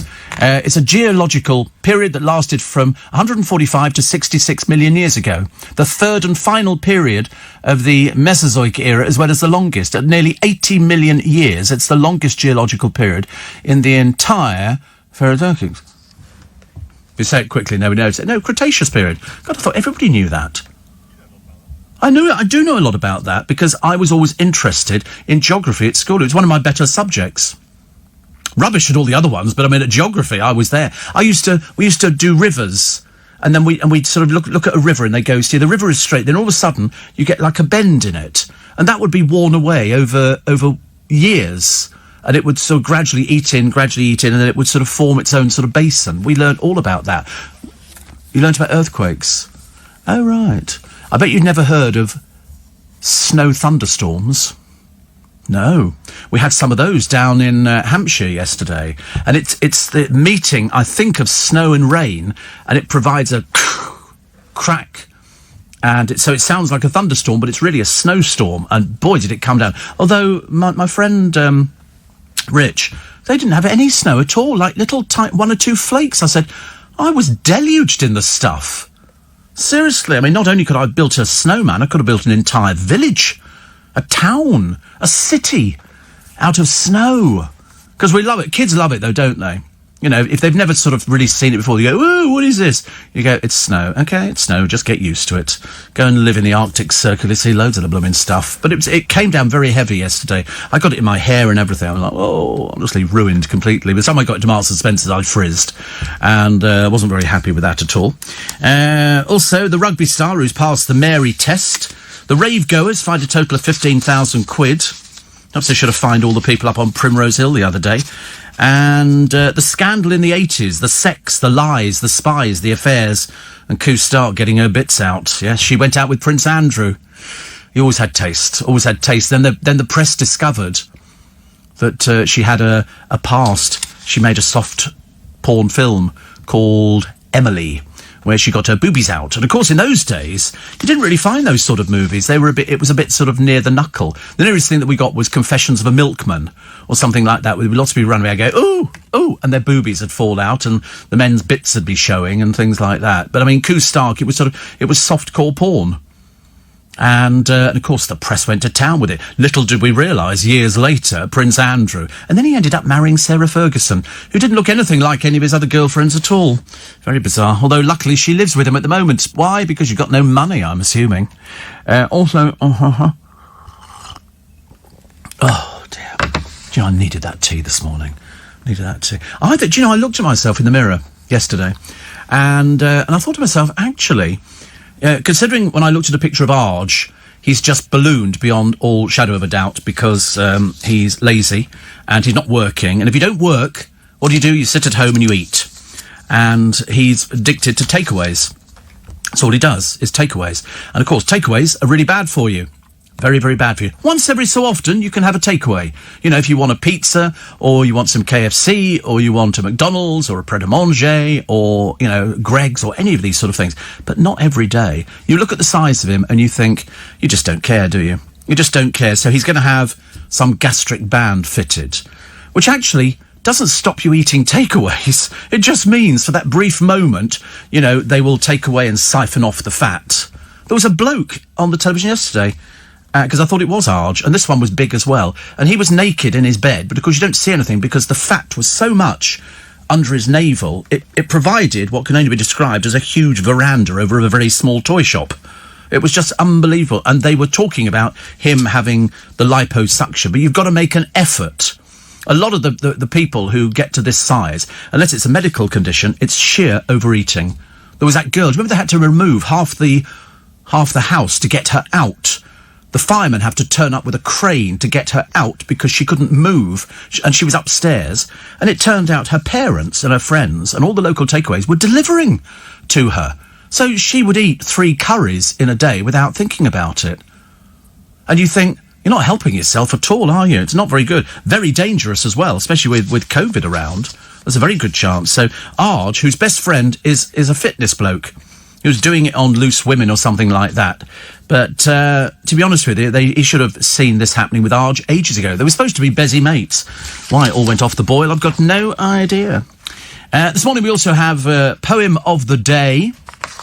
Poem of the Day. And Georgia Steele, allegedly from Love Island, but it could be anybody who gets their boobs out, has flouted a strict anti-nudity law in the Maldives. It is illegal to go nude, topless, and so she's done it. Another buffoon, I'm afraid. I do worry about the people. I do worry about the people in sort of Love Island because they're not blessed with intelligence. But hilariously, what was the programme where they managed to find two gay girls? And is it called The Mansion or something like that? It's another dating programme, but they managed to find 2 gay girls to put on it. Well, they're out of the programme already, but the good news is they've moved in together. So excited. They've known each other about 5 seconds, but they've moved in together, so expect that to be over in a couple of months. And Lee says, I have heard of the Cretaceous period, but you're obviously reading it and threw in. No, absolutely not. Absolutely not. I'm absolutely perfect. In fact, I'm going to bar you now. I'm going to ban you from the programme forever. There you go. That's ruined your life, hasn't it? Sort that one out. Yeah, no friends at all. That's what we always say. Brian says, I thought Arj was training to swim across the Mediterranean. No, I think what was happening is he's making himself so fat that people will be riding him across to the Mediterranean, you know, standing on him doing these paddleboard things. Paddleboards. I wanted to do that. I saw somebody on the Thames at Richmond the other day doing it. As I was going over the bridge on the bus, and there's this bloke on a paddleboard doing like that. I mean, there could be sharks in there. They could attack the border, and we don't know what's under the water. We've had whales in the Thames, yes. They generally go there to die. They seem to, because there's not really enough for them to eat, you know, and then they go, oh, look, we've got a whale in the Thames. It's never up. I don't think it goes as far as Richmond. We've had seals. Seals sometimes make it, you know, which is quite sweet. But have you seen the teeth on sea? You don't want to mess with seals. Very rough. But yesterday, very pretty. So hopefully you got some nice pictures of the family, you know, jumping around in snow, which turns very quickly to slush. But to watch people driving it yesterday, they obviously go, oh, Doris, get the car out, there's snow. Let's go and irritate everybody else on the road. Women make better witnesses. We'll tell you about that a little bit later on. Charlotte Dawson, you remember Charlotte Dawson? That's another one of those, get your boobs out for the boys. And her father, of course, was Les Dawson. And he died years and years ago and she was just a baby. But now she's decided the time is right for her to inflict herself on everybody. She plans to eat her placenta after she's given birth, and it's going to be turned into tablets. Is that the only stories that these people can find? Is it a case of, wait a minute, how gross can you be? You know, can you come up with something that is so pathetically awful? It's best loved birds are getting very rare in the garden. I mean, let's face it, come on, how many times you've been out there and gone, you know, not a tit in sight. Not a tit in sight. Greater tits, blue-crested tits, all sorts of tits. And you don't get them. You know why? Unless you've got a bird table, they won't go there. And also, the one thing they do like is water. You need to put a little tray of water somewhere so that they can have a little drink at the bar. They can sort of go up to all sit there together. Well, have you been here before? It's very nice. They put seeds out for us and monkey nuts and everything else. And the bar's very good, isn't it? Just help yourself, he said. Help yourself. Throwing as much water as we can. But, I do like birds. Don't get me wrong. I'm a big fan. I just don't like pigeons. I'm not a big fan of pigeons at all. We used to have one that used to sit on our fountain. We have, on the top of our fountain, we have a ball that goes round in different colours. It's got lights underneath it. And the pigeon will sit there and drink the water, but it sometimes jumps on the ball. It obviously thinks it's some merry-go-round and stops the ball turning. So I shout at pigeons. Or you, I say, you know, my best English accent. Get off my ball. And they generally comply. I generally follow it up with a water pistol. I always say if you're tired, go to bed. So yesterday I did about 3:30 in the afternoon. It got to that time and I'd looked outside and the snow was still coming down. And outside the door, I've got a little It's not that little. It's probably about 4 or 5 feet tall tree, but it's grown in a pot. And with all the snow on it yesterday, I thought I must take a picture of that. It's so festive. And then blow me down when I got up this morning. It was water everywhere, but my car still had snow on it. I had about a foot of snow on the roof of the car. Seriously, it was just unbelievable. It just came out of nowhere. Although I did tell you yesterday, I did warn you. I did say that the snow is going to come down, so take care if you're driving, because it's not particularly good. Sid Little says, every time City lose as a football team, I still want to call Eddie to talk about it. Rufus Sounders admitted being stupid and hurtful. Some of the language he's used on Twitter is just totally unacceptable. Poor old Brooklyn Beckham, the talentless one. Oh, sorry, no, there's quite a few of them in the family, aren't there? Gets another dreary tattoo. And what was the other one that I quite... Oh, yes, the more money you make, the happier you feel. Who'd have guessed? Imagine. Making money makes you happy in this day and age. I sometimes think, actually, when I go back to, when I was 18, 19, and, you didn't... I don't know how I survived, actually. I didn't have very much money. I was doing clubs in London, and it didn't pay a lot of money. I think the most I ever earned was 20 quid for a Saturday night. It's only for 4 hours work, so I thought, 4 hours work, £20. That was quite a bit of money in those days. And I'm sure we did more with it. I remember thinking, I worked in a shop, and I thought, if I earned £100 a week, I could £400 a month, under 5,000 a year, I could live really well. So you earn £100 a week, and all of a sudden your expenses go up. You buy different things. As opposed to buying one wimpy cheeseburger, you buy 2 and a portion of chips. And as opposed to sort of, buying, one pair of socks, you go and buy a packet. So I thought I'd run out of pants this morning. I got quite panic-stricken. Because ever since Marks and Spencer's closed, the pant selection has dropped down, and I don't like some of the patterned things. I'm really not, fairly plain sort of person. And then all of a sudden I found a Marks and Spencer's carrier bag, and I opened it up, and there was 25 pairs of pants. That's me sorted for another month, because this lockdown's going to go, I think, till June. Yeah, I think till June. I mean, when you see these buffoons out yesterday with no masks, no social distancing... Look, here they are on the television. Look, no social distancing, no masks. What a bunch of what's-its. Seriously. Absolutely. Perhaps they don't worry about it. They will when they go to hospital. Look, no masks. What is the matter with... Look, even people walking past with no masks on. It really is... Look, no masks. I'm beginning to wonder whether I'm in the same country as these buffoons. But when you look at how it comes down, the road's always kept fairly clear, because as long as the traffic is there. But it came down like that in Twickenham, but heavier. It was really heavy. It was almost like you were blinded by the snow coming down. But Rich said he showed me a picture of his little boy out in the... Nothing. Like 1 or 2 flakes of snow. We had everything. And I've just discovered something else. And I don't know what it is. So somebody will tell me. On the 316, you go on the Richmond roundabout, then you head up as if you're heading up to Twickenham and out to the M3. And on the right-hand side, by Richmond swimming pool in their car park, all these porter cabins have appeared. White porter cabins. And I'm thinking... they've got the vaccination in there. That's what I'm thinking. There's another one of these places up the 316, very near the winning post, and I mentioned that to somebody a while ago. I said, I think they're keeping the vaccination into there. And I only noticed this morning in the Richmond swimming pool car park, all these porter cabins. Or what else can it be? Can't be for anything else. So that's where I think it's being stored, which is good. Steve, I'm so happy, says Monica.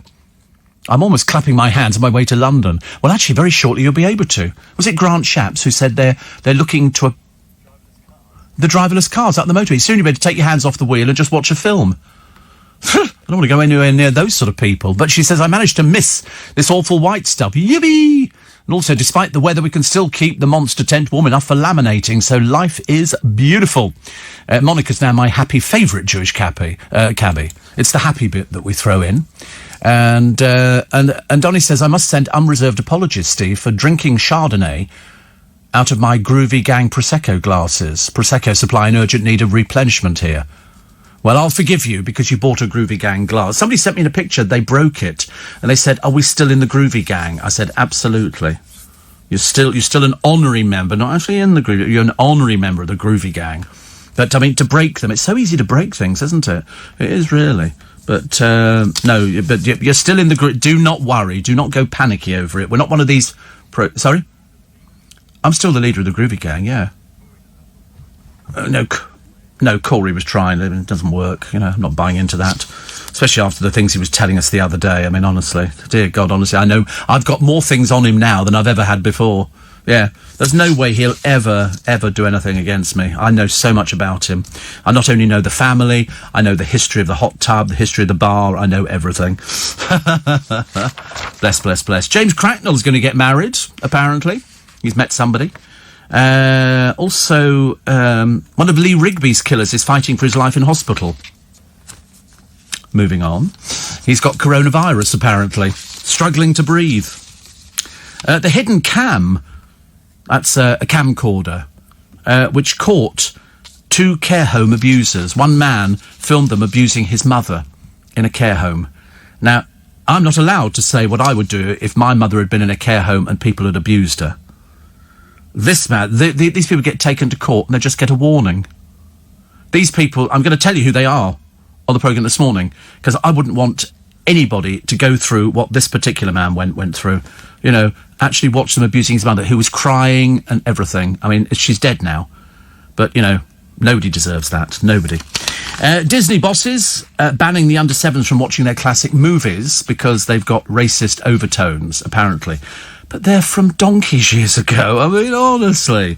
You know, you might as well ban every film in Hollywood from being shown again, because when they used to... I mean, I've seen pictures... I've seen films of Hollywood white actors browning up to play native Red Indians. It was quite normal to do that. And the other thing they used to do, they used to have, I think it was called, what was it called? It was like a tripwire. So whenever you saw herds of cowboys or whoever it was coming towards you and they were firing guns and the horses went down, the rider of the horse was pulling on a wire which was attached to the horse's leg to make it trip. And so they then went down. And that went on for years. Years and years and years. So, you know, to actually start picking on Disney and going, oh, you know, the under-7s can't see this because it's not right and all the rest of it. It was made a long, long time ago. A long, long time ago. You know, there were things in movies years ago that, you know, that perhaps nowadays you wouldn't put in a movie. But that was then... This is now. It's all changed. All changed. Rosie Cochrane's a great-grandmother. She had a 100th birthday the other day, and loads of people sent messages. She got thousands of messages. Isn't that lovely? I like that. I think that's quite... You know, when you sort of... Her fingers must have been bored out of the mind, you know, opening another bloody card, you know. You get a card from the Queen, yes. Happy birthday! Which is nice, isn't it? Because the Queen's not reached... Who sends the Queen one when she gets to 100? I don't know. But, yeah... I think she puts a 10-bob note in there or something like that. £1, you know. Or if it's your 100th birthday, it'll be something liquidised. And, yeah, mainly your food. And it's a case of... No, I don't know how it works, actually. I mean, does she actually sign them? Are they really signed? Or are they what they call auto-penned? Because auto-pen looks exactly... You know what auto-pen is? It's a Japanese invention.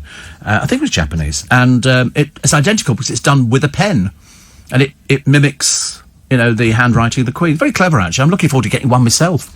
So there you go. Whilst most people have their go-to signatures for cards, Her Majesty has 2. They're very different. If she's working, it's Elizabeth R. And the R stands for Regina, so it's Elizabeth Queen in Latin. It's nice, isn't it? Mrs. Queen. And so, celebrate the card will have a personalised message with a facsimile signature. Oh, that's 60th, 65th and 70th wedding anniversaries. What do you get for 100? What do you get for 100 years old? Does the Queen actually sign? There you go. How do you... Yeah. The bucket, please not return this form until 3 weeks after the celebration day. Oh, right. So you have to complete a form and return it in order to receive a because she doesn't know. You have to tell her. Maisie Froggett, she's 100. Is she? 100. Can you sign a... Happy birthday. Yeah, happy birthday. You imagine Maisie Froggett. Steve says, little Julie, hope the one-armed snowman is okay. He's very small. Very small. And hello to the original Spikers Facebook group. Happy Burns night. Of course, it's Haggis Day, isn't it, today? Haggis. I've never eaten haggis. Never eaten haggis. Should I have eaten it? No. Isn't it the lining of a sheep's stomach or something? Or whatever it is, sounds disgusting. And somebody says, I hope your favourite Jewish cabbie isn't texting and driving on the way to London. Of course she is. You can do that. You can text. Can't you talk into your phone and it repeats what you've said in text? Yeah, like a Siri. You just go, dear Luke. Well, you don't need to. You just have it on there and you just talk to it. Hey Siri, let's send a text message. Dear Luke. There you go. Here it is. It's come back to me already. Who do you want to send it to? There you go. I'd like to send it to... You're welcome. Yeah, all right. I'd like to send it to Luke. Siri, I'd like to send a text to Luke. Nothing. Okay. Hey Siri, can I send a text? Who do you want to send it to? Can I send it to Jake? Which one? Jane Kinney, Jane K. Moby, or Jake? That's how she does it. That's how it's done. I love the way people think you actually have to hold the telephone. No, you just do it, Pete. You need to bring yourself into the modern era. And in fact, it's just repeated everything I've just said then. It said you need to bring yourself into the modern era. In fact, it's just repeated everything I just said. It's repeated everything I said. You must need to get a modern phone, Pete, OK? That very old one where you turn the handle at the side, it's not really working for you, is it, love? Nice to have your company. Somebody says, whilst you might sound harsh talking about Arj and his weight, what's harsh about it? He spoke about it. He did pages in the newspapers yesterday, and of course I'm bang on. Absolutely.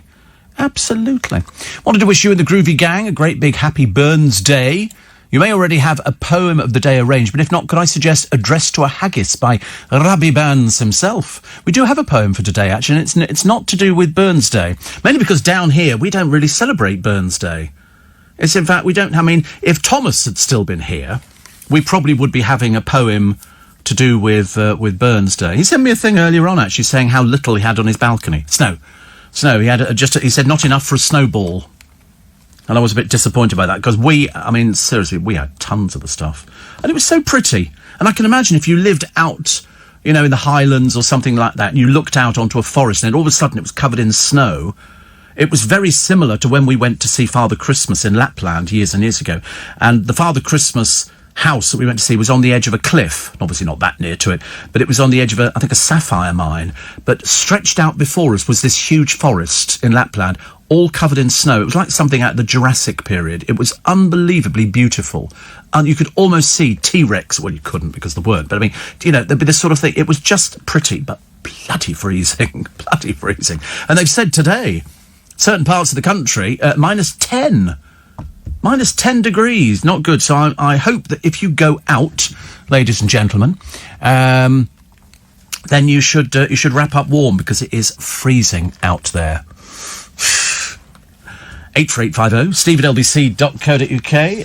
Also, why women make better witnesses, and get kids back to school. Boris Johnson, but they've said it's going to be ages, not before Easter, are the kids going back to school. A lot of parents are doing their Zooming, and my driver this morning, his kids are doing the thing where they sit at home and the teacher opts into your computer or something, and then you do your lesson down the it must be very... Well, they do it in Australia. They've done it in Australia for years, because out in the outback, you might be 500 miles to your nearest school. You're not going to go there. So they do it on the teacher sits there and goes, hello, everybody. Well, it's not like that at all, actually. I don't know why I was doing that. A ridiculous accent. I'm so sorry.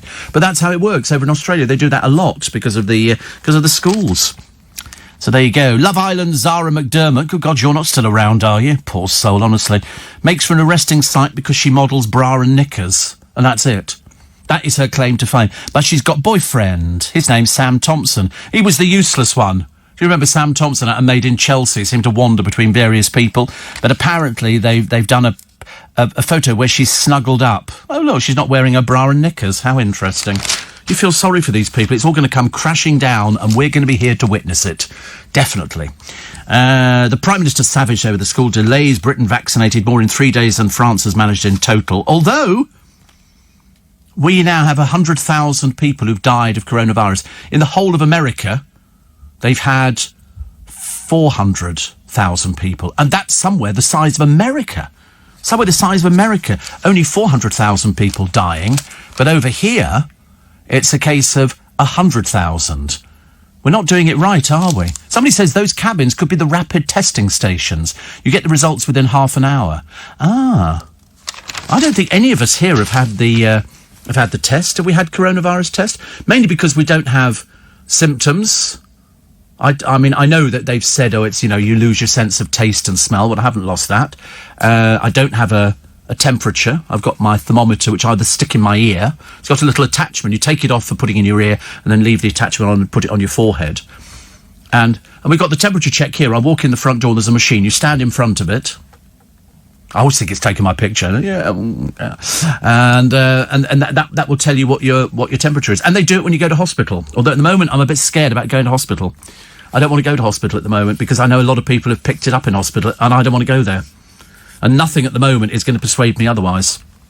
So I'm going to have to forego my diabetic eye check, which I'm supposed to have every 6 months. A, because I can still see the boys behind the glass, which is okay, and B, because I am a bit scared about going to hospital. It doesn't matter whether they check you in. There are people there.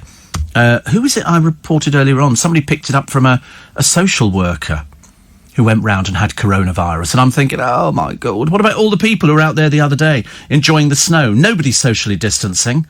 Nobody wearing masks, apart from one or two, and you can literally count them on one hand. And you think, we're going to see a sharp increase again. We're going back the way that we came from. Whereas, in fact, as far as I'm concerned, it's these idiots, apart from the ones who get on the buses without the mask on, apart from the ones who wander around the supermarkets. I don't want to go anywhere near these people. I came in today, and I got off, and I was telling Zora, and just down where my car drops me off, I walk up, and then I come into the building. And there's what can only be described as a ne'er-do-well down and out, and he's leaning up against one of the shop windows, and he's charging his phone up, and he said something to me, and I can't remember what it was. I ignored it. I always ignore these people. Anyway, he starts heading towards me, and he touched my arm. I'm afraid I used a very rude word. I used a few. I said, don't touch my arm, mate. Find yourself right back, where you came from. And then he spat. He spat as he was going. He mentioned, he said something, whatever it was, and I thought to myself, I nearly called the police.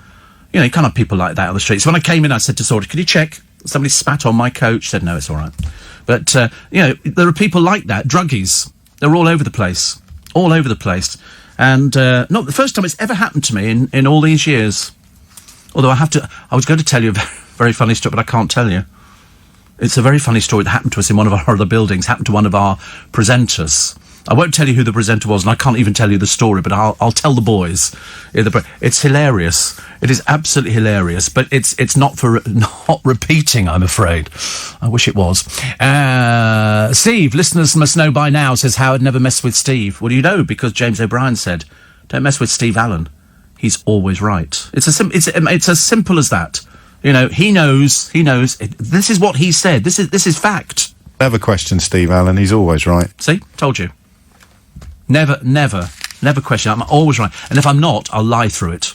Okay? It's as simple as that. I used to do that. I remember... it's another story I can't tell you. I just remembered. Which, again, is a brilliant story, but I could only probably tell it at one of my shows. I don't think I could do it on the radio. That's 2 stories. Look at that. We're not even done an hour, and we've got 2 stories already. Rufus Hound admits being stupid and hurtful. I can't tell you what he tweeted, but on one of them, he mocked Ed Sheeran as a gay lord.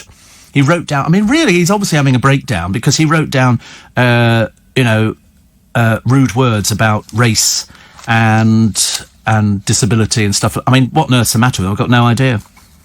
But not the best. So Mylene Klass they've kicked off, but I don't think she put any effort in. And another picture of Ant McPartland with his photographer out in his blooming dog again.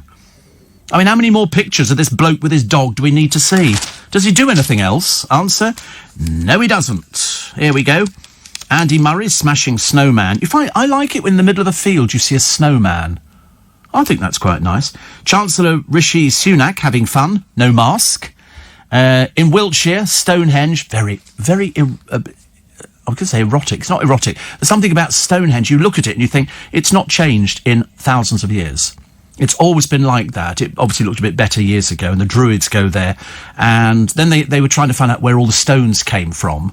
And they've obviously dragged them for miles and miles. It was like, what's that other place? Machu Picchu. Well, they brought those stones from God knows how far away, but of course labour was cheap then. You know, one grain of sand, you know, got you somebody for a whole week, which was good. Here's a little girl, Daisy Jones, with her pal. It's a snowman. And somebody made a snowman by Tower Bridge. And they also used that street in Dorset, the Hovis one, you know, where you see the little kid pushing his bike up. And it's a very steep thing, you know, I would just in Yipper, you know, and it's advertising Hovis. I don't even know if they make Hovis bread anymore.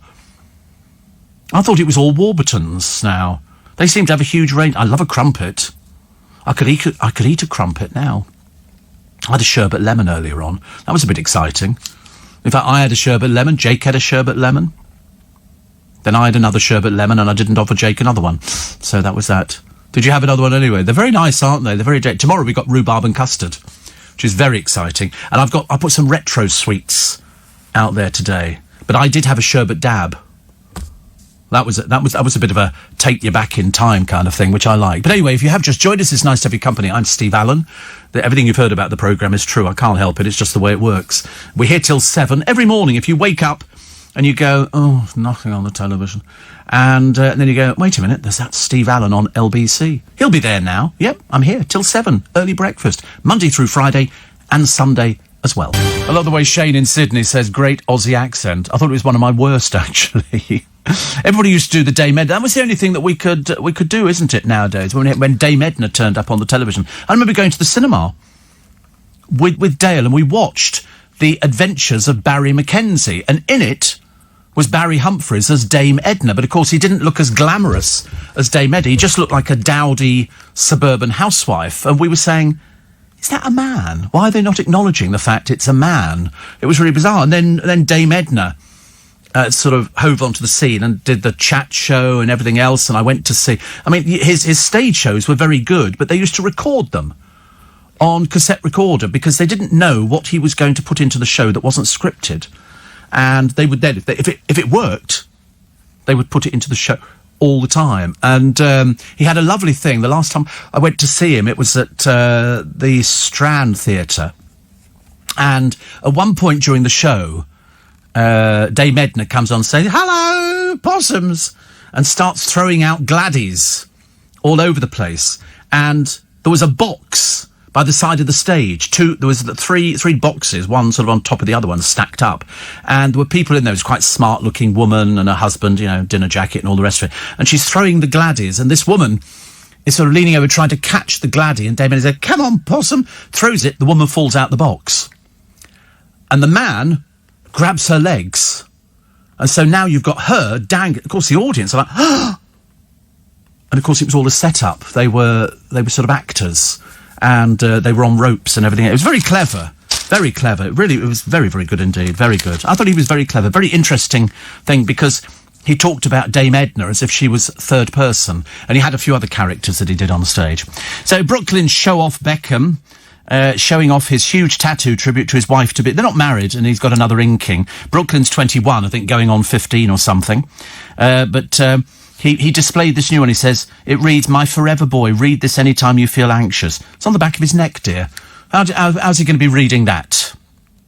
I love you beyond, love always your future wifey. It's like they're 3 years old, isn't it, really? They're not really sort of adults at all. But there again, you know, let's wait and see who turns up to the wedding. That'll be an interesting one.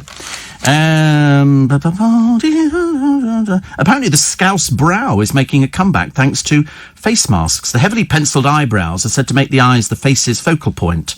Oh, I'm sure about that idea. It makes you look like that little Bobby What's-It from What's-It. Was the word you were looking for evocative for Stonehenge? No. I think erotic is a very good word to describe Stonehenge. Don't you think erotic's a very good description? What other accents can't you do? I do everything. Way, you know, I do Baker Grove. I do them all, you know. I tell you, I can go round the country. I'm very good. Gary's on his way to Belgium.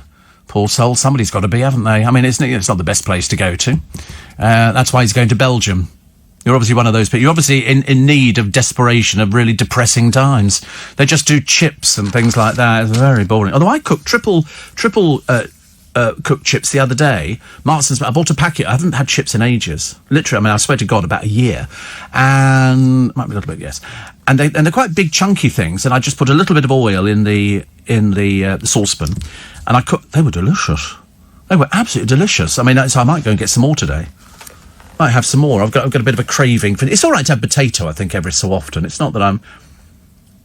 Mozzarella sticks. No, I don't do mozzarella. Is that a foreign cheese? Mozzarella sticks. No, I don't know what they are. I don't have stuff like that. No, I had spaghetti carbonara the other day. It was quite nice. That was very, very good. I didn't make it. I just. Oh look, fried mozzarella cheese sticks. Oh, how boring. They look like fish fingers, don't they? What's in them? Just mozzarella cheese. How horrid. Oh, no. Definitely not. Breadcrumbs, deep fry, and garlic. Horrid, horrid, horrid. No. I mean, I do like fish fingers. I'm a big fan of fish fingers, but mozzarella sticks, apparently they may be served with tomato ketchup or marinara sauce, as well as plum sauce, jalapeno jelly, barbecue, in other words, just about anything you can stick in it. Sounds ghastly. I don't do stuff like that. It's not my sort of food. I'm not continental enough to enjoy this sort of stuff. Mozzarella cheese, honestly. That would be posh cheese in my books. You know, we just did cheddar, or as we call it, rat trap cheese. Mousetrap cheese. That was it, really. We didn't do anything else, did we? ASOS was last night closing in on Sir Philip Green's Topshop as his retail empire crumbled. Okay. And what else have we got here? Very difficult. Oh, this Georgia Steele flouting strict anti-nudity laws in the Maldives. Stupid woman. Georgia, 22, playing age 5, posed in skimpy bikini bottoms. And she was on the show in 2018. I mean, the state dishes out public floggings and even the death sentence for the most... Don't mess with them in the Maldives, thicko. She's posted pictures on social media seemingly unaware that nudity is illegal in the conservative Muslim country. You stupid woman. What a thicko. You've kind of pushed the boat out on that one, haven't you? We know most of you lot from those programmes are a bit dim. It's like it's been a tough few years for TV beauty Fern McCann. Really? TV beauty. Might have to take issues with that one. She has a daughter with this crook, Arthur Collins. You know, the one, the acid in the nightclub. She always chose well. But there have definitely been moments in my life where I've struggled. Good Lord, love, surely not. Everybody on that programme seems to have Everybody's struggled. Everybody's struggled. I mean, God, I can't believe that you're actually still making a living. Very odd, very odd. She spoke movingly about Mick Norcross. She starred on the series alongside him and his son Kurt. Starred. He just owned a club, like a bar.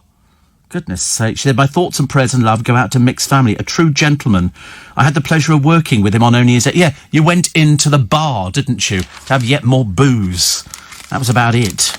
An old school pal of Marcus Rashford's has hailed his free school meals campaign as her family still benefits, which is good. And dozens of judges and magistrates were told off for bad behaviour last year. Their misdemeanours included everything from bad language and social media rants to speeding and rudeness. So now you know.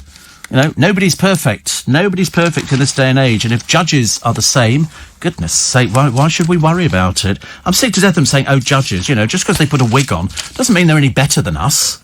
It's like the royal family. They're no better than us. They're no better than me, you, or anybody else. Look at the way some of them behave. Dreadfully badly behaved. Ashley James, the former maid in Chelsea. Never heard of her, I'm afraid. And she's a DJ as well. DJ. But it says here she's named her son Alfie River Andrews. Where do they get these names from? River. Very odd. She said, I was in labour for 18 hours. You see, if you're that undecided about your politics, love, you need to sort of get, you know, only 18 hours. It's not good enough. She said, I love being a mum. Every day I love him more. Well, that's how it's supposed to be, isn't it? Isla Fisher and her husband, Sacha Unfunny Baron Cohen, once accidentally knocked on Keanu Reeves' door when they were going out to eat. I've never found Sacha Baron Cohen funny. I just don't get it. I really, really don't get it. Oh, look, here we are. Britons have much-needed fun in the... So what do you mean much-needed fun? Why can't you have fun at home in lockdown? I have fun at home. Everybody can have fun at home. You can watch television, you can have mozzarella sticks, you can enjoy yourself, you can get out there, you can make a phone call. Just don't understand why people don't want it. People must really hate themselves.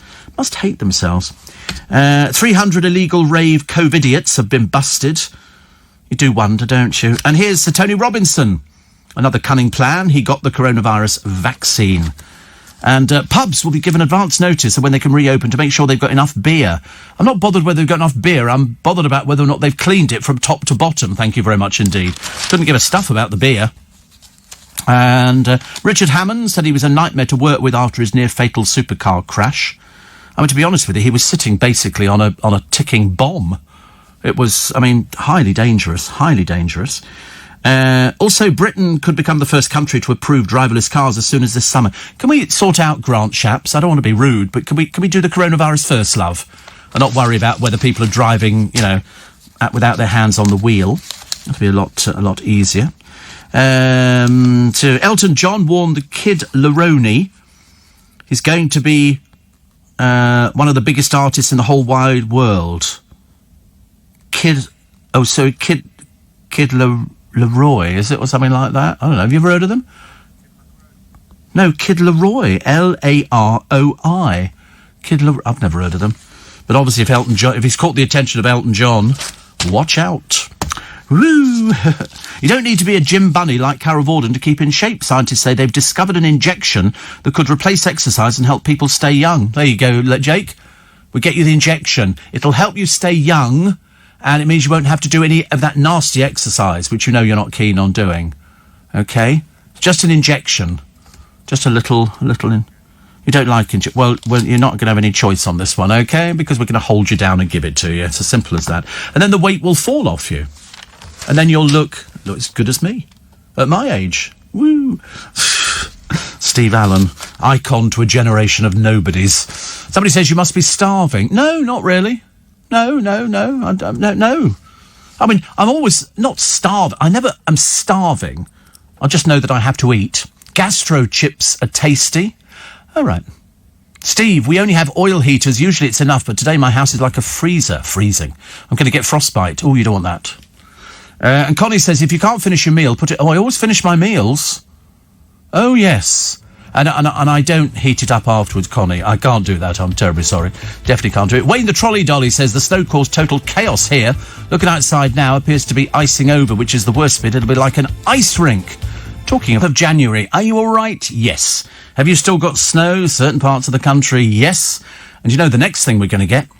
Flooding. It's going to take about 2 or 3 days for all the snow that they've had up north to actually filter down into the rivers and coming down here. So we're going to be expecting the Thames to rise, and I'm expecting flooding in some of the low areas, which is not so good. I know, see, the funny thing is, you get something nice like snow, which technically for kids is, of course, absolutely lovely. And when we were kids, it was an opportunity to get the toboggan out of the garage, dust the cobwebs off, and just pull it round and everything, and just have a lot of fun. Get your Wellingtons on, put your scarf on, your hat, your bobble hat, and all the rest of it. And it was fantastic. Nowadays, you go, what about burst pipes? What about flooding? And you go, flooding? Where's that come from? You go, well, all that snow, where do you think it's going? It's going into the rivers. I had a telly programme once. It was just a DVD, and they made a few of them, and one of them was a fire. And that's all it was. It was just a fire burning, and then it sort of died down. It lasted about an hour, which was very good. And I had another one, which was a river, and it was snowing. And it was really pretty. And then you suddenly realise that, this is going to lead to more flooding. But it was quite a nice thing to put on. If you didn't want to watch television, you could just watch the fire. You can get them on YouTube as well. They look really good, don't they? I quite like that idea. But the flooding is going to affect a lot of people. And people go, oops. You've seen them up north, the sandbags that they put outside their houses and stuff like that. Really, really difficult for people who've been flooded before. And then, of course, if you've been flooded once, or even twice, you're not going to get insurance, are you? Nobody's going to insure you. Told you the story down at Walton, down the road from me, where they've got the Thames that goes through there. One young lad had saved up to buy his house on a mortgage, and by the river, very nice indeed. It needed doing up in bits and pieces, and they got flooded. And so all of a sudden, far from it just being water, mud, you name it, everything. So, of course, all the electrics were off, and it takes ages to dry out. We had a flood at home about 2 years ago now, and it was only because I remember thinking, what is that noise? And it was water gushing through. The pipes had burst, and it was literally open the front door, water everywhere. And that's what we're going to get this time round. So they're saying just be aware of there could be a lot of water coming down in 2 or 3 days' time, especially as they say it's now going to go back to raining again. So not only have you got the temperatures at -10, you've got certain parts of the country that are still under a blanket of snow, pretty though it might be, and we all think it's pretty, don't we? You see the front cover of Country Life or magazines and it goes, oh, isn't this wonderful? Doesn't it look really good? And you go, yeah, but think of the after effects. So something nice is generally followed by something really quite bad. Really quite bad. Steve, recently had a horrible breakup, says Mark. So I pray everything gets better in time. Everything does get better in time. Listen, sometimes it takes time for things to get better. Sometimes it takes time for things to get better.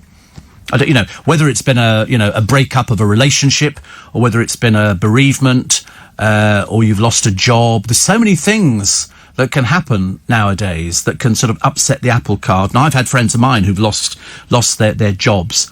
And I've said, listen, it will get better. It gets better. You'll look back on it and go, God, I thought the entire world had collapsed. You think your entire world has just collapsed around you. But in fact, it hasn't. It's just that that's the way it feels. Because you don't really want to tell your friends about it. And sometimes friends go, I don't even want to talk about it with you because whatever it is that you've got, it might rub off on me and I might lose my job and things like that. And what do you do? What do you do? I mean, I lost my job years and years and years ago. But only for a very short space of time. I managed to secure myself another job, which, to be honest with you, I didn't enjoy. It. It was the same sort of thing. It was working on the radio, but I just didn't. It just wasn't me, and I kind of missed LBC. And so when I came back to LBC, it was about 1,500 times better, and it was quite nice. And I look on it now as sort of. I mean, laughingly, my parents never thought it was a career. I don't think my mother ever thought it was a proper job. It's my son, he's a disc jockey. No, I'm not, Mum, I'm a presenter. She never understood the difference between disc jockeys and presenters. I said, disc jockeys play records. She said, oh, right. But then she used to berate me and say, you shouldn't say things like that about people. She used to listen, yeah. I used to tell her not to. I said, there's no point in listening, Mum. There's no point in listening at all. Especially as she used to work for the police. And I used to think, and she told me a story about the police once. I can't tell you what it was because it was sort of a case. And I repeated it on the radio. And she said to me, I nearly died of embarrassment. She said, I didn't mention obviously names and things like that. But it was basically, the police had caught a local criminal, but they'd managed to escape from their cell. I told this story. My mother said, you can't say that. Well, you shouldn't tell me. It's the worst thing you can say to Steve Allen is, listen, I'm going to tell you something. Don't tell anybody. Because I always say to them, well, don't tell me. And then, unfortunately, my curiosity gets the better of me. And I say to them, what was it? You're going to tell me that story about so-and-so. And they go, I thought you didn't want me to tell you. I thought, oh, no, tell me. And then before you know where you are, you've told about another 300 other people, and if you do it on the radio, it's even worse. Hundreds of thousands of people who go, did you hear what Steve Allen said this morning? And I always think, where did they get that from? I thought, oh, it was me. It was me. Joe says car doors were frozen this morning. I had to get some warm water to defrost them so I could get in and put the heated seats on. My heated seat heats up really fast. Really fast. I quite like heated seats, but I do like... Do I have what? Heated steering wheel? No. Heated steering wheel? Tell me you've not got a heated steering wheel. Have you? Somebody's got a heat... I've never heard of such a thing. What? Their hands are... No, I've got a thing that I aim the heat on to my hands. I've never heard of a heated steering wheel. Unless it's on fire. Can't think of anything else. -5, says Joe. -5. And somebody else says, I'm so glad you're there. I woke up having had a nightmare. No, I am the nightmare. I'm so sorry. It's the best I could do. There's a lovely picture here, and I'm quite big into... animal thing, wild animals. Not, I have seen pumas and I have seen lions and tigers quite close up. But this time it's a lady called Samantha Snodgrass. Samantha Snodgrass works in the Limpopo province in South Africa, and very similar to the people who look after the baby elephants. They will sleep with them at night. The people who look after the elephants, then they take them down to the river for their washes, and they're all babies, but they sleep with them because their mummies have been killed by poachers. In this particular case, Samantha Snodgrass, who is 21, lives with these baby rhinos. And they've got the best picture. They literally snuggle up, and they must weigh a ton. Even the baby rhinos. She says, we become their surrogate mothers. And there's a picture of her with, they're absolutely delight. One is sort of not lying on top of her, but it's not far off her. I mean, she couldn't move anytime soon. But she looks after them, and they come to look on her as their mum. And she feeds them, and she takes them out. Isn't that great? I'm thinking of getting one for here.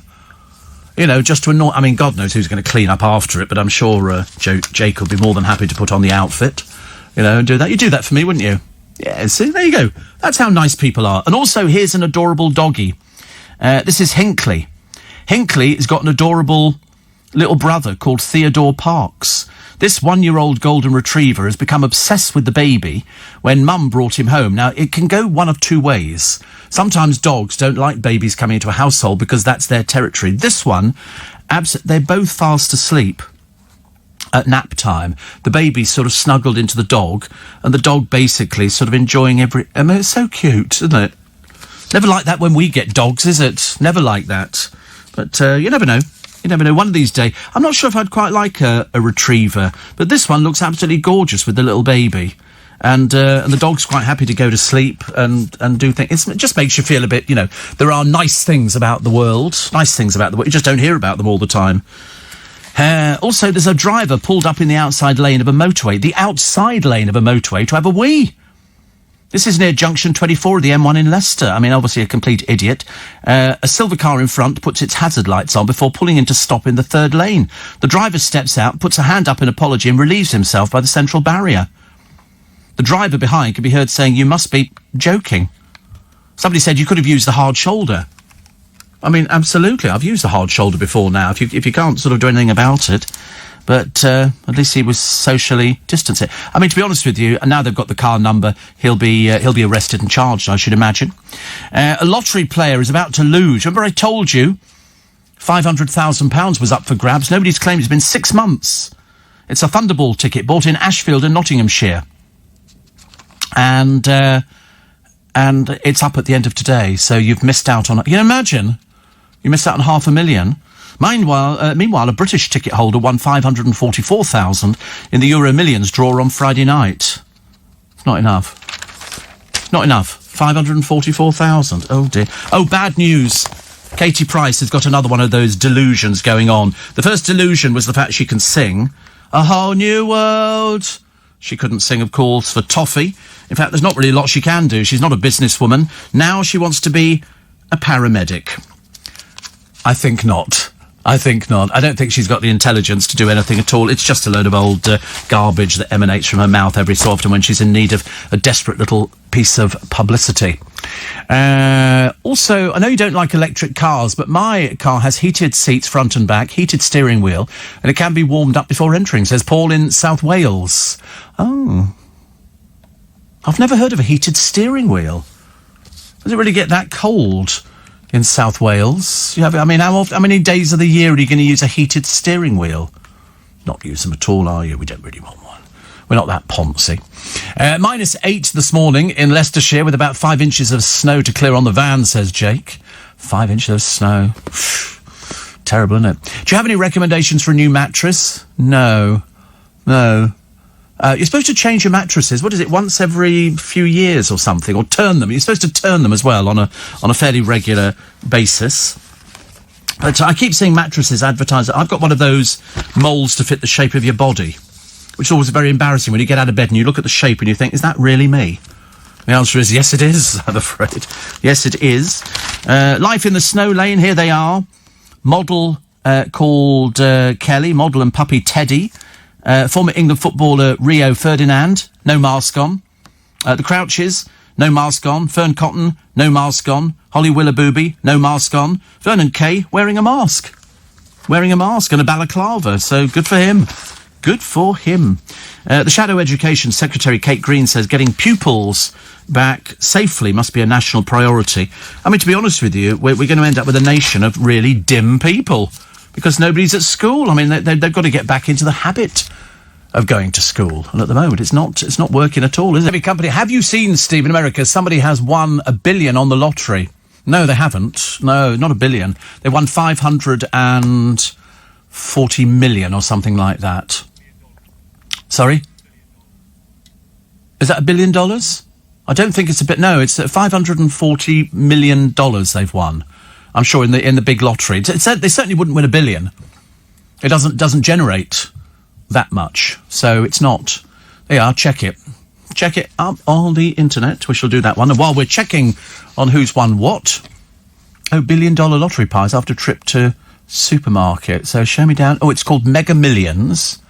Wait a minute. A supermarket worker. Oh, there you go. It's 731 million pounds. It's the third largest lottery prize, and the lucky winner popped out for shopping. Now remember, that's what the prize is, but you won't win that because that will be spread over years and years. And it's been growing since the 15th of September, the last time the jackpot was won. So I think you'll end up with a percentage of that, or if you take the whole lot. Have they worked it out? Wait a minute. There you go. The jackpot figure relates to if a winner opts for an annuity paid in 30 annual instalments. Most winners choose the one-off prize, of which the Mega Millions estimate the jackpot would be 739.6 million, 540 million pounds before tax. They take tax. So it comes to, so it sounds very good. I mean, it is a lot of money, don't get me wrong, but it's a case of it sort of comes down an awful lot. By the time you've taken off the tax, by the time you've agreed to do this, that and the other. It's like the people who win Britain's Got Talent or all those talent programs. They say you can win £1 million or whatever. You don't, because a friend of mine won it, and you don't get that at all. It's payable over something like 25 years. Or you could take a lump sum of whatever it is, 100,000 or something like that. So it's not what you think it is. If you read the small print at the bottom, it's linked to an insurance policy. They're not going to hand over that sort of money. Definitely not. I got a poem. Ready for this one? Brace yourselves. It's by Mo Jaffe and Dwight Latham. It's got to be American, hasn't it? Nobody has a name Dwight, do they? But it's called I Am My Own Grandpa. Many years ago, when I was 23, I got married to a widow who was as pretty as can be. This widow had a grown-up daughter who had hair of red. My father fell in love with her, and soon the two were wed. This made my dad my son-in-law and changed my very life. My daughter was my mother, for she was my father's wife. To complicate the matters worse, although it brought me joy, I soon became the father of a bouncing baby boy. My little baby then became a brother-in-law to Dad, and so became my uncle, though it made me very sad. For if he was my uncle, that then made him my brother, to the widow's grown-up daughter who, of course, was my stepmother. Father's wife then had a son who kept them on the run, and he became my grandson, for he was my daughter's son. My wife is now my mother's mother, and it makes me blue, because although she is my wife, she's my grandma too. If my wife is my grandmother, then I am her grandchild, and every time I think of it, it simply drives me wild. For now I have become the strangest case you ever saw. As the husband of my grandmother, I am my own grandpa. Grandpaw, I think it must be, because it rhymes with saw. That's your grandpaw. Doesn't make any sense, the last bit, does it? It was doing so well up until that time. Doing so well. Very good, dear. Very nice. Thank you. Very sweet. And I'm sure we find out they've written other poetry, equally good. We were doing song titles the other day on the programme, because there's loads of songs with girls' names in them. We couldn't find any songs with boys' names. Oh, boy, did we find hundreds. And in fact, Peter, Canon Peter, he said, Steve, what about Hey Jude? Which went down very well indeed. And the other one from Mike in Gillingham, Little Willie, from the Sweet. Little Willie, Willie won't go home. Telegram Sam by T-Rex, Mark Bolan. Happy Jack, The Who. Happy Jack was a thing. I quite like that song. It doesn't get as much airplay. And Louie, whoa. The Kingsmen. So we got, look, please don't send in any more. We had so many the other day, we almost broke the machine with people going, oh, Steve, there's loads of songs with boys' titles in them. Johnny Guitar. Thank you. Love it. Love it, love it, love it. I don't know Johnny Guitar. Who's that by? Who? Peggy Lee. Peggy Lee? Oh, what was Peggy Lee famous for? She made a film. You didn't see her. You heard her. What did Peggy... You're cheating, aren't you? I could tell you're cheating. You just got the guilt look about you. I'll tell you, it was the Aristocats. I think she sang for the Aristocats. I'm pretty certain. Never like to be wrong. Here we go. Let's have a quick look. No, but there you go. He's a tramp, and I love him. She did Lady and the Tramp. Not the Aristocats at all. I liked that. I thought that was a good film, actually, especially with the spaghetti bit. Have you ever done that with spaghetti? Where, one's... No, just me again. Where somebody's got one bit of the spaghetti in their mouth, and then you've got the other bit, you like that. Have you done that? Oh, just me again. Steve says that, Shane, I won $50 on the lottery. That's American... sorry, that's Australian dollars, isn't it? So a lot less than we imagined. Hampshire are currently -3. All of the cars were frozen solid. However, having a garage meant I could drive off without waiting for the car to defrost, says John. Oh, the luck. And, Steve, I've come up to Telford today. That's nice, Telford. I've never been, but I've seen pictures. To collect milk, and it's mighty cold. Most luxury cars have heated steering wheels. Was a £110 option in my BMW. Best money as I ever spent, as good as heated seats, says Steve. -8 there. Most luxury... Well, I've got a luxury car, and mine hasn't got a heated steering wheel. As far as I know. I've not noticed it. If it is, it's a hidden button or something like that. Isn't that odd? What? What were you going to say? You're going to be rude, I can tell. Yeah, the trouble is I have got a lot of buttons in the car. I've now discovered, and it's all of a sudden started all by itself, that when I get out of the car, the steering wheel moves in. When I get in the car, it moves towards me. It's like driving one of the Thunderbirds. It's all very bizarre. Dave the Bailiff from Kingston. Dave the Bailiff. He says, finally we had a bit of snow. Now I get to watch the cyclists in their spandex making fools of themselves on the bike path near the river by Canbury Gardens where I live. It's about time they slowed down. I can't imagine why you'd ever want to go out if it's snowing onto the roads. About as dangerous as it gets. I mean, cycles is bad enough in cars. Do you have breakfast when you get home or lunch? I don't have anything. Well, I'll have something to eat. I think I was going to have yesterday, I bought some pita bread, and I generally toast it and stick some cheese in it with a little bit of mayonnaise. I don't do hummus, no. I like pate, but it's very fattening, so I'm trying to stay away from the really fattening things that Jake can't keep away from. I bought 2 packs of grated cheese the other day to put into, because I quite like that. That's quite a nice little thing to do, and I've got a 4-gang toaster. So you can do 4 pita breads, but you can't eat 4 pita breads. Well, you can, but I mean, it would just be... So I just do 2, and it's very nice, actually. Jane says, cars may be warm on the inside, electric cars, but they're lethal. Too quiet. Yes, I mean, to be honest with you, I've been in them, and when they stop at traffic lights, like buses, you can't sort of do it. Steve says, Eric, I dreamt I was a wigwam. They'll never get this. I was a wigwam that turned into a teepee. I think I'm 2 tenths. No, that one's died. So no chance of a career going there, I'm afraid. So Dave the Bailiff. So what do I have for breakfast when I get home? It'll be the pita bread today.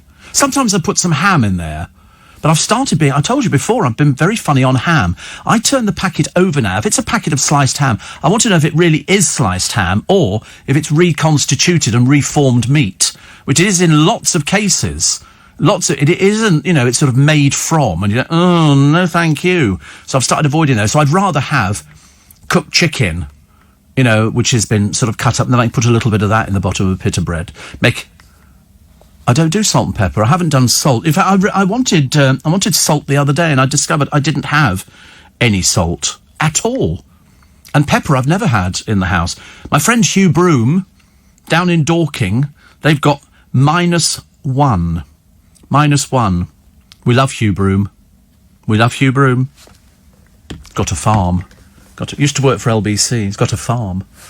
Seriously, lovely. I mean, we couldn't work out how old he was, actually, at the moment. I was trying to think about that the other day. We went down there one day, a crowd of us from here, down to the farm. He's got all these chickens, all different coloured eggs. And he does firewood, and I think he had a tractor, and he's got sheep, and also, really quite exciting, actually, because I sort of grew up in Yorkshire, in a village which had, I think, about 3 farms. And as kids, we were allowed to go, but nobody ever told us off. We never get told off for going and playing on a farm. Nowadays, get off, it's private land. But in those days, you could go and we climbed into the barns, you could rearrange hay bales. Not once did the farmer ever tell us off or anything like that. It was really good. Really good. So, -1 down in Dorking. I mean, cold, isn't it? Very cold. A friend of mine had a thing the other day. I can't really post it. It's very clever. It's 6 cards. 1, 2, 3, 6 playing cards. And the voiceover says, in your mind, remove one of the cards, okay? Thought of one? And then all the cards move to one side. When they come back, the one that you thought of was not there. My friend Lynn tried it about 6 times. She said, it's amazing. He always knows which card I've selected until somebody explained to her how it worked. And I've now forgotten what the formula is. So it's the 6 cards. I can't remember. I'm trying to think. Somebody will tell me. It's 6 cards, and it's the jacks, kings, queens, and you think of one. When he moves the cards back in, your one's gone. It's very. You can amuse yourself for hours. Well, you'll drive yourself insane, Luke. Absolutely insane over that one. It's a very. And she couldn't believe it until her brother explained. Have you seen it? You got it there? Oh, you will find it. I can't remember what it actually comes up under. Somebody else will help me on this one. Yeah, just see 6. There you go. So there you go. They're all the cards, okay? You think of one of those cards which are here. King of clubs, Jack of spades, King of diamonds, Queen of hearts, Jack of clubs, Queen of diamonds. Okay? You think of one, and he will tell you the card. There you go. Have a look in his eyes. Has he got your card? Yeah. There you go. Your selected card is gone. There you go. He's taken it away. Isn't that clever? It'll drive you mad. Drive you mad. Have another go. Have another go. Did they look different cards? They all looked exactly the same to me. I mean, how could you remove a card that wasn't there in the first place? No, have a look do it again. Do it again. Play along. You can all play along at home, but we're going to have the news. 25th. Do you realise it's a month since Christmas Eve? I mean, I can't believe where the time is going. And here we are. Lockdown's going to go for some time. That's what they're saying. It's going to be gone April before we're going to get the kids back to school.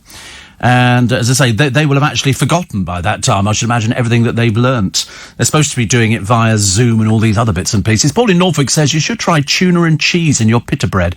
I don't like tuna. I've had it before. I've had tuna and cucumber sandwich. It's just a bit naff. I don't know why. It's good. -1 in Hackney, Steve.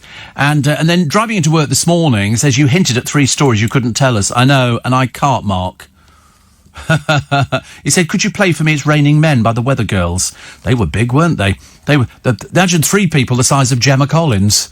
It was as good as that. Are we and the boys celebrating the feast of the conversion of St. Paul today? Well, they wanted to, but I said no. We don't have it. I mean, it's in between that and Burns Night. And Donny, we're not too sure which one we're going for, but I'm not eating haggis for anybody. Philip says, I've seen a similar card trick where all 6 cards were actually replaced.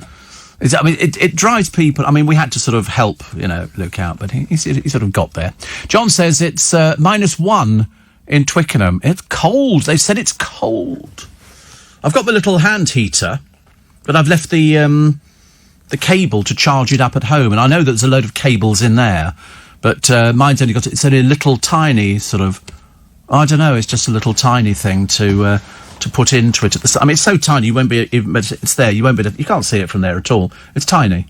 It goes in the side. I just plug it into the computer. I've got a sort of a hub with lots of different things on it. I'll have a look actually in the break to see whether we can plug it in, because you put it on now just to keep your hands warm. Not here, Not here. Steve, over the years, have you ever have a friend with a quirky hobby like beekeeping or Morris dancing? Actually, a couple of my friends keep bees. They keep bees, but I don't know anybody who does Morris dancing. I've seen Morris dancing. I'd quite like to do it. I'm a big fan of ye olde English things. And that'd be very good. -4 in Boreham Wood, says Ali. And one here that says, Rick, I'm on day 5 after my coronavirus positive test. I want to say thank you to all at LBC, and especially the night crew. This thing is horrendous and ruthless, and to stick to those rules, I wouldn't wish that on my worst enemy. Well, there's going to be loads more people going down with it, seeing all these people out there on Primrose Hill, out in Richmond on the hills there. No social distancing, no masks on, nothing at all. You're asking for trouble. Asking for trouble. But, you know, what can you do? What can you do? -3 in Warwickshire, says Jill. It feels like -6. Got to go clear the snow and the ice from the car. I know. There's no easy way to do it, is there? I wouldn't worry about clearing that, but make sure your windscreen, you can be fined by the police if you don't clear your windscreen. It's dangerous to drive just peering out for a little hole in the middle of it. So that's all got to go. And here's the son, Michael Lanera. Michael Lanera's mum was in a home in Halifax in West Yorkshire. They don't tell me the name of the home, but he decided to put a hidden camera in with his mother's room just to see what was going on. She was blind and very bewildered, so he hid this device under a desk after noticing a change in her behaviour. She was 85. He suspected his mum, 85, suffering with dementia, was being mistreated.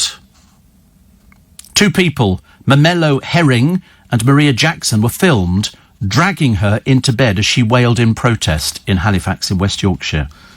I mean, just even hearing that in this day and age makes my blood boil. Herring, 55, Mamelo, admitted ill treatment in an old people's home. Ill treatment. These people, I mean, don't. They both admitted, and the Maria Jackson admitted common assault.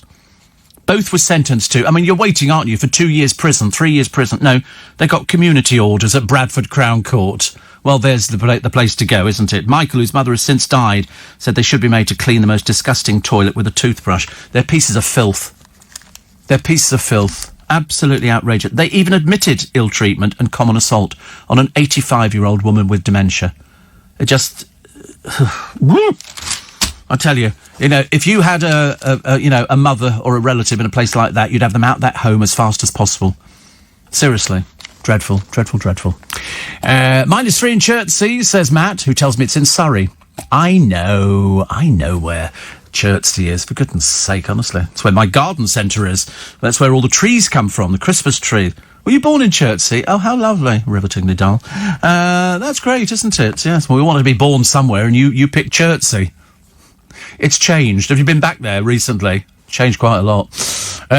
1 degree in Peckham, says Monica, my favourite Jewish cabbie.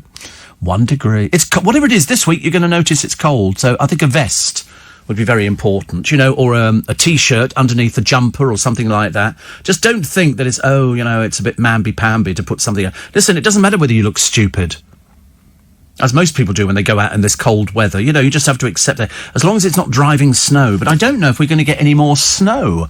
I was going to check. Hey, Siri, what's the weather like today? It's currently clear and 0 degrees. Today's high will be 4 degrees, and the low will be -1.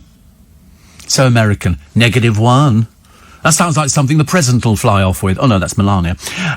She's -1, isn't she? But no snow, as far as I know, but not down here. But, boy, did it come down yesterday. Not in all areas. Apparently, £23 million is being made available to councils in England to help counter misinformation about the coronavirus vaccine and boost take-up of the jab. There are loads of doctors from the ethnic community who are urging people in the ethnic communities who don't want to have a jab to have a jab. It's a case of, you know, I keep saying it, to the point of almost boredom. Want to live? Want to die? It's a no-brainer.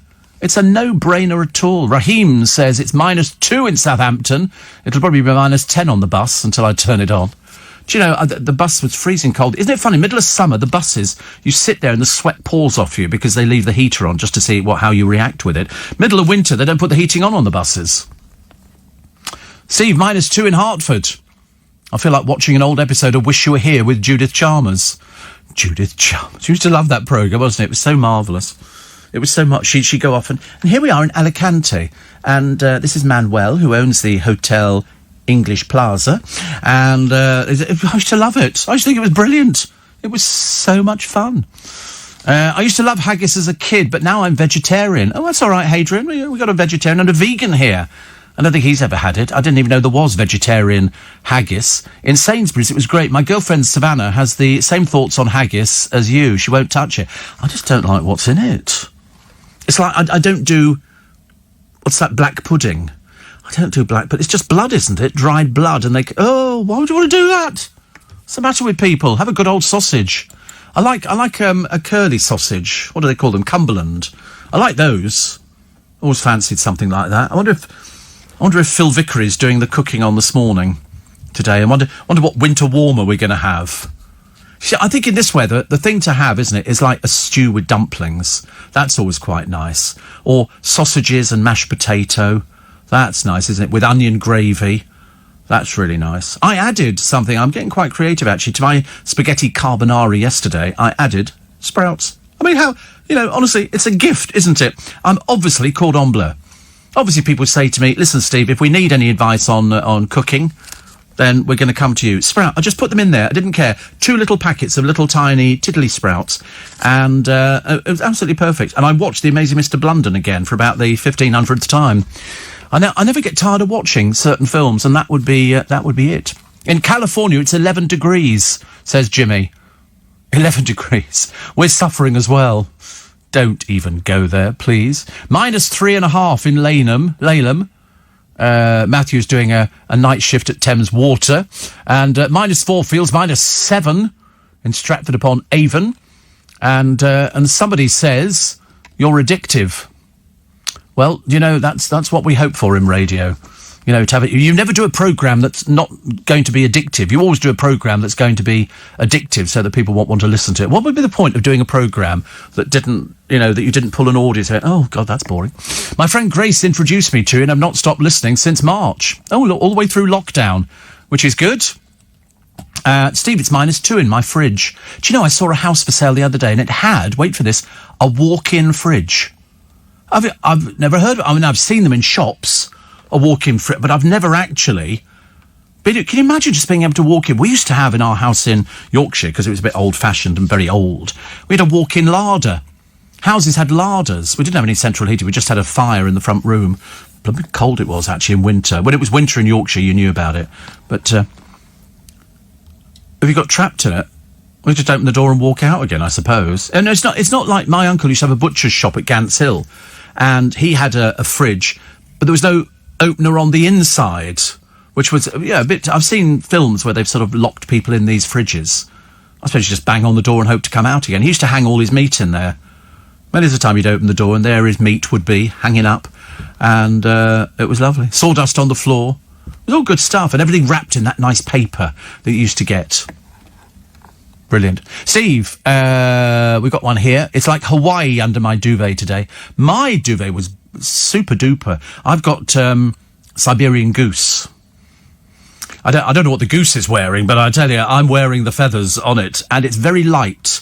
So it works equally well in summer as in winter. It seems to envelop your body.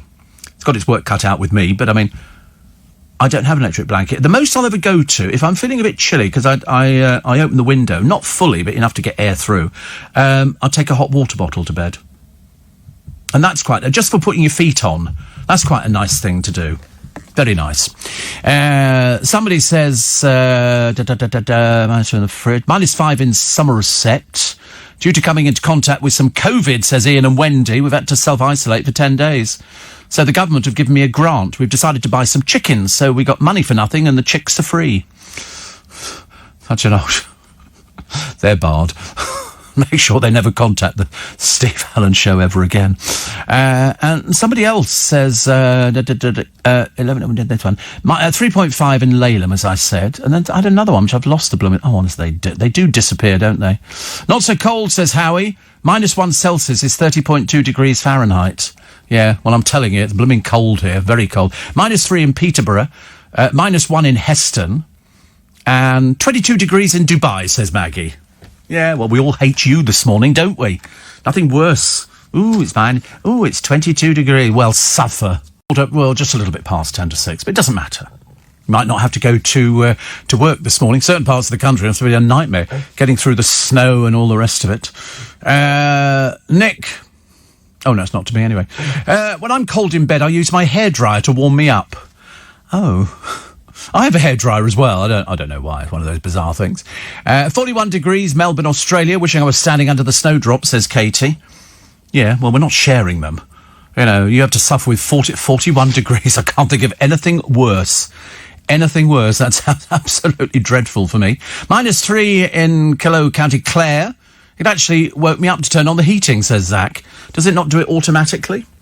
Does it not do it automatically? My place is really warm, actually. I don't get cold. Sometimes when I first climb into bed, it's a little bit nippy, but the hot water bottle I make and then sort of put it in the bed, that sort of warms up the bit by your feet. It's the only bit you need to worry about, your feet. Perhaps I should buy some pyjamas. I don't know. I have to think about it. Have you got pyjamas? No. Perhaps I should buy some pyjamas. Well, I don't even know where you buy pyjamas. I've got no idea where you buy things like that. M&S, well, yeah, M&S, I mean, I don't know if they've got clothes on sale yet. I'm not sure. Next. Well, they're definitely not open, are they? Any of the clothes shops, I don't know what's open at the moment. I mean, I could go to a garden centre, but I hardly think it's likely they're going to be producing a set of pyjamas for me, but you never know. I've got a new RAV4 hybrid, Steve, in October, and I think the best feature is the heated steering wheel. What is going on? I've never heard of this, a heated steering wheel. They heat just half the wheel at 3 o'clock and 9 o'clock, if you know what I mean. Yeah, so it's 3 and 9, because that's where you're supposed to hold the steering wheel. He says, you have reminded me, this is Sharon, to watch The Amazing Mr. Blunden. I shall watch it later. It's so good. It's so good, especially at the end when Mr. Blunden goes, goodbye. It's so good, honestly. That honestly brings a tear to the eye because he looks so good, Lawrence Naismith. I think he died in Australia. Oh, here they are. Have I got one of these? Have I got a sign like that? Oh, I don't know, actually. I've not checked. Wait a minute. I've got that. Do you know, I wouldn't know. I mean, it looks as though yes, I'll have to check, actually. There might be something, it might be, I don't know. I've never thought about a heated steering wheel, but they're showing me the symbol for what it's supposed to look like, but I've got so many different buttons on my car, in the ceiling and everywhere else. I'm not discussing this thing on air. It's all private. People going through my bits and pieces. I shall have a look when I get home. If I can open the car doors, as it's going to be absolutely freezing cold. Boris Johnson was accused of being frightened of democracy yesterday, as the SNP leader Nicola Sturgeon said the Prime Minister clearly fears the verdict and the will of Scottish people. Oh dear, I don't like to think of us at war with the Scottish people, again. Raunchy Netflix series Bridgerton has proved a hit with Eamon Holmes and Ruth Langsford. Eamon Holmes. Sorry, it'll come to me in a minute. And it's saucier than a bottle of HP, says Ruth. I don't know if the comfort is in the style, the fashion, the bustles, the beehives, the bodices, the breeches, or the bonking. Well, don't tell Eamon about it. Goodness sake, honestly, not at his age. You know what he's like. His feet hurt. So, could be a little bit worrying. And Sid Little talks about life without Eddie. Without Eddie. He says, now when Manchester City take a beating, all Sid wants to do is ring up his old pal. I still think you can have a conversation with people who aren't here. I think they hear. I'm pretty certain. If anything happens, I'll always go, oh, this mum or that mum. But the thing is, only to mums, not to dads. I don't know why. Dee, who's in Kirriemuir, says, I made vegan corn chowder at the weekend. Sticks to your ribs. And it's just -1 here. Have you ever had that? Vegan corn chowder, Luke? No, he's not a very good vegan. Seriously, I mean, he eats all the wrong stuff. Mozzarella sticks. I bet you've had mozzarella sticks, haven't you? I bet you've eaten mozzarella. Isn't it funny? Perhaps I should try these things. Where'd you buy those? Are they sort of in the frozen food section of Iceland? All right, I'll have a little check. Military veterans are up in arms. Why? The Royal British Legion has forked out for a new logo. £100,000. Nearly £101,000. Veterans have said the cash would be better spent on homeless ex-personnel or those hit financially. This comes months after the RBL, Royal British Legion, shut its 4 respite centres, used by ex-servicemen for taking breaks with their families. Andy Price, who runs the Veterans Hub charity, says, I'm dumbfounded. Spending £100,000 on a brand change is a gross misuse of their funds. The RBL said the logo's been adapted for the digital world. He says the cost covers more than this new logo. We've made this investment so we can reach and support more members to find us. Yeah, well, I'll tell you, it doesn't look like Royal British Legion. It really doesn't. It's R with a poppy and then an L. The last one looks so much better. But that's just my opinion. I'm always anti people who go and waste money on something like, especially in the middle of a blooming pandemic when you don't need it. The tuneful warbling is as much a part of our gardens as lawns and borders, but now sightings of common garden birds are falling. A worrying survey suggests well-loved species are under growing threat due to habitat loss and a changing climate. So here you've got a chaffinch. Well, they're down to about 41%, the sightings of chaffinches. Blackbirds, sightings dropped to 85%.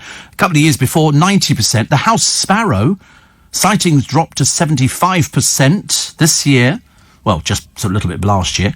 But that's down 4%. And starling, 61% drop in 2020 from 65% in 2018. Because we do miss them, don't we? I mean, I do see sparrows occasionally. The one thing I see loads of, rooks and ravens and blooming seagulls. They're a pain.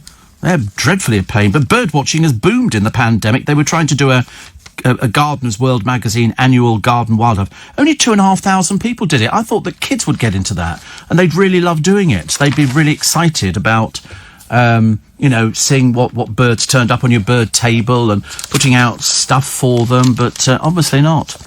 In the 80s, in this country, we had scandals. Oh, did we ever have scandals? Sex, lies, spies, affairs, cheating, prison and murder. Scandals in the 80s, and none so scandalous as Koo Stark stripping down for the erotic film Emily. And she was interviewed by Michael Parkinson. I've got no idea why. It's only because she was having an affair with Prince Andrew. Not exactly now something to shout about, is it really? But the steamy relationship hit the headlines in 1981. They were set up on a blind date, even tipped to marry, after Andy, dubbed Randy Andy and the Playboy Prince, took her to meet his family. And then you get quotes from Lady Colin Campbell. Do you know, to be honest with you, I can't stand Lady Colin Campbell. It's such a little bit of a pain, I'm afraid. But anyway, apparently there was a lesbian sex scene. Koo blamed the breakup on unbearable press attention and pressure from the palace.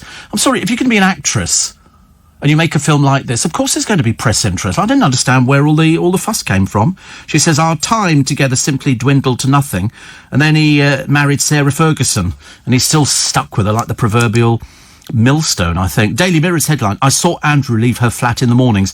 He always looked rather tired. A bit naff, isn't it, really? We don't want to hear about things like that. She's still around, though. Doing what? I've got no idea. But then you had the teen nude scene. Remember, Brooke Shields did a film, and I think it was Blue Lagoon with Christopher Atkins. They claimed they used doubles for all the nudity in it. We made such a big deal about nudity in films. They go, nudity. We go, oh, no. Shock horror probe. Morning, nice to have your company. It's Steve Allen's Early Breakfast on LBC. With you till 7. Then Nick Ferrari and the team will be here. Okay, so they were looking back at the 80s when apparently pop music was bright and brilliant. Ozzy Osbourne looked reasonably sensible. Now he just looks like a complete wreck. And then there was the group Milli Vanilli, with 5 top 10 hits, 6 platinum records, and a Grammy for Best New Artist. Dance pop duo Milli Vanilli were riding high when they kicked off a live set on MTV in July 1989. But their career took a nosedive when a hard drive issue caused the song they were performing to jam, because a lot of people did what they call lip sync. In fact, I don't think Bananarama ever sang live. I'm totally convinced. Anyway, the singers Fab Morvan and Rob Pilatus were lip-syncing. They weren't singing at all. Rather than trying to rectify the situation, the duo, whose most famous hit was Girl You Know It's True, simply walked off stage. They were forced to hand back their Grammy after it was revealed that the pair from France and Germany had never actually sung a word on their album. Not one word. They were fakes. They were frauds. But then there's loads of people. You see people singing on the television now. You can always tell if somebody's miming because it sounds mimed. And people go on there because it was a case of, I told you, Pete Waterman, when I talked to him, he used to craft people's records in his studios down on the banks of the Thames. And I said to him, do you ever let any of your artists sing live? He went, you're joking. Steps never sang live, I don't think, unless they went out on stage, because he said, why would I craft a record in a studio, make it perfect, and then they go on stage and completely screw it up? He said, you don't want to risk it. And there was one group, and I can't remember what the record was. It was, I thought I heard a thing, could have been Blue something, I think. Can't remember. Anyway, they went on Top of the Pops and sang live. The record plunged in the charts downwards. It went out so quickly. And in fact, even on Top of the Pops on the BBC, you would see the DJ sitting there going, and here they are, this is Bananarama. And they would physically put the needle onto the record. The worst was when you got the Top of the Pops orchestra playing it. A bunch of geriatrics who'd never heard a pop record in their entire life. Like that. That was a bit tedious, but we loved it. We did love it. But no, Milli Vanilli were very interesting. And then, of course, somebody invented auto-tune. And that meant every single group could link themselves up to a piece of electrical equipment that put you in tune. You didn't need to worry about whether you could sing. I remember Louis Walsh said, in fact, I think on one of the programmes, could have been X Factor or Britain's Got Talent, he said, they don't need to sing nowadays. You're looking for an image. You know, so it's no good. I mean, so if ever you see somebody on, The Voice or whatever it is who's ugly, they're not going to get anywhere. Because they're selling an image.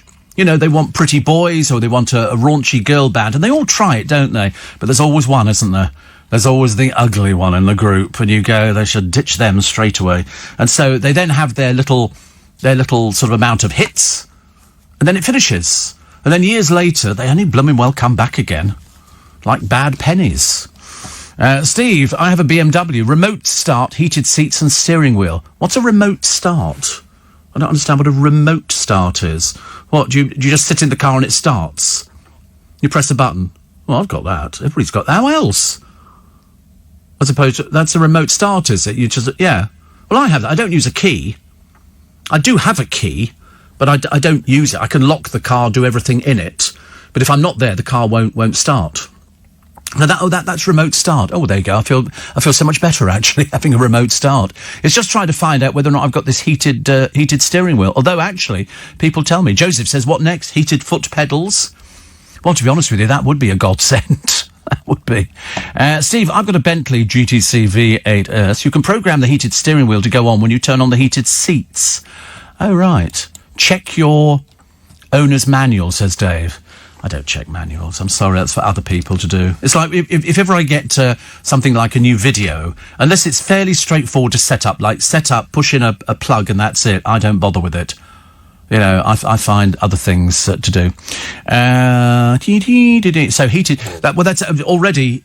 The boys have found me a picture of the steering wheel. I know what I'm looking for now. It might actually be on the right-hand side of my steering wheel. It's just that I've never looked for it because I would never assume for having heated tyres. I never thought of a heated steering wheel, but apparently now it's obviously the thing to have. Linda in Cromer, morning. My go-to film is Goodnight, Mr. Tom with John Thor. Love John Thor. Somebody says your car has a heated steering wheel. Yeah, I mean, to be honest with you, it might actually have it. It's just I've never found it. Never found it at all. It'll be so funny if I find it and then I go, oh, heated steering wheel. That'd be good, won't it? Somebody says Blue Monday. Knew what that's right. Blue Monday. Do you remember Blue Monday? I thought I was... And they sang it live. It was ghastly. Absolutely ghastly. Anne says you are a comfort during these times. Better than family. Cheaper. Much cheaper. Family, you can't pick. Radio stations, you can pick. You can pick radio stations. You can pick the person you want to listen to.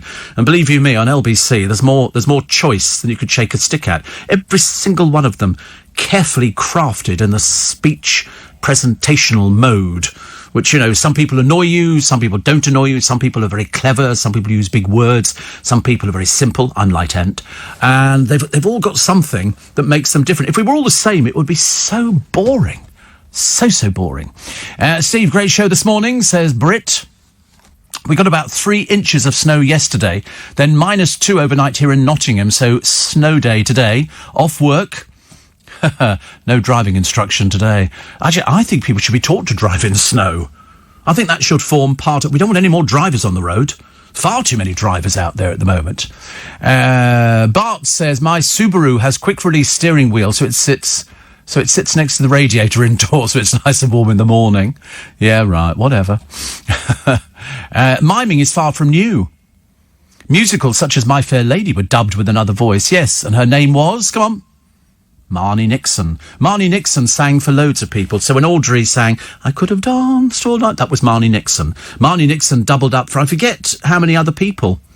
She doubled for a lot of people. If they wanted a singer, because they did actually try to get the star of My Fair Lady to sing, because the stage version had been done by Julie Andrews, and she could sing, but I don't think Hepburn sang. I've got a recording of her singing, but Marnie Nixon was brought in, and she sang for loads of people. Loads of people. Here she is. Margaret Nixon Methon, professionally known. So she was Deborah Kerr in The King and I, Natalie Wood in West Side Story, and Audrey Hepburn in My Fair Lady. They were concealed. They didn't want to tell people who she sang as, because she was... I mean, I'd love to have met her. She died, I think she was 86 in 2016 in New York City. But she adopted the stage name Marnie Nixon. She made her Hollywood Bowl solo debut in Carmen Burana under the conductor Leopold Stokowski. And she was in everything. She sang... So here we go. These are ones. She did Cinderella in Cinderella, narrator. She was uncredited. Alice in Wonderland, The Singing Flowers, uncredited. Gentleman for Bronze, Lorelei Lee, vocals. The King and I, she did 4 songs. An Affair to Remember, 3 songs. West Side Story, she sang 7 songs. Mary Poppins, she was the geese. I know it seems a bit naff, but I promise you she was in, and she was uncredited. My Fair Lady, 10 songs as Eliza Doolittle, and Mulan, which I think was another one of Disney's. Grandmother Farr, vocal, song, Honour to Us All. I mean, also she did television. She did everything. She was just very clever, but that's the one who, when people sort of say, who actually sang for Audrey Hepburn, Marnie Nixon is the name that is right up there. Mark says, and didn't the guy who sang in The Jungle mime as a pretty boy with somebody else voicing it? I wonder how they split the fee. He says, P.S. The urge to sing in the jungle is just a whim away. He says, am I banned? You know how this programme works. Exit stage left. Okay, with head down. Thank you very much indeed. And a letter of apology from your parents. Apparently, remote start... Oh, there we are. I knew he wouldn't know it. Is when you start the engine from the outside. So you can warm the engine with the doors locked so it's warm when you get in it. God. Not something else you think I've got, do you? I've never started the car from outside of it. I've got my key, yeah, but it's I just keep it in my bag. But I don't... listen, it'll be enough if I've got a heated steering wheel. We're not going to go any further, but I will check, actually. And Angela says, I've got a 32-year-old Ford Fiesta, which has no sophisticated gadgets, but it gets me from A to B and is the love of my life, because I've had it for 24 years. Good Lord. Well, there you go. I never had a Ford Fiesta. I wanted a Ford Capri years ago. That was considered a fairly sort of flash car in my day. Or a Paint Effect Mini. Paint Effect. Actually, my driver this morning said, what was your first car? And I said, a Mini. Actually, I remembered it wasn't. It was about third car down the line. But he said, did they have them back in those days? I said, cheeky so-and-so. I said, yes, I did. They did. Here's a woman in Greenwich walking through a park with her handbag, and she's walking in high heels through the snow. I mean, really. And also, she's got one of those crop tops on. It's either a posed picture or a woman's an idiot. And here we go, sliding on Gold Hill. The one for the Hovis advert. To be honest with you, I would have thought that was highly dangerous. Stonehenge looks a bit like a confection. And then they've got Winchester, brothers sliding on their stomachs in the snow. But the parents are going to be delighted. And in London, loads of people out. Loads of people out there with no masks, no social distancing, no nothing. The NHS advises us to walk like a penguin. I thought it was walk like an Egyptian. Anyway, doesn't matter. I'm just being controversial. Steve, I drive a Skoda, says Ian. OK, sympathy cards down to Somerset for Ian. He says, I've got a heated boot, keeps my hands warm when I push it to get it started. Do you remember the days of pushing a car to get them started? I can remember I saw some guys in Twickenham years and years ago, and their Rolls wouldn't start. They couldn't make it start. It was a fairly old one. And of course, if they're automatic, you can't get them up to the right speed. You need to get about 30 miles an hour. So I said, I found it because it had jammed. I said, I know what you do with that one. He said, what? I said, put it into gear and rock the car backwards and forwards. And it knocked it into gear and it started. I felt really good. Steve, remote start is from an app on the phone. I can defrost, heat the car seats and the steering wheel from under my duvet. You need to get a life. Something the matter with you. You're telling me next you can put stuff in the washing machine and it starts by itself. What's going on in the world? In Canterbury, all these birds I see on my walks, there are still lots of those species of birds here. They don't seem to be getting rarer, says Ali. I think they're looking at the ones that get on your bird table. I own a Dacia, which is the cheapest car on the market right now. If I want anything heated, I have to heat it myself before I leave the house. Thermal vest, woolly gloves and a pair of tights, says Steve. In Hull, which is -3. Well, it should be. Should be -3. And great, so many of you have luxury cars, says Deborah. I've been off paid work for several years with anxiety. I volunteered to get myself back out there. I've got a basic Renault Clio. There's no such thing as a basic Renault Clio. There's a Renault Clio, or there's a Renault Clio top-loaded, OK? There's no such thing as a basic one. And she says, I've got Raynaud's disease and struggle with the cold steering wheel and a cold car, but I have to drive it. My friend Graham's got that as well. He's got that. News. 6 in Essex says, morning Steve, my car stays in a heated garage, so I have no problem in defrosting. Heated garage. That sounds quite posh, doesn't it, really? I'm worried about that. Steve, I've got a Micra. Beat that, says Anne. I don't even know what that is. I've got no idea. Steve, Rolls-Royces don't not start. According to the manual, they fail to proceed. I know, they don't have heating. They have air cooling. It's like the colours, isn't it, really? Which is good. And somebody says, if you could get a leather steering wheel cover, which would be warmer. Well, the trouble is, Shirley, my steering wheel is a leather covering over. Have you ever seen them making steering wheels for these cars? They literally, I watched the woman doing it, stitching the thing and put. I mean, really, it's quite clever to watch. I mean, you can go and watch them being made if you're buying one brand new. If you're only buying second hand, there's no chance. There's a lovely lady here. She's called Tink Rush. That's her name, Tink Rush.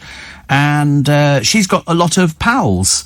In fact, she lives in North Yorkshire. She's got 12,500 teddy bears. She loves teddy bears. It's the nerve centre of a Yorkshire teddy rescue. They've got 1,200 members, thousands of customers around the world. And she's got everything. Giant bears with stern looks, bristly fur and sturdy limbs. Teeny squashy bears, soft fur, deep-set eyes. Bears in flat caps. Bears sitting down at the table for tea and ice muffins. Bears in army uniforms. I bought one a short while ago. It's a limited edition Stife. Bear in an NHS outfit. And I bought two. I bought one and gave one to my brother's wife because she works for the NHS. And I've got one as well. And it's so cute. It's so. I've ordered it ages ago, and then completely forgot about it. How bad is that? Steve. Somebody else asked me about leather steering wheels. I'm going to check this thing out, actually. You never know. I might actually be lucky and have a heated steering wheel. Although, it's not going to make any difference to me. The thing that made an awful lot of difference were some staff in the Kruger National Park. And they decided that some of their guests were going to have a buffet. So they set up a picnic in the Kruger National Park. And it was lovely. They didn't expect, though, for a lion to join them for cocktails. The lion wanders... Well, you've never seen people scatter so blooming fast. Anyway, it was attracted by the aroma of biltong, cured beef, rather than the champagne and the gin. The guests retreated to their vehicles. He had a nose around the table and then wandered off without sampling the food. An expert lion tracker confirmed it was safe and the cocktail party went ahead. No chance. Mr. Taylor said the guests who are from the UK but are staying at their home in South Africa were very lucky to see such a rare sight of wildlife coming so close. yeah, that might be the last thing you ever see. Can you imagine? He said, we all sat and watched as he slowly moved closer, posed for a few seconds and continued. Because they're big. When you see these lions, when you see lionesses, look at the size of their paws. It's the size of, like, 2 dinner plates. They're enormous. Enormous. Very shortly, roads could be named after Victoria and George Cross heroes. Because at the moment, they name roads after the most peculiar set of people, honestly. This is a move by the Common Sense Group, supported by Robert Jenrick and Oliver Dowden.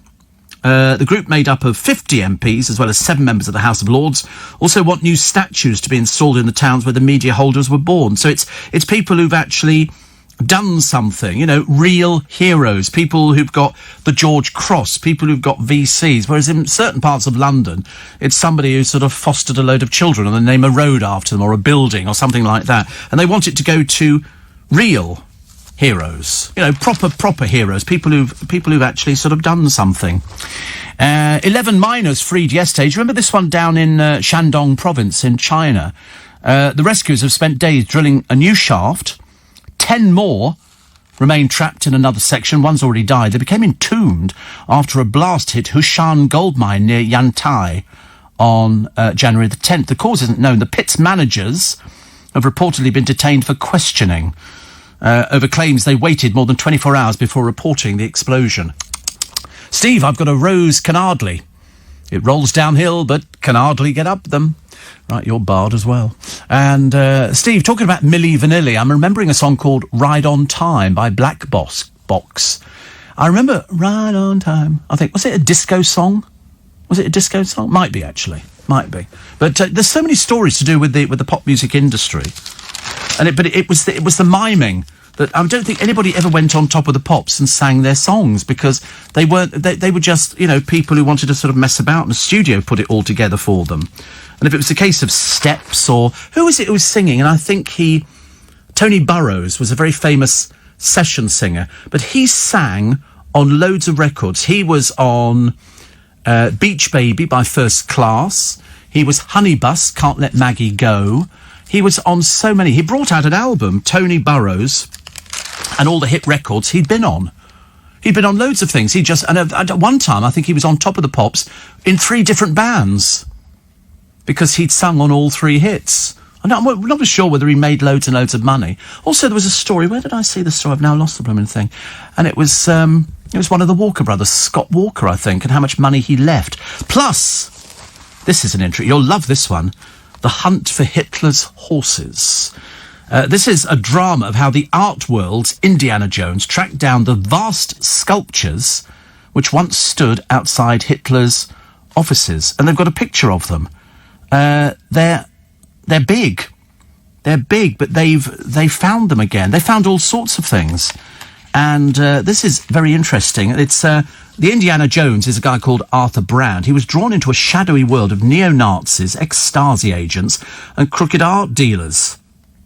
And these huge bronze horses that stood outside Hitler's office window, they were being secretly offered for sale by a dealer called Stephen. At first, Arthur was convinced they were fakes, as the Red Army had blasted to pieces all the statues outside the Reich Chancellery in 1945. Then he took a closer look at the last known film footage of Hitler. To Arthur's astonishment, a plinth behind Hitler, which should have contained one of the horses, was empty, which meant they'd been moved to safety. He discovered the Red Army had moved them to an army barracks. But where are they now? They found them. They found those horses. Interesting, isn't it? I love stories like that. Happy birthday to Angela Thorne. You know Angela Thorne? Yes, you do. You know her as... she was born in Karachi, actually. She played Marjorie Frobisher, the best friend of Audrey Forbes Hamilton in To the Manor Born. Angela Thorne is 82 today. 82 today. And that was the last episode of The Manor Born, running up to 81. It was watched by 23.95 million people. In those days, there wasn't as many television channels. Also, Sir Boyd Tunnock, I mentioned at the beginning of the programme, nobody round here knew Boyd Tunnock at all, but it's Tunnock's Tea Cakes. And born on this day, died in 2006, Raymond Baxter, who was the first presenter of Tomorrow's World. He commented on the coronation, the state funerals of Winston Churchill and of George VI, and was the first person to broadcast live from a plane, an ocean liner, and a submarine underwater. And he used to live out at Denham. After he died, his house was sold and they turned it into flats. But I always remember driving past it to go and see a friend of mine. Also, Etta James, born on this day in 1938, died 2012. And in 1947, I never knew this one, the US crime boss Al Capone died through syphilis. He was 48. So even those sort of people. And in 1981, the Gang of Four, former Labour cabinet ministers Shirley Williams, Roy Jenkins, William Rogers and David Owen announced their intention to form the Social Democratic Party. Morning, everybody. 26 minutes to 7 on a freezing cold Monday morning. That's just the time you don't want to get out of bed. You don't want to do anything at all. You can't be playing. It's warm in bed. It's cosy. It's cosy. And if your heating hasn't come on, it's even worse. You sit there going, I tell you what we'll do it in 10 minutes. How many times have you reached out of bed and pushed the thing on the top of the alarm clock? So you leave it till the last possible minute before we have a lick and a promise. Before we actually sort of get ourselves ready. Because the moment you've actually got your clothes on, it's a lot easier, isn't it? Once you've got the clothes on, then you feel you could start doing things. So it's in the bathroom, standing there in your pants, having your sort of wash, cleaning your teeth and all the rest of it, and then sort of getting the clothes up. Then you feel a lot better about it. A lot better about it. But it is cold today. They said in certain parts of the country it could be as low as -10. That might be an exaggeration, but I'm not willing to sort of decide that it is, because it's certainly a bit chillier this morning, as you will notice. Yesterday, The Sun had a front page story that Levi Belfield, the serial killer, and other inmates in Frankland Prison in County Durham could be vaccinated in the coming weeks. And we poo-pooed it. And we were right to poo-poo it, because the Ministry of Justice says convicts in cohorts such as those over 80 will get it in line with guidance. Prisoners will not receive the vaccine ahead of their cohort. To suggest prisoners are being treated any differently to the general public is completely untrue. They were saying, oh, he's actually going to get it. And you think, but he's only 52 and he's a convicted murderer. Why should he get it? And luckily, he's not getting it. Although one person, I think it's in the same prison, or it might be a similar prison, is the killer of Lee Rigby, one of the killers of Lee Rigby. He's been taken into hospital with COVID. Apparently he's struggling to breathe. So we'll look at that story. Matt Hancock says that schools could remain shut until after Easter. Oh, I mean, are they ever going to go back to school? Are they ever going to go back to school? Also, Israel's banning all passenger flights in and out of the country in a bid to tackle the coronavirus pandemic. That's the only way that we're going to stop it. But yet people seem to be arriving in by sort of various means, and you think it's just too dangerous. It really is. Plus, Rishi Sunak is planning new extra payments to help benefit claimants through the pandemic. Currently, anybody receiving universal credit gets an extra 20 quid a week. Well, that's going to end on March the 31st, they say, but he's said to be opposed to allowing the £20 increase to become permanent because of the £6 billion annual cost. Where is all this money coming from? They'll just have to print more, won't they? Also, puppy love, Wills and Kate have been given another one. They had Lupo before, now they've got another dog. They're besotted by the Black Cocker Spaniel, a gift from Kate's brother James Middleton. But they haven't revealed the name of the 8-month-old puppy. There's something appealing about puppies. I don't care what anybody says. Just en masse, they look fantastic. Plus, police chiefs are in talks to create a post-Brexit law enforcement super hub. It would aim to catch foreign criminals operating on British soil. That'll be interesting, won't it? Because at the moment, it's completely lawless out there. It's like the Wild West. Mylene Klass kicked off Dancing on Ice. And she said, I feel really chuffed. I couldn't have done it without this bloke she was dancing with and her family and friends. Yeah, but you failed. The whole idea is you want to win this thing, but I don't think... She spent a lot of time talking about her knickers and everything else, and it was just a case of loads of publicity, very little action on the ice, I'm afraid.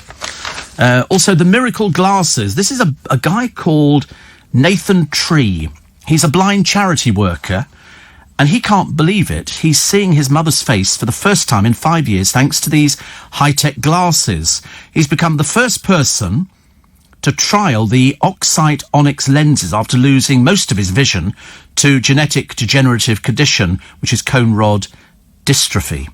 These battery-powered glasses, 1,500 quid, have been made to help those with central vision loss improve images of nearby people and objects. So it means that Nathan will be able to see his fiancée, Ginny Matthews, in her wedding dress when they tie the knot next May. Isn't that fantastic? I mean, to be honest with you, you know, when you say, I threw that away, actually. Because when you think about it, 1,500 quid, there'd be loads of people who've sort of, lost their sight, for whom 1,500 quid would not be, a difficulty or a hardship. They could actually afford £1,500. What a brilliant thing. They were invented at the University of Oxford by a core team of scientists. 4 years on the company is producing smart glasses to help people with visual impairments caused by myopic degeneration, glaucoma, retinitis pigmentosa, diabetic retinopathy. I mean, good Lord, it's a whole raft of things. And it's a system. What it is, the opticians and engineers developed a system that streams live footage from cameras mounted on the front of the headset into colour-rich HD video displays, which are placed right in front of the area of usable vision. How fantastic. How absolutely fantastic. People like that should have roads named after them. Seriously, they're the people. I mean, what a brilliant thing. The blind shall see. Really. Lots of people telling me about people who've been caught miming on television. Well, just about everybody, actually. I wonder if anybody has ever mimed doing a live concert. There was talk. Do you remember Elton John had a bit of a go at Madonna, saying, of course, she mimes some of her concert because you can't dance and do... I mean, all he's got to do is sit down and play the old Joanna, but she had to dance and do her like a virgin, for the very last time, and all that kind of stuff. Obviously a little bit sexier than the way I was doing it this morning, but you get the gist of it. And he said, and then they had a bit of argument over that, over whether she was miming. Because you wouldn't know. I wouldn't know if somebody was miming on stage. I'd be watching, because if you're far away down a hall and there's somebody in the distance on a stage, how would you know? I mean, when I've heard steps, they sound perfect pitch. But they could be miming. I wouldn't know. Would it make any difference? I should imagine Steps fans couldn't care less, actually. And, Steve, first time I've listened in a long time, says Harry. He says, I got back from China yesterday. It was nice to have some freedom for the first time in a long time. Now I've closed the front door for the last time for the next 14 days. I'm counting on you to keep me sane. I shall keep you sane, don't worry.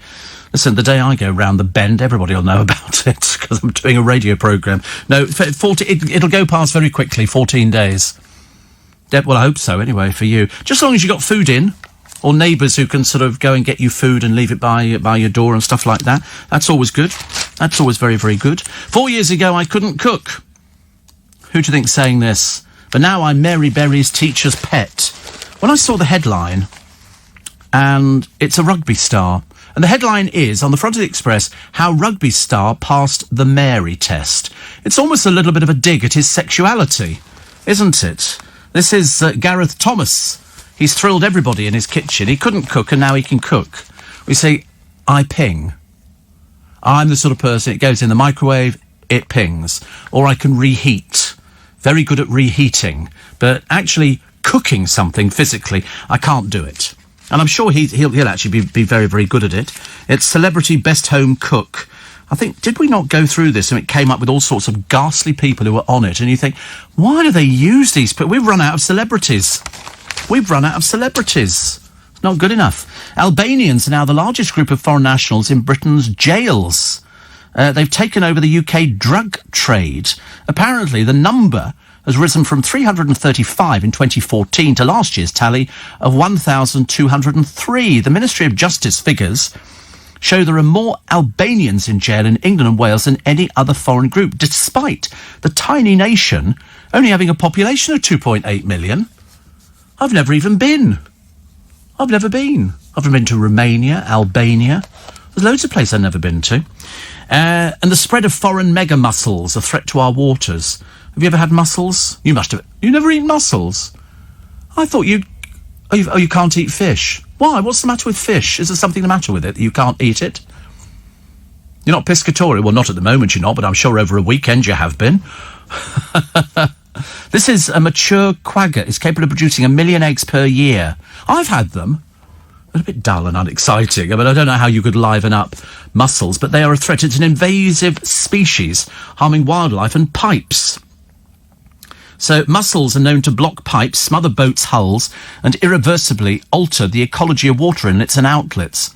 They're obviously very sort of popular to eat, aren't they? We did the thing the other day on the snails, a snail factory in France that produces millions of snails in the course of a week, and they pack them and wash them and clean the shells out and send them on to restaurants. I mean, literally millions of them. Whereas somebody said, I said to somebody, why would you ever want to eat snail? I've tried it, to be honest with you, and they're not very exciting. And somebody said, it tastes like chicken. I don't know, it tastes like something horrible. It's a snail. It's not nice at all. Really not nice. Half a century ago, the lights were going out all over Britain. An offer of aid from the most unlikely of sources was offered to a nation suffering under the austerity of the 3-day week. Guess where it came from?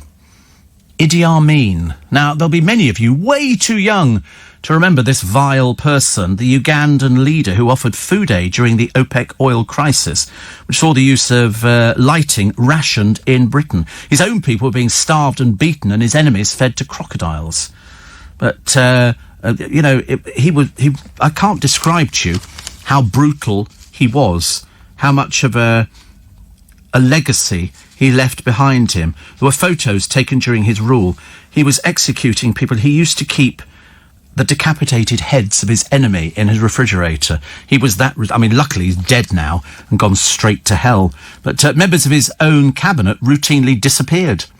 1977, the bullet-ridden body of Janai Luwum, the Archbishop of the Church of Uganda, was found still wearing his ecclesiastical robes. Amin laughably claimed he died in a car crash.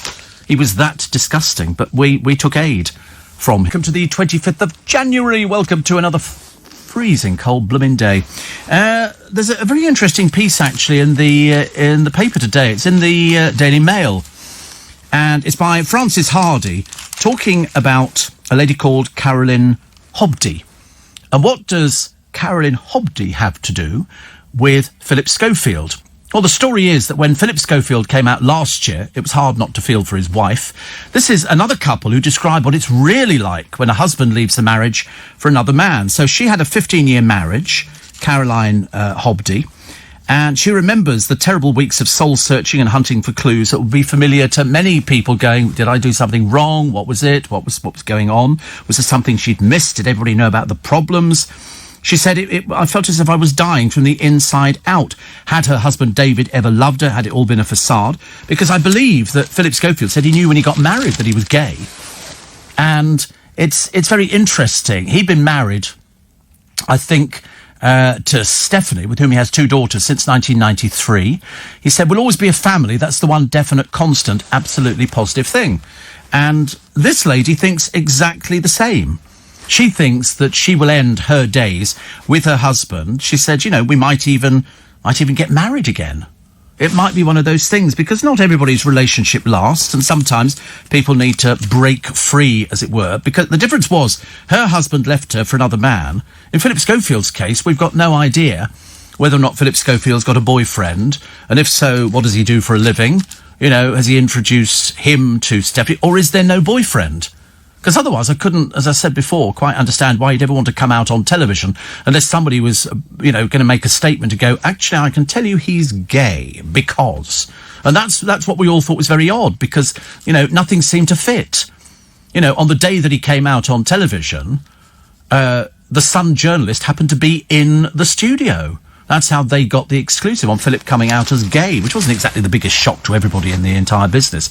It was just a case of, why did he choose then? What was the reason behind it? But he still gets on with Stephanie. She's probably even more addicted to him now, or in love with him, as she ever was before, because people blame themselves. It's a very, very interesting piece on how they think that they will, not Stephanie and Philip, although I'm sure that they will. He just doesn't walk away from something. He's not that sort of person. He's got a family image on the television. Whether he's gay or not is neither here nor there. I mean, at the very least, I thought he would have been bisexual, because he's got children, he's been married, and he doesn't want to hurt the wife. But this story is very interesting for anybody else in a very, very similar position. Mark in Brentwood, Steve, was it not Samantha Fox who dropped her mic and the singing continued? Was that Touch Me, I Want Your Body? Was it that one, I think? I seem to remember. It was something like that, actually. Steve paid a fortune for near front row seats, myself and daughters and nieces years ago, to see Steps. It was very apparent, says Karen, they mimed all of it. Do you think so? I mean, I've got them on on YouTube. Well, obviously everybody's got them on YouTube, and they're doing a concert at Wembley or something. And I'm not sure if one is singing live and the others are miming, because it's almost too. It sounds like the record, which is too perfect. And I always think if something's too perfect, something's amiss. Some people say this show is mimed. It's too perfect, and I have to be honest. Occasionally, I've thought about it, and I've mimed the show. I mimed Sunday's show. That was a bit of an achievement, and nobody twigged. So if I can do it, I'm sure Steps could probably do it, and loads of other people at the same time. You watch me, people writing and going, "Are you sure you mimed it?" Seriously, I can guarantee now, people always fall for everything. Stay lean in lockdown with Joe Wicks. It's a Joe Wicks pull-out. Hello, everybody. Another one with a funny little voice. The Daily Express. I talked about snow fun for young and cold. Little play on words there. I got annoyed, actually, seeing all these people, in the middle of a pandemic. In the middle of people saying, this is going to go for some time because nobody's bothering about the masks or socially distancing. All these buffoons out the other day, not wearing masks, oh, let's go and play in the snow. And the police going, why don't you go and play in your own garden? Because most of them don't have their own gardens. Up north, they were saying to people, you should be staying at home, you shouldn't be out here, you're not supposed to be out here. But they did. And they just don't seem interested. And yet all they're showing us now on the television, if I've seen it once this morning, I've seen it about 10 times, is scenes inside a hospital where people are dying of COVID-19. People cannot breathe. And they literally we were watching pictures here of nurses wheeling bodies into the mortuary to put them into I don't know what they call it actually. It's like sort of a set of cupboards or something they keep people in. And that's the end effect of it. And it's all people who've been out and collected it because they've not worn a mask, because they think they know better. And unfortunately, they don't. It's all right for the children to do it, and in the families. But all this, how do you know all those people up on Primrose Hill, half a dozen of them, even half a dozen, could decimate that area of people with COVID going round infecting everybody else? Because you might not know you've got it. In fact, they're constantly telling us there are loads of people. Here's Primrose Hill, covering of snow. Out come the crowds, nobody wearing a mask, and the police van sitting in the middle. What are they supposed to do? They've warned fun seekers not to break the bubble. I don't think they know what it means. It's very annoying and it's very frustrating for the doctors and for the nurses to try and deal with the influx of patients. 100,000 people are dead through COVID. In America, as I pointed out earlier on, 400,000 people, which means that for a piddly little place the size of ours, we're streaking ahead of America in the death stakes. We really are. Also, Holly Willoughby's pal is out of the Dancing on Ice. I don't think she wanted to go any further, actually. I think she'd had enough publicity out of it. This is Miley in class. MPs and parents fury at the class delay. It's going to be some time. It's not going to happen just yet. And also the lockdown, apparently. During lockdown, wait for this one. This'll please you. We're all getting a bit more lusty. Well, I'm certainly not. Absolutely none of that malarkey going on, I tell you. One move Teddy makes toward... I tell you, he's out that door straight away. He can pack his little bags and do one. Vaccine staff offering spare jabs to friends. I do hope that's not true. And not enough hotel rooms for the quarantine plan. Plus pigeons and gulls taking over the garden. Well, pigeons... blue tits are down 75%. Even in this weather. It's difficult. But you get pigeons and... I haven't seen any gulls. But I've seen them in London. We get them in London all the time. It's very exciting if you've never seen a gull close up. But they're obviously coming in because the people are not eating their fish and chips enough down at Whitby or places like that. So they all come into town where there's no end of food dumped all over the place, which is terrible. That's about it. Chef with a takeaway that costs £195 is what they call a tasting menu. You go into some restaurants and they let you have a little taste of everything, which I'm a big fan of. Because it's like, I think that when you go into a restaurant, you've eaten your food, and then they go, pudding?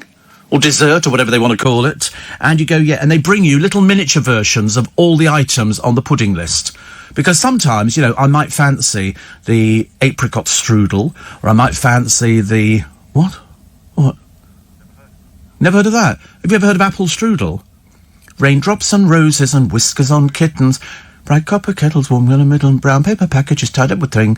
These are a few of my favourite things. Strudel. It's flaky pastry, phyllo pastry, with... when you have a look online, you type in apple strudel. Oh, it's delicious. Put it this way, killer for you. It's full of sugar. It's dripping with sugar. It's absolutely delicious. Apfelstrudel.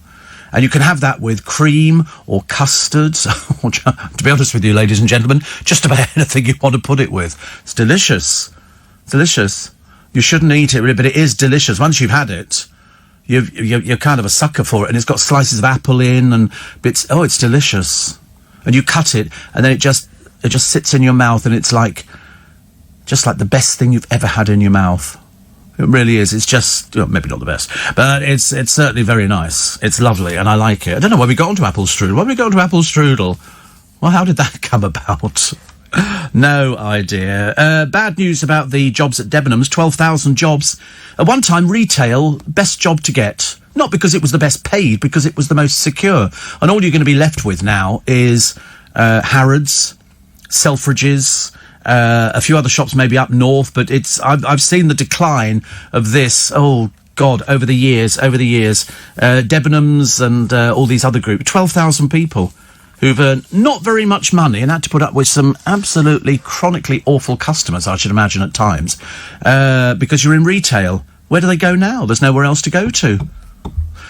You know, Harrods. I mean, have you ever been to Harrods? Have you been through the perfume hall? Got all these very fey young men with bottles of perfume, like a scent, like that. Or everybody looks like they're male model. They're all wearing dark suits, and they're all about yo big. They're all, some of them are that big, but and they're all thin. They all look like male models off the catwalk of Milan, and they've all got perfumes that they're holding. But they're all slightly left of centre, I think, because they put them down the middle aisle, and you've got to run the gamut of them. It's quite embarrassing. Don't touch me! Don't touch me! What have you got? Spray. Tss. And that's what they do. You go, tss, what is it? Ow, ow! They go, it's mace. And I think that's quite good. But we're seeing the demise of the department store. Jake likes a good department store. He likes the trying on of things. I just think that the places where you try on clothes in department stores are really embarrassing. It's just like a curtain. I mean, seriously, you know. And it's just and it doesn't fit to the floor anyway. And then you've got to balance everything. You've got your shopping, you've got to hang it on the hooks. Then you've got to take your jacket off. Then you've got to take your jeans off, hang them up. As part of the experience. Drives me mad. I always go, I'm sorry, do you have a bigger room than this? You know, for me to change in, because by the time you've turned around and banged your head, you know, against the mirror, and then you sort of put them on, and then you go, oh, it doesn't work, so you have to take them off again, and then you've got to put it all back. It's just such a palaver. I can't be bothered to do it. And they sometimes give you a number, don't they? So you've got 3 items. When you go back, you're going to give them 3 items. I always leave my pants. I always think it keeps them happy. They don't know what I've taken in there. But I don't think you can do that anymore. I'm not sure if you can use changing rooms.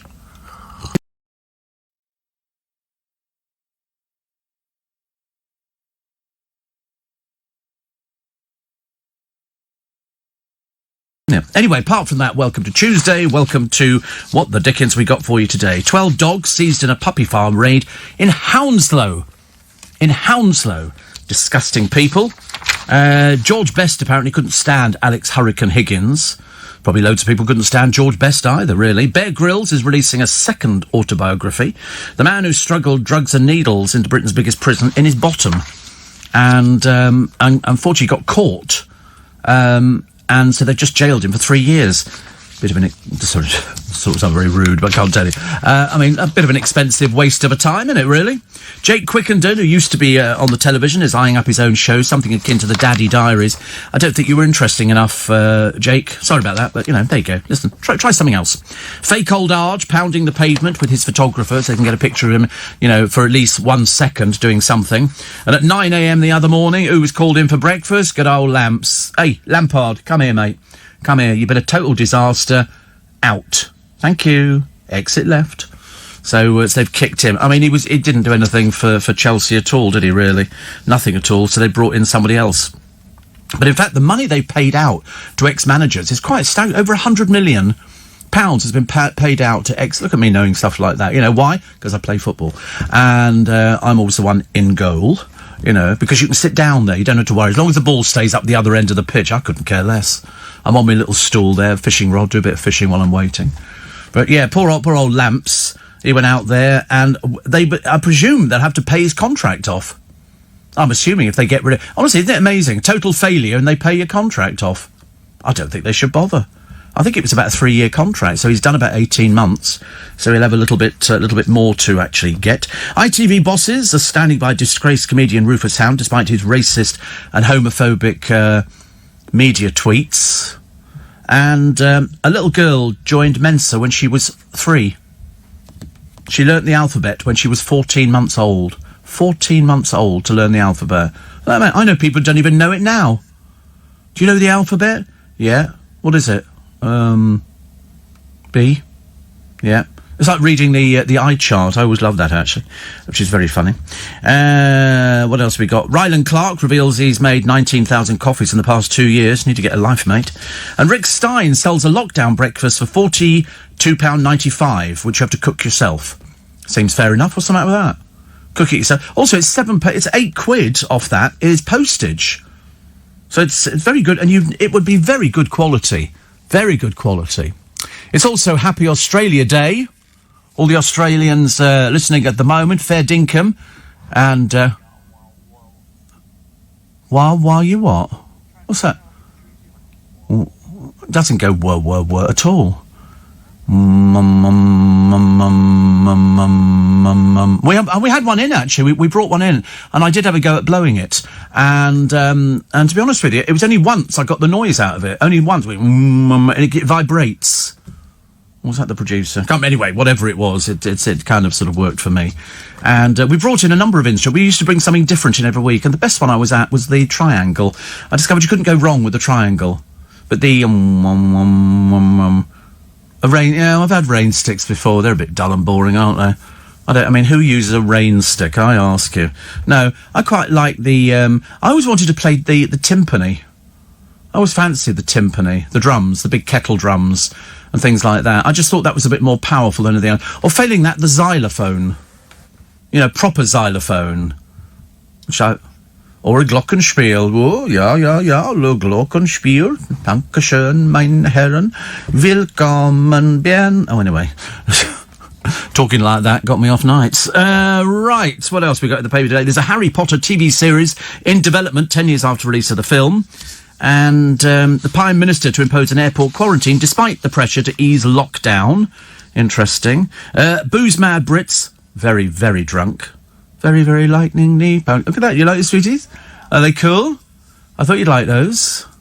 I was going to bring you in something. I brought them in retro sweets today. The nougat went in seconds the other day. Seconds, the nougat went. And you could fight over the spare ribs. Do you like spare ribs? Yeah. Yeah. Have you got a microwave? 2.5 minutes. 2.5 minutes. You could have them for breakfast. Seriously. So, because he's actually got something else tomorrow. So you could have the spare ribs today, and he's got something which we can't talk about because it's an intimate item. Tomorrow. Yeah, don't be shy. Don't be shy. It's something, he saw me using mine, and, well, he didn't know what it was. And he's actually, I've ordered one for him as well. So, which is quite good, actually. That's a good idea, isn't it? Yeah. He said, because he's basically falling apart. Yes, I was using mine in the studio yesterday. Yeah. Yeah, yeah. Would you not do that? I wasn't using it during the programme. I did it before the programme. So it was like, wait a minute, let me just demonstrate. No, I didn't make a mess. No, good Lord above. No, good Lord above. Oh, God, oh, help in ages past. And so I was sitting here, and I was doing the noise.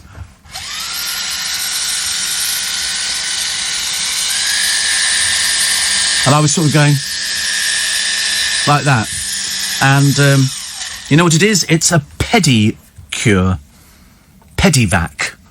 It's called a pedivac because the bits that, it's for people, if you're diabetic, you've got to look after your feet because, at some point in your life, you might not have them anymore. They might sort of remove toes and things like that. And so I bought this. I quite like it.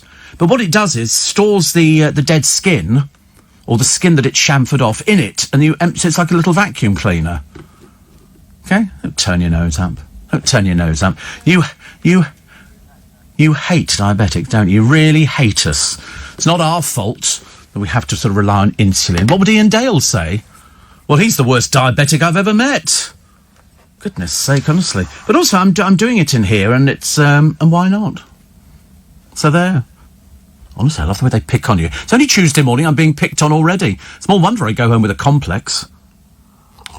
I was going to give you another present. I'm not going to give it to you now. Sod you. to have your company nice on a Tuesday, the 26th of January. So many of you will have got paid because it's this sort of, and by God, it's been a long, actually, no, it's not been a long month. I'll take that back. I would have said normally, I say at the beginning of Christmas, remember, you get paid before Christmas if you get paid monthly. Be careful because it's a 6-week month, then blow me down. It's only my friend Rich saying to me, oh, you know, we get paid today. And then the person who looks after my money in the Bahamas, she sort of phoned to say, I've done the transfers. That's all she says to me, transfers done. So the money comes in and then it goes into tax account and this account, just to make sure we always got the money for different little bits and pieces. I don't know if you saw the Chase Stars, Mark and the Governess and the Dark... Is he called the Dark Destroyer? I can't remember what he's called. The Dark Destroyer. He was wearing a little tiny pair of shorts in this programme. Left nothing to the imagination. Seriously, you don't walk around in shorts like that. It's very unnecessary. And Anne Hegarty... at one point, her boobs nearly fell out, and there's a lot of boob to fall out there, believe you me. And they went swimming with dolphins. Now, I don't know how you feel about this. The RSPCA are not very happy about it because these dolphins are in an enclosure. They don't have the freedom of the sea, and they're basically trained. They're trained. They actually wanted to find out. It's done as an experiment, but at the same time, you ask yourself. So what they did, they blindfolded. They put two things over their eyes, okay, so that they couldn't see anything. And they got one dolphin to do a trick, and the other dolphin did exactly the same trick. It replicated the trick because they obviously send out signals as to what they're doing. And this was sort of coming out of the water, waving your flip. No idea. And then they proved it even more. I mean, this was the only scientific bit where they said to one of the dolphins, well, I say they sent it away to go and pick up any one of a number of items. And it picked up a rock and brought it back. The other dolphin also covered the eyes, so it couldn't see anything. They sent it off. What did it come back with? A rock. Exactly the same. It was as if they were empathetic with each other. It was very clever, but at the same time, it's swimming with dolphins. People pay that. A lot of disabled children, they take them out to swim with dolphins because it's very therapeutic. Even though dolphins, I mean, can be quite nasty in the oceans. You know, en masse, they're out there with orcas, as far as I'm concerned. Britain's Not Got Talent could be axed, basically because it's just not possible to do the programme, which is a bit of a shame, really. And a couple go on safari. They're in their tent, and a lion walks in to their tent, rips the man's arm off. No happy ending on this one. Rips the man's arm off and sniffs the back of the woman and then attempts to bring her down. Because that's what they're doing. They're sort of seeing what it is. Apparently the thing to do is not move. I'd have screamed the place down. Absolutely. You know, terrible. So we've got that story coming up for you. The man who mowed down a PCSO is jailed. Oh, you're not proper policeman or all the rest of it. We've sent him to prison, thank God. And the children who just want to go back to school. They don't want to be out of school anymore. They want to go to school. Whereas I couldn't wait to get out of school.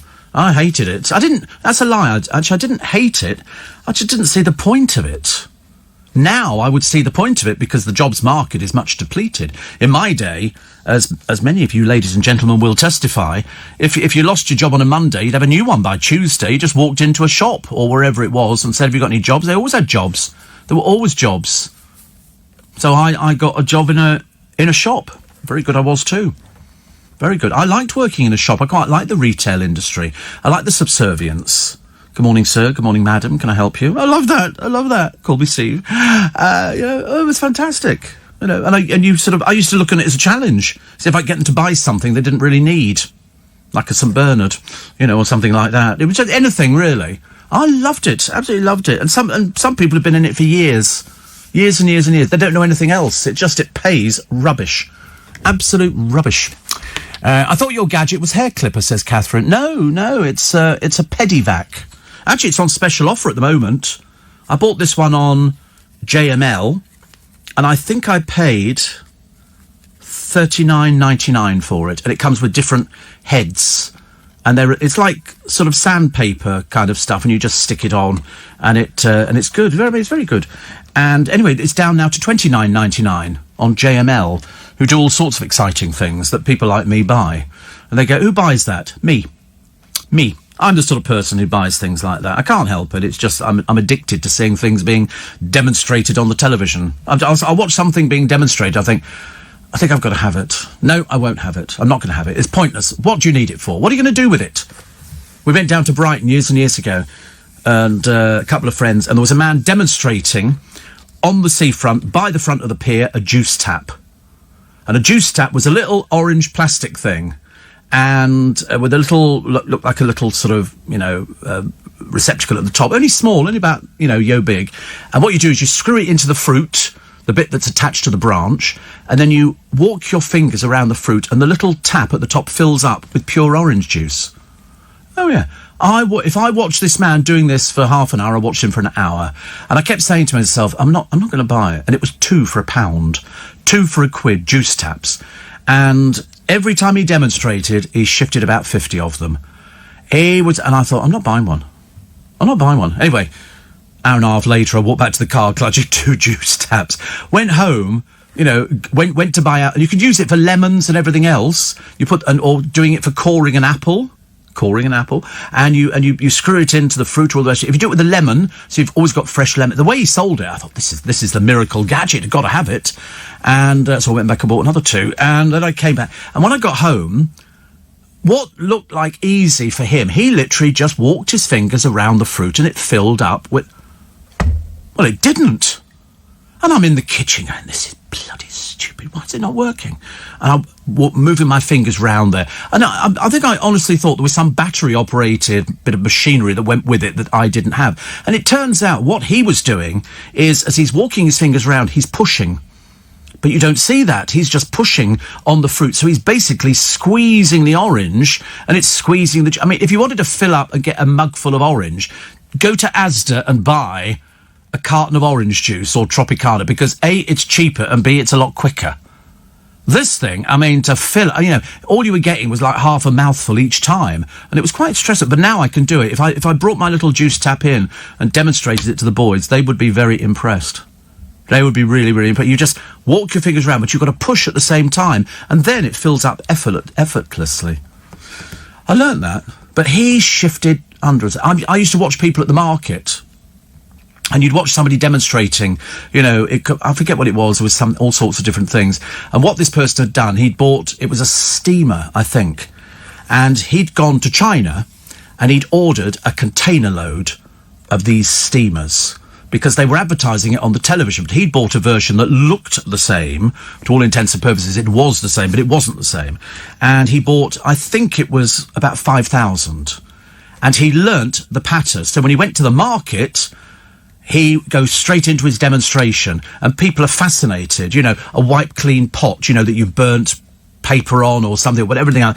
All these things. They've learnt the patter, and you see them doing it on Ideal World. They do it at the moment. The bloke who does the saucepans and the frying pans, he's working to patter, because sometimes he gets mixed up and he goes, oh, sorry about that, I thought it was something else.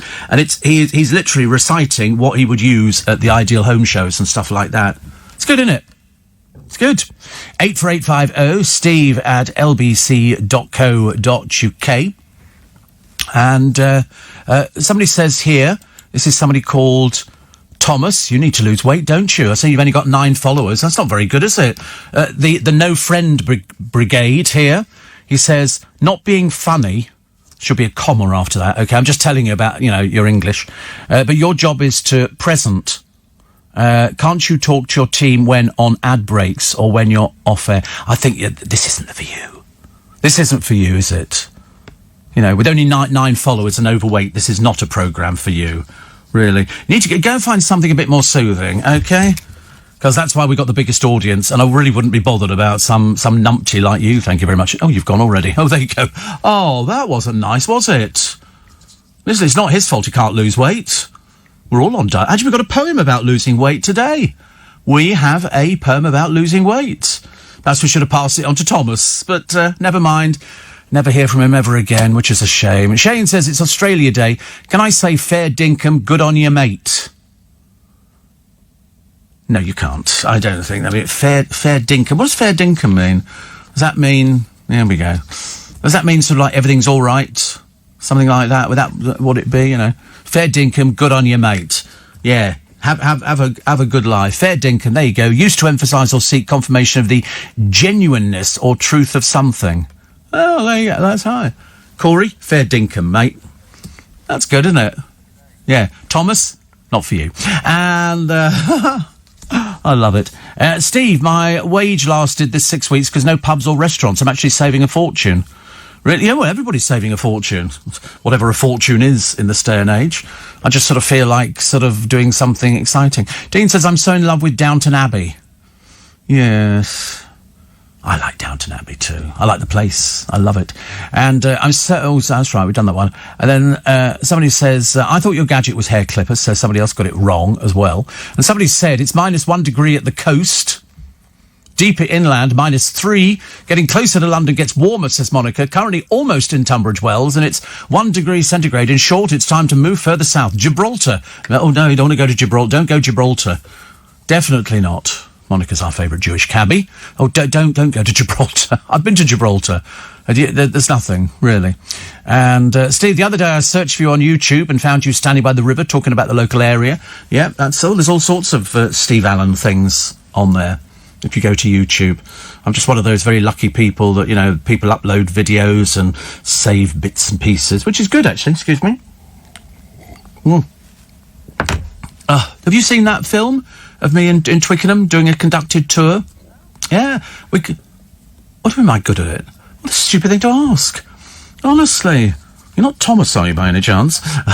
No, and I think on that particular one, we go into the man who invented the wind-up radio. We go into his house over on Eel Pie Island. I'm pretty certain it's that one. One of them, I think I've been around the shops. Yeah, I think so, yes. Well, when we did a brochure for my Steve Allen the Bitches back tour, Thomas, it's we went into it. We had a picture of all the different shops in Twickenham. You know, the places I've talked about. This is Mr. and Mrs. Modi's. This is Andy's frame shop. This is the fish shop. There wasn't a butcher shop at the time. This is Paul Cooper. All sorts of different places. This is Michael the hairdressers. So people used to come round. First time I turned on the Christmas lights in Twickenham, there were so many people there, and they were visiting all the sites that I talked about on the programme. It was a little bit sort of Downton Abbey-ish. That's Paul Cooper, yeah. Yeah. Before he went gay. Before he went grey. Yeah.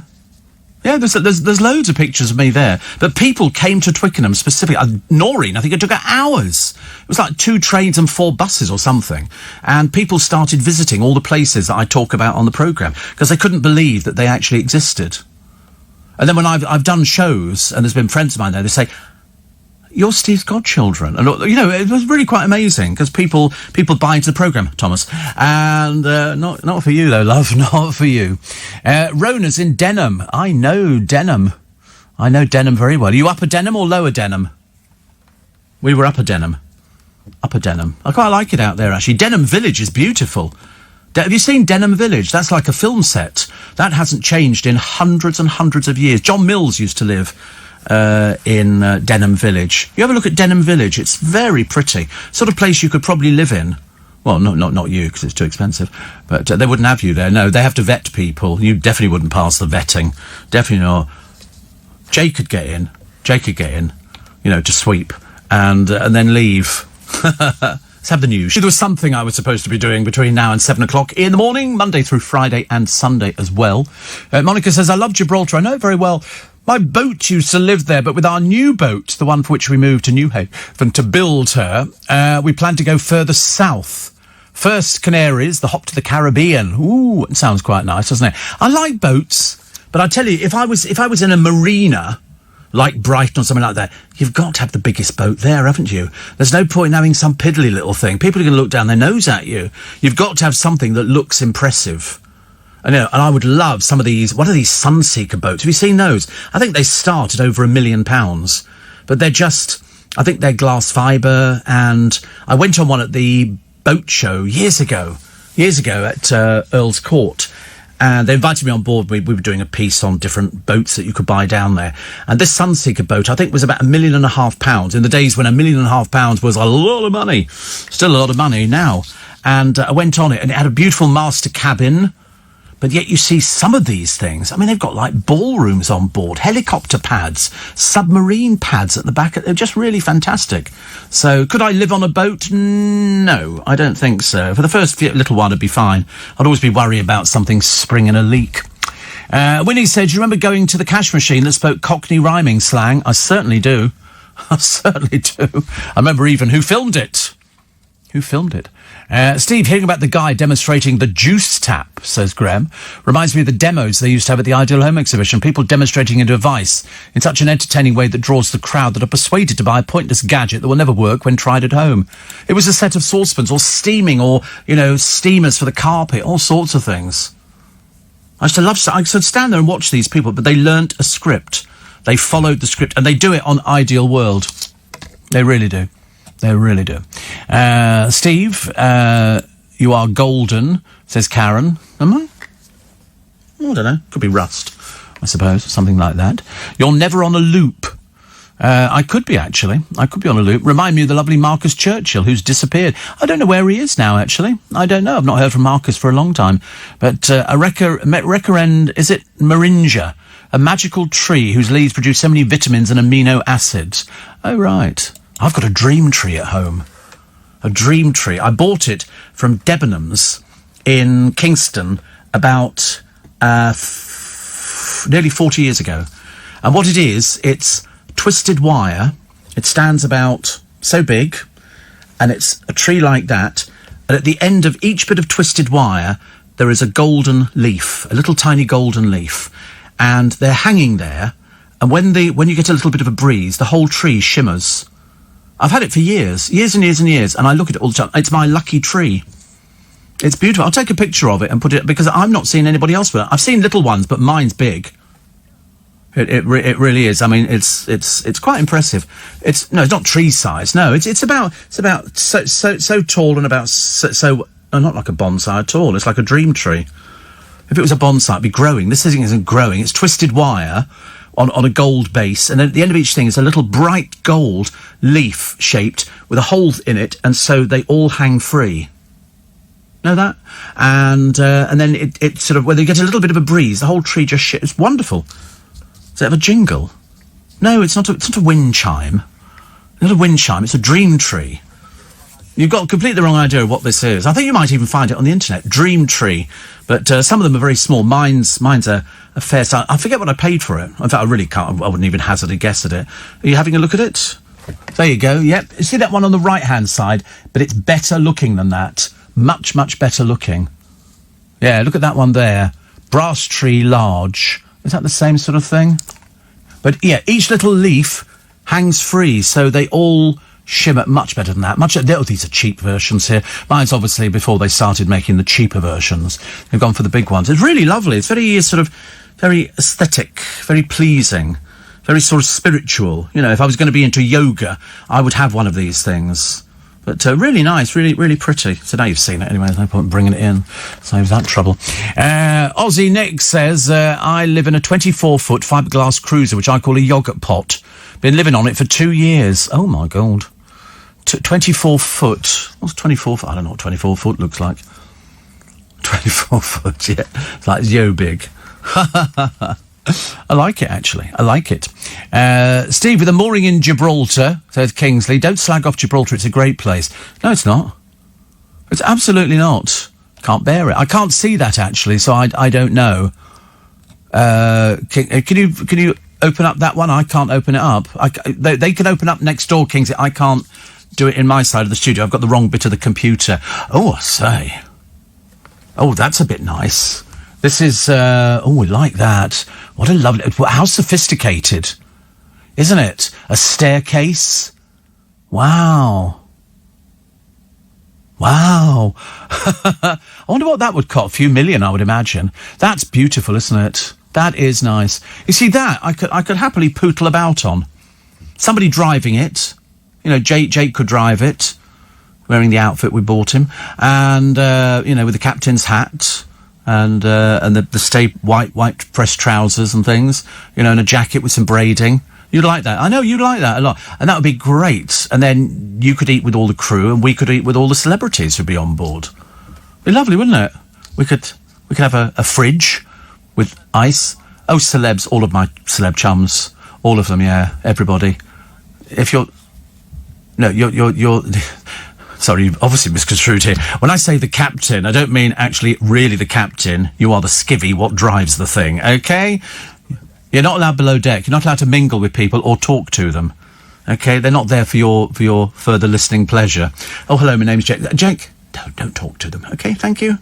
Out of your league. But the boat looks great, though, doesn't it? I mean, doesn't that look that looks as though it could really, chunder along a little bit, I reckon. I'd love to see what the inside looks like, the cabins. And how many cabins there'd be. I think 3 or 4 you'd need. With a sort of, I'm still frightened about things like that because, all these things can sink, can't they? They do have...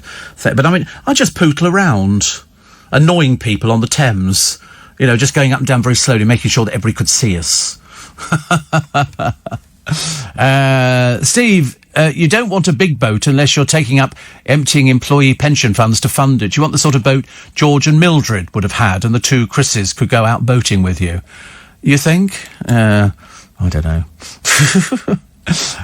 Steve, did I have a senior moment, says Simon. Was the 4:30 news just adverts? No?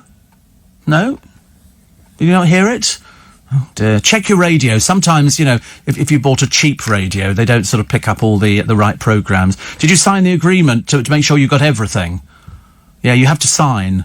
It's a little card that comes with the radio, and it says, if you wish to receive all the news bulletins, please sign this card now and send it back. And obviously you didn't do that. Perhaps that's why you didn't hear it. Everybody else heard it. I don't know why you didn't hear it. Very odd. But there you go. So what was the other one? I don't know anything about MasterCard. Have I got MasterCard? I might have MasterCard. They're going to raise the EU card fees by 400%. 400... I need to check my card. Wait a minute. I don't know. I haven't looked. This either means you're going to get a very short programme or a very cross presenter. Okay, right. Yes, I've got MasterCard. I got MasterCard on both of them. I've got a Visa card, which is my Visa debit, and then I've got a MasterCard, but it's through Royal Bank of Scotland. But what we do with that one, which I've told you is the trick, if you can manage it, is whatever you put on it, at the end of each month, pay the whole lot off. That's the trick. And ask anybody, they will tell you, unless you're juggling between cards, but that's the trick, to pay it all off. Very different, very, very difficult nowadays. Steve, a boat is a hole in the water that one throws money into. Somebody told me the best 2 things about a boat are the day you buy it and the day you get rid of it. No headroom, no oven, no shower. It's small, says Nick. However, I've just bought a narrow boat with all those things. I don't mind narrow boats. I can cope with a narrow boat.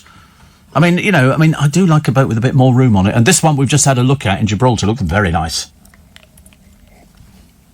I mean, really, if you're going to buy something nice. The boat we're building is a 40-foot catamaran.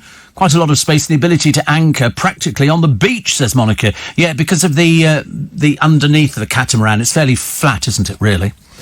Oh, dear. Listening from the shores of Lake Erie, says Linda. The shores of Lake Erie. Canada? Are we doing Canada? Is that Lake Erie?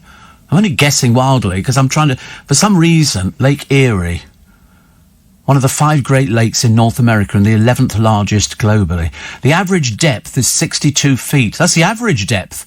The maximum depth is 210 feet. That frightens the life out of me. God knows what's sitting at the bottom. Why is it so dangerous?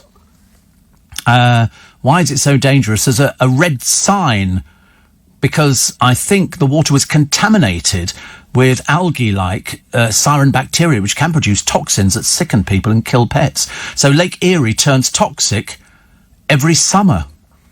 That's a bit frightening, isn't it? But there you go. It's still pretty, isn't it? It's got a mean elevation of 571 feet, whatever that is. Nobody's got any idea. They don't know next door. There's nobody asking them, you know. What does that mean? Nothing. Nothing at all. And then Jerry says, there wasn't any 4:30 new. You obviously didn't sign the card either. You have to sign the card to make sure. If you didn't sign it, there's a very good... to get to the place that we started at. That's the way it goes, isn't it, really? We had a similar to Higher Denham. Lower Denham was brought up in a place called Holland, Up Holland, Down Holland, near Skelmersdale, says Lancashire Mike. Skelmersdale. Do you know what I watched last night? I watched that, what's it called? Set out in the Yorkshire Moors, I think. And it's like a little drama programme. Heartbeat. Do you know what a good programme that is? What a good I want to go and live wherever they are. I think it's fab. It looks lovely. The countryside is beautiful. It was absolutely lovely. Somebody says, I can hear you drinking. What is it? Rosako. Probably, it's tea, actually. I don't drink coffee at work. I must be the only person who doesn't. Emma says, what can I have for tea tonight? I had meatballs yesterday. Very nice. Very nice. Meatballs with, which reminds me, I'm going to go and get some more tomato ketchup today. Because I always add extra ketchup into the meatballs with the spaghetti, because it needs just a little bit of a richness. Sometimes I don't use the sort of the proper thing. Steve, what do you think about Brooklyn's tattoo of his girlfriend's face on the back of his neck? Cool or not? Not. I feel a bit sorry for poor Brooklyn. He doesn't actually have a job. He just sort of fannies around doing nothing in particular. And then there was a great piece on both Dave and... what is that woman's name? And, again... both not done particularly well in the financial stakes. Lost a lot of money. She hasn't made any money out of her dress thing. And apparently, what I was reading yesterday is even more bizarre. They've said that they're not sure, the accountants, whether or not her business can survive. It might be easier to close it down and just do mail order. I got a card in today. Look at that, full of stamps. Full of stamps, which is lovely. And it's from some Sarah. She's been making face masks to raise a few pennies for animal charities. So she said, I'm sending the same to you. I've been a grateful and devoted listener for over 30 years, as was my mum and sister. My little sister has just started listening whilst going to and from her cancer treatment at Bart's. We've told her how to download the podcast so she can listen to you throughout the ordeal. And it was her idea to send you the face mask. So say hello to Samantha Judge of Ilford in Essex. And you know I know Ilford because that's where my grandmother... had a house in Kentview Gardens, and that's where we went when we came back from Hong Kong. And it turns out the people who'd rented our house in Brentwood hadn't moved out, and he was a doctor. And so we went to my nana's over there. But I got, look, 2 face masks. There you go. Nice. And that one, very stylish. Producer thinks they're stylish. Look. Nice. And this one, it's got an inside as well, so presumably it's reversible. Can be bees. I don't know, I've never heard of a reversible one. But that's lovely, thank you very much indeed for that, that's very sweet. I always like it when people sort of, send us little things, because I like to have a little bit of a guess. And we do like to share something out with the boys, if I'm feeling they're not getting their just desserts. So today, because they've had sweeties, which is good, and I think Corey's going home with spare ribs, which is lovely, and Jake's going to be going home with wait a minute, Frank Lampard kicked out. He must have known. I think if they invite you in for breakfast at 9 o'clock in the morning, then you would know that you're in this door and out the other door, so he had to go, because he wasn't very good, really. Also, a Harry Potter TV series is in development 10 years after the release of the last film. Is there still the excitement about Harry Potter? I suppose there would be, actually. It's very interesting when you watch them and you look at the way Daniel Radcliffe's career has gone. I mean, they've all done particularly well, haven't they? Mr. Motivator returns with a vow to get us all moving. Perhaps his first challenge should be Arge, although really his best friend's Mark Wright, so maybe Mark should have done something about it before his friend ballooned to 28 stone. Perhaps they don't see each other very often. Although even if you did somebody on FaceTime, you'd see how fat they were actually getting. So they've had to sort of send him out. Why? Bear Grylls is releasing a second autobiography, Beggar's Belief. I can only assume he's crammed so much into his life that there wasn't enough, so we did the first one, they went, we've got all this stuff left over. They went, well, do a second. People like him. People like him. The Prime Minister to impose this airport quarantine despite the pressure to ease the lockdown, and they're going to have to pay for it, but they haven't got the hotels right yet. Again, it's all just pie in the sky, isn't it? Didn't somebody walk off a Piers Morgan interview the other day? They didn't like the aggressive stance. I watched it. And I just thought he was asking sensible questions. You know, why did the government not do this? Why have the government not done that? Why have they left it so late? Why are the hotels not ready? Why? It's questions. They don't know any more than we do. No idea. No idea at all. Which is a great shame. Also a hero of the Paras, and the oldest tennis player has died, aged 101. 101, which is amazing, isn't it? That's obviously what kept him going. Also, the full story of Lamp's brutal sacking, a Sun Sport exclusive. Well, the exclusive is they called him in, they had breakfast, and they kicked him out. They don't need a full story to do anything like that, do they? I don't think so. The Harry Potter TV series is in a few of the papers for today. And here it is. People wanting to go on holiday. 93 million trips were made abroad by Brits in 2019. 62 billion was spent on foreign holidays by Brits in the same year. And then you see Brazilians ignoring a strict COVID crackdown in Rio and flocking to the beach. Nobody wearing masks. Seriously, it's an epidemic just waiting to happen. Police in the Netherlands hailed 240 people. Violence flared in Eindhoven and Amsterdam on Sunday. This is people complaining against the curfew. I mean, you sometimes wonder, don't you, whether or not there really are really stupid people out there. And the answer is yes. Steve, I sent my radio card off. Will I get the 5 a.m. news? Because I never got the 4:30. Yeah, there's a thing. Did you know, on the front of your radio, has it got the name of the company that made it? Push that with your thumb, because behind that is a switch, and that now means you've activated the news, because that comes through a separate transmitter. Okay, so on your radio, if you've got Binatone or something like that, just on the Binatone thing, it'll be... Is it in the middle on the Binatone? No, it's towards the right-hand side. Just push the little thing, and it pushes a button, which is inside the radio at the back. And then it will work.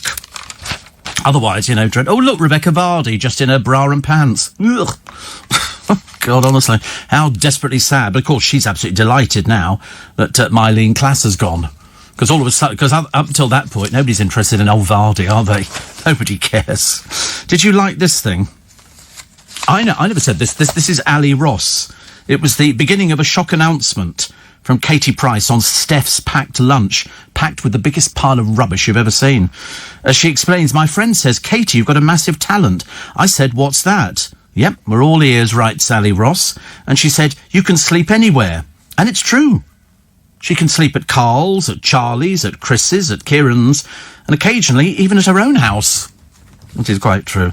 Yes, but that doesn't make the papers for today. I watched that a quiz show hosted by the bloke, is it Paul Sinner, who's one of the chasers. And again, a most dreary collection of celebrities. You know, it's just pitiful. They keep using the same people. They don't have anybody else. Some of them I didn't even know who they were. So I assume they'd come from Love Island. Also, Ryland says he's made 19,000 cups of coffee in the past 2 years. Riveting. How dull, how boring. And Rooney's kit room. Wayne Rooney showing off his latest football kit. He threw a football-themed party for his lad. He and his wife, Colleen, celebrated their son's 5th birthday by putting up football balloons and giving him a 3-tier cake. Must be nice to know that Mummy and Daddy have got so much money. Bless them, bless them. And a girl who joined Mensa when she was 3, she learnt the alphabet at 14 months old. How is that possible? How is that possible? It's amazing, isn't it? This is Dayal Kaur, passed the admission test for the High IQ Society with 145, just below Albert Einstein's estimated score.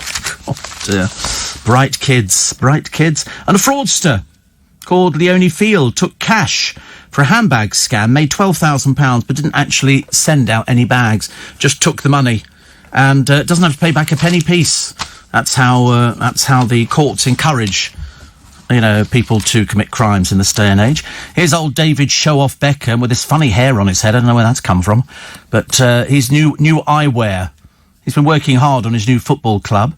He made some questionable styles, but there's no denying he looks good. Well, he's just modelling anything, isn't he? Give him enough money, he'll model anything for you. Give him a tea bag to wear. Give him enough money, he'll model it. You know. Mark says, did you see the Katie Price? No.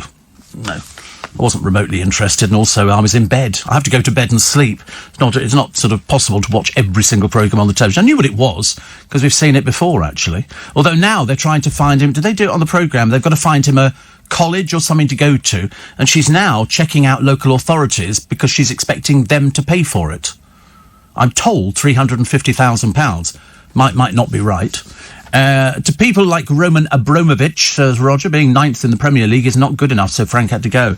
Absolutely. And they don't mind paying. As I say, over £100 million has been paid out to ex-managers. They seem to have got through a load down at Chelsea. Frank is just... and then what they do is they give them money, and then Frank will twiddle his thumbs at home doing... I don't know. Also, Shane says, I'm sorry, just come back from the hospital. I couldn't take the heat. See, I can't work in heat. I can't. They're next door. Their studio is quite warm, actually.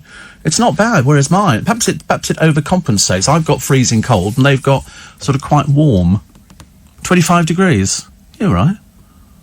It's not my fault. I'm sitting in subarctic, temperatures. Ghastly, and I might have an apple in a minute. And Simon says, your impromptu radio registration humour was better than the news itself. You are quite simply a genius. I don't know why people poo-poo everything I'm doing on this programme. I do my best. Have you ever tried Yorkshire tea biscuit brew? No. That sounds ghastly, actually. That sounds quite ghastly. I don't mind Yorkshire tea. I don't know what our tea bags are here, but they're very good. We also got a Nespresso machine, which is very good. And, what was I going to look at, actually? An unlucky bride. She's had her big day cancelled 7 times... in 9 months. Welcome to HMRC. Have done you a favour. They're giving you an extra month to file your tax returns. That's good, isn't it? Accountants everywhere going, thank goodness for that one. You get the extra month, which is nice. First time we've had a concession. I don't think they've ever done that before. So well done to whoever made the decision, and thank you very much on behalf of all the accountants everywhere who would love to tell you that everything is absolutely marvellous. It's very good, isn't it? I always love to see, whenever it comes to tax time, how many of those old has-beens from Love Island and reality shows haven't actually saved their tax because they don't think they have to pay it. A bit like Jade Goody. Didn't have to pay tax, so made loads of money, and then the taxman just took it all at the end. After she died, they went through it, and they took everything. There was nothing left at all. Very, very... very much a shame, I think. What else we got? Oh, the unlucky bride. That'll definitely happen. She'll be very happy on that one. And the couple attacked by a lion, which got into their tent on safari, have won a 6-figure payout from a British travel company. Patrick Fourgard, who had part of an arm ripped off, and his wife Brigitte agreed to the deal after a 5-year fight. The couple left traumatised by the deal, but claiming $200,000, but the final figure will be settled later. Africa Travel Resources, based in Dorking in Surrey, are denied responsibility, but on the eve of the High Court trial, finally accepted 90% liability. The couple were attacked during a trip to Tanzania in 2015. Mrs. Fourgard woke to find the adult male sniffing at her back before it pounced on her husband. It was scared away, but Mr. Fourgard needed multiple operations to his arm. The couple, who come from France, said more could have been done to secure their camp in the Ruaha National Park. She said, I thought we were both going to die. Not at all surprised, actually. Agreeing the payout deal, Judge Mr. Justice Martin Spencer said, I'm absolutely sure the company is the right one and the compromise, is the right one and a reasonable one. The company was also ordered to pay $100,000 towards their legal costs. I mean, can you imagine the fright of sort of waking up in your tent... and there's a lion sitting in there, and you go, oh, my God. They would automatically... I mean, I'd have thought the same thing.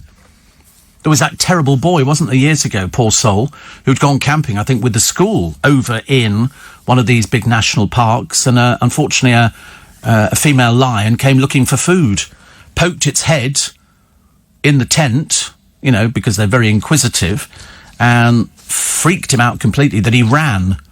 And that's exactly what they want. Unfortunately, lions are motivated by fleeing. So whenever wildebeest flee, they chase. The idea being to bring them to the ground, and that's what happens with him. Poor old Lauren Goodyear. Nobody quite knows what she does for a living, apart from just drone on about, you know, she's pregnant now. She's waited long enough. She's about, how old is she? 34. She's had, you know, all sorts of things before, and now she says the perfect antidote to the country being paralysed by COVID, sex with her new boyfriend. Oh, isn't that marvellous? Such a class act. So she talks about sex, pregnancy, COVID, tragic Towie colleague. This is Mick Norcross. He certainly wasn't an Essex legend. Where do they get these things from? They just make it all up. He barely featured in the programme. And she said, I can't stop thinking about it. He was generous, funny and smart. Well, it's funny, because he thought that the portrayal of his Sugar Hut, which he sold a few years back, was heading in the wrong direction. It was all attracting people like you, Lauren. You know, the people he didn't want to go to Sugar Hut. So there you go. Should really go by what he said, but of course they all have their own little stories, don't they? We were still horrified the other day that they were offering people some sort of counselling to get over it. I mean, you know, most of these people don't even live in Brentwood, do they? But that's the way it goes. David Hasselhoff's talking car Kit from Knight Rider. The Hoff's own personal replica of the Pontiac Firebird Trans Am sparked a bidding war. It boasts a futuristic cockpit filled with colourful dashboard lights, buttons, gadgets and other accessories, and is said to be fully functional. How much did it make? £250,000. So about $300,000. It's not bad, is it, to buy something like that? But it's like the Batmobile. There's loads of them. Loads of Batmobiles. Different ones. Some half a car, some a quarter of a car, some with cameras fitted in the windscreen, some with cameras fitted... So to get all the different angles. That's the way it has to go. A woman who claims to be Diego Maradona's eldest daughter has spoken out for the first time. She's somebody else who's... he died 2 months ago, and of course they're all laying claim to his money. And there's no end of them. No end of it. She said her mum fell out with Maradona, but she still saw him up to his death. And, you know, they're all looking for money. That's what they're looking for. A share of his 60 million, I think, or whatever it happens to be. Plus 12,000 in High Street Jobsmack. This is at Debenhams. £55 million moved to online. So what they'll do, they'll just do it like online. You know, you can go and buy anything you want on Amazon, and you're buying online. You don't physically need to go to a shop.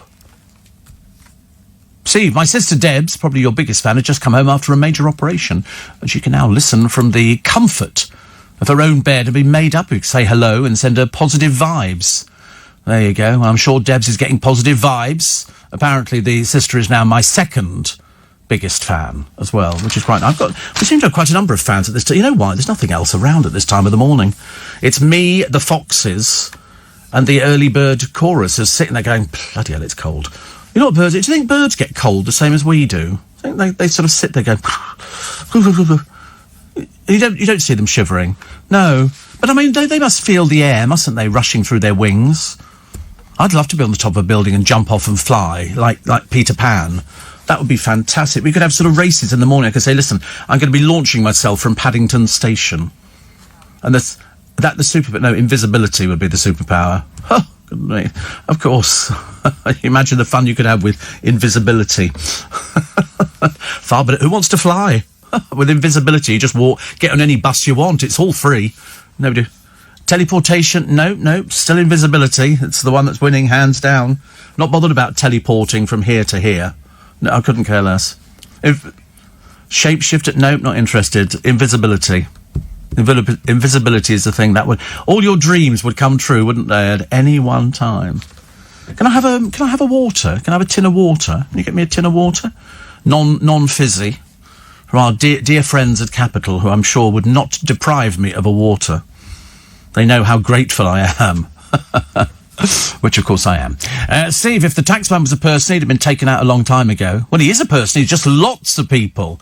Lots and lots of people. I don't mind. I used to do a programme on tax years and years ago, and I don't have any problem with taxmen because I've always been a good boy. Always been a good boy. It's just one of those kind of things that, you know, some people, they go, oh, you don't want to do this, do you? And I go, no, I do.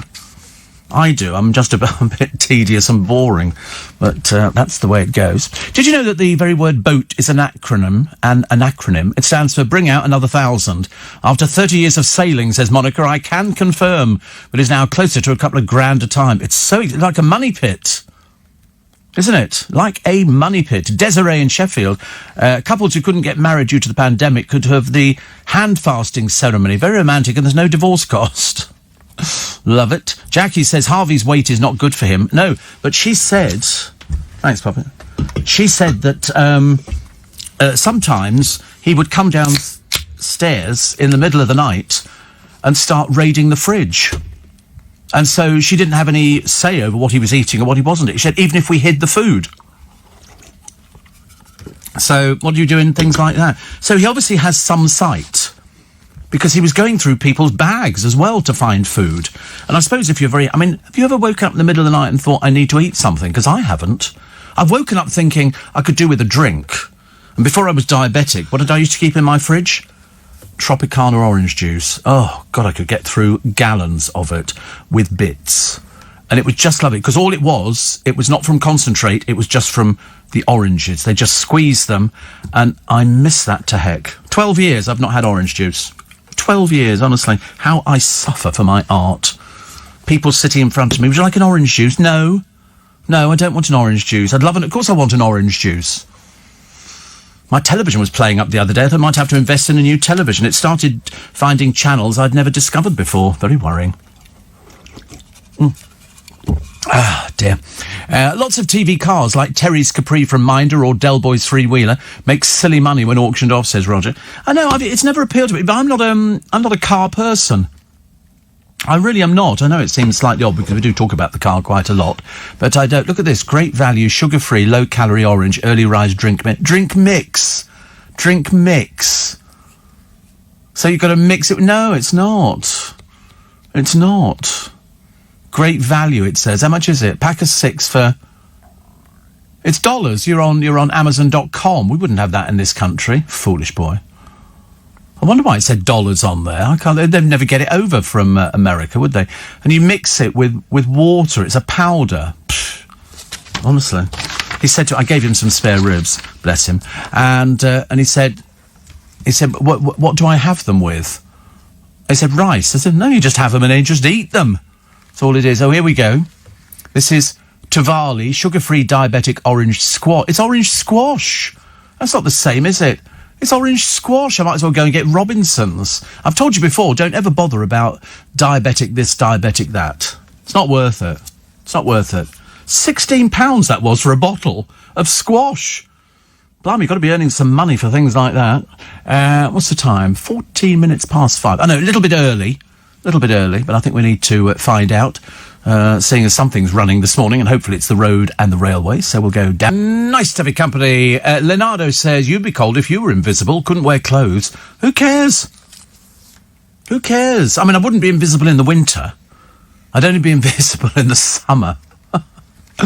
Oh, dear. Steve, I usually have orange juice for hypos. Yeah, but my hypos occur when I'm asleep. That's when it shows up. So it doesn't really sort of make any difference. And somebody says, I often wondered, why don't birds live in nest boxes in the winter to keep them warm? They only seem to use them when they're breeding. Yes, you're quite right, Pamela. I hadn't thought about that before. You're right. Only when they're breeding do they use the nest box. You'd think they'd be sensible, wouldn't they? And sort of make a really cosy nest with straw and all. That could be really lovely, couldn't it? And we put food scraps out for the fox, says Kathy. Well, you shouldn't. You absolutely shouldn't encourage foxes. You really shouldn't. They forage quite nicely. And what happens is, if you put food scraps out for them, they come to rely on food scraps. And that's when people run into problems with foxes. So, not easy. Johnny says, I'm a 19-year-old student who came out to Tenerife on the 5th of December to stay with my parents, as I hadn't been at Keele Uni since last March. I'm now stuck in Tenerife for the foreseeable. If and when I get back, how am I or any other student expected to pay for 2 weeks in a hotel when I'm already tied into a lease? I don't know. And it's about 1,500 quid, isn't it? I think they've already said that they're going to make the people pay for it. Doesn't sound very... How are they going to do all of these things? I don't think they've thought about it. Michael says, I love the poor old Michael, honestly. Again, not many people following you, are they? They said Steve Allen isn't a car person, but drives a Bentley. Yeah. See, the trouble is, what you're actually forgetting, Michael, is that you sort of seem to think that it's a luxury car. But in fact, they were doing that programme on Bangers and Cash the other day on the television, and the bloke was selling a Bentley. He'd actually been to buy it for, I think, 16,000. And he said, when you look at what you get, he said, driving this, he said, compared to a lot of other cars that cost twice as much money as a Bentley. Twice as much money. Have you seen the price of Range Rovers and stuff like that? And certain top-of-the-range Lexuses and stuff like that? But it's a case of class, isn't it? You either have class or you haven't got class, and I've got oodles of it. But you don't have to be a car person. I don't know how it works. I've got no idea. I just go and buy one and then drive it. That would be about it. Neil says, one problem with invisibility, you'd have to go everywhere naked. I'm not bothered about that. Because I think if you were invisible, I think that would be okay. You wouldn't feel the cold, would you? I don't think so. Eric says, a boat carrying red paint crashed into a boat carrying blue paint. The crew were marooned. Thank you. And somebody else talking about the orange juice. Oh, Richard Spur was talking about Sicilian ruby orange juice down to £2.60 at Waitrose. Always an eye for a bargain. Poor soul is doing his tax return. He said, I wouldn't know where to begin, Richard. I really wouldn't. I have no idea how to do a tax return. I don't need to bother about it. My accountant will do it, and then he'll send it to me, and I'll sign off the accounts, or however. I don't know how it works. Got no idea. And care precious little. I can't do things like that. I'm not supposed to be able to do them. And so that's why. Here's Ready to Rumble. It's Anton Deck, which is lovely. We still seem to like them, even though they're heading to their 50s. Heading to their 50s. Not possible, is it? And Britons are more likely than people from any other nation to get so sozzled that they slur and fall over. Have you seen that? People do. They go out to pubs and they have drinks and then they get really, really drunk and then it's all a bit of an embarrassment. Whereas if you could drink all the time, like you can in France, you wouldn't be getting drunk. Much easier. We've got a poem for you. This is by Vivian Wade. And it's very applicable to all of us on the Steve Allen programme. It's called Diet Time. Seeing myself in the mirror, I thought, a diet wouldn't do me any harm. Losing a few kilos should be helpful. Overweight could cause some alarm. First I tried a Weight Watchers diet consisting of points I must count. Many foods allowed, even chocolate, though trying I overdid the amount. Another said drink lots of water, which helps flush toxins away. I soon gave up doing that diet, for I sat on the loo half the day. Then I read about eating low carb, high protein, no bread, allowed cream. Well, I liked the sound of this one. The food list to me was a dream. But after a few weeks on low carb, things didn't work out the right way. Was the opposite of the water diet, for it clogged up the works every day. Maybe a high carb one would be better. Though no sugar or sweets like before. Bread and cream were back on the menu, but my sweet tooth took over once more. I'm finished with all fad diets. Found a balanced one holds the key. For a bar of chocolate in both hands is a well-balanced diet for me. Da-da-da-da-da-da. Good, isn't it? Have you noticed the acting gets better every day? It's marvellous, isn't it? I mean, seriously, I amaze myself. You know, throw yourself into the character parts. And, I mean, I'm not brilliant, but I've got guts. I make the effort, don't I? Steve, the Revenue said they charge 2.5% interest on agreed delay in tax. Did they? Oh, I don't know. I just know that they've said they're going to give you a little bit extra. I always pay the tax. Fully tax, whatever it is, it's paid. We're going to pay it today. I'm sure they're going to be absolutely delighted. Steve, trouble with your TV. Going to try and go to installation and press auto. It worked for me, said Duncan. I just unplugged it, plugged it back in again, and we seem to go. It got to number 8 channel, and then the next channel it went to was 250. And I got quite angry, actually. I thought, I'm going to have to buy another television, but I've discovered unplugging it and plugging it back in again seems to work. Steve, HMRC are clamping down on dodgy builders. Some charge VAT, then fold the company and never pay the VAT to HMRC. Well, I've been registered for VAT for years and years, and I just pay whatever it is. even though we don't want to. Did you ever smoke cigars? Says Mark. No, I wanted to. I used to try those little Tom Thumb cigars, which you buy your dad for Christmas, because they're about the only ones you could afford. But no, I haven't really got into it. I tried a pipe. Johnny Perry, my friend, smokes a pipe. He probably doesn't smoke a pipe at the moment. But I tried smoking a pipe. That was a bit tedious. It kept going out. And then I tried smoking cigars, and that didn't work either because I thought they were too strong, so I reverted back to cigarettes. How many UFOs have been spotted over Europe, with the average sighting lasting 12 minutes? 1,000. 1,000 UFOs. Incidents listed were mainly of bright lights, described as being either red, white or blue. According to the CIA archive files, researchers at psychicworld.com analysed data. Earlier this month, Noel Gallagher revealed he's become obsessed with aliens during lockdown after seeing the documentary The Phenomenon. The film investigates an incident at a primary school in Zimbabwe where students at a craft landed in the playground and a humanoid stepped out. Noel said they showed them giving the stories back and they were telling it word for word. I was like, oh, because if that's something you make up, it would have been embellished down the years. People want to believe, don't they? They're really desperate to believe in UFOs. But unfortunately, this is years ago. One landing, it's just not true. It really isn't. Oh, here's our page 3 fave today. This is Lily, and Lily's got really bad dry hair, and she's wearing a bikini. But where, I've got no idea. But she can't pose for toffee. She really can't. She's our fun-loving Lily, turning up the heat, attempting to beat the winter blues. But because she's not a proper model, she doesn't know how to stand or pose or anything. Just sort of, putting your boobs in a little tiny bra does not work, actually, as far as I'm concerned. A Sikh impersonator who went on to perform at the Royal Albert Hall has died at the age of 74. Peter Singh, known as the Rocking Sikh, used to get on stage with a rhinestone-studded white jumpsuit, topped with a turban, to perform Presley's hits. His lyrics included, "I don't smoke dope, I don't drink bourbon, all I want to do is shake my turban." Well, it rhymes. Listen, that's about as good as it's going to get, isn't it? For goodness sake. He became an Elvis fan when he was 9 years old, from 1955. I'd love to have seen Elvis live. I mean, I've seen him on DVD, but I haven't. I'd love to have seen what the shows were like in Vegas.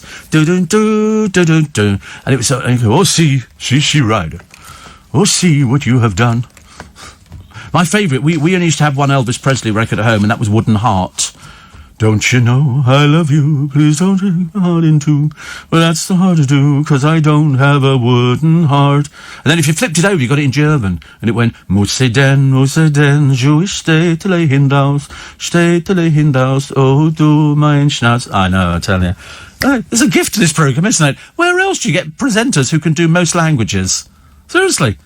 I could speak most things. I could do Egyptian as well. Ready? Park Lane. Amazing. Look at that. Hotels. Things like that. I've always wanted to live permanently in a hotel. Mind you, the rate my career's going, I might as well. Mind you, there aren't any hotels, are there, at the moment? There's nowhere you can go and stay. Can you imagine if we walked... I tell you what I've always wanted. If ever I won a lot of money on the lottery, I'd have to buy somewhere near Global so that you can walk out of the door and within 2 minutes you're home, and you walk in and it's just, and you go, "Darling, I'm home." And that's when you realise you live by yourself and there's nobody else in there at all, and it's just a hollow echo. "Darling, I'm home, home." It's, but it would be lovely, wouldn't it, to walk into a place and, and the lights are dimmed down and it's nice and warm and cosy. Alexa could respond to me. Get a cat? No, I don't want a cat. I'd have to get a couple of dogs. I thought about it last night. I dreamt about it, actually. Can't tell you why I dreamt about it, but I ended up with 2 spaniels. A black and a golden spaniel. And I thought that would be the ideal, wouldn't it? But to sort of live so close to here, and it'd have to be a 6-bedroom place. And a big television and a cinema room as well for watching your movies in. And then television in the sitting room, like just a 42, 50-inch, something like that. So that'd be quite nice, wouldn't it? I could do that. That would suit me fine, and have somebody living in who looks after everything, so they actually sort of sort out the food and you have it delivered.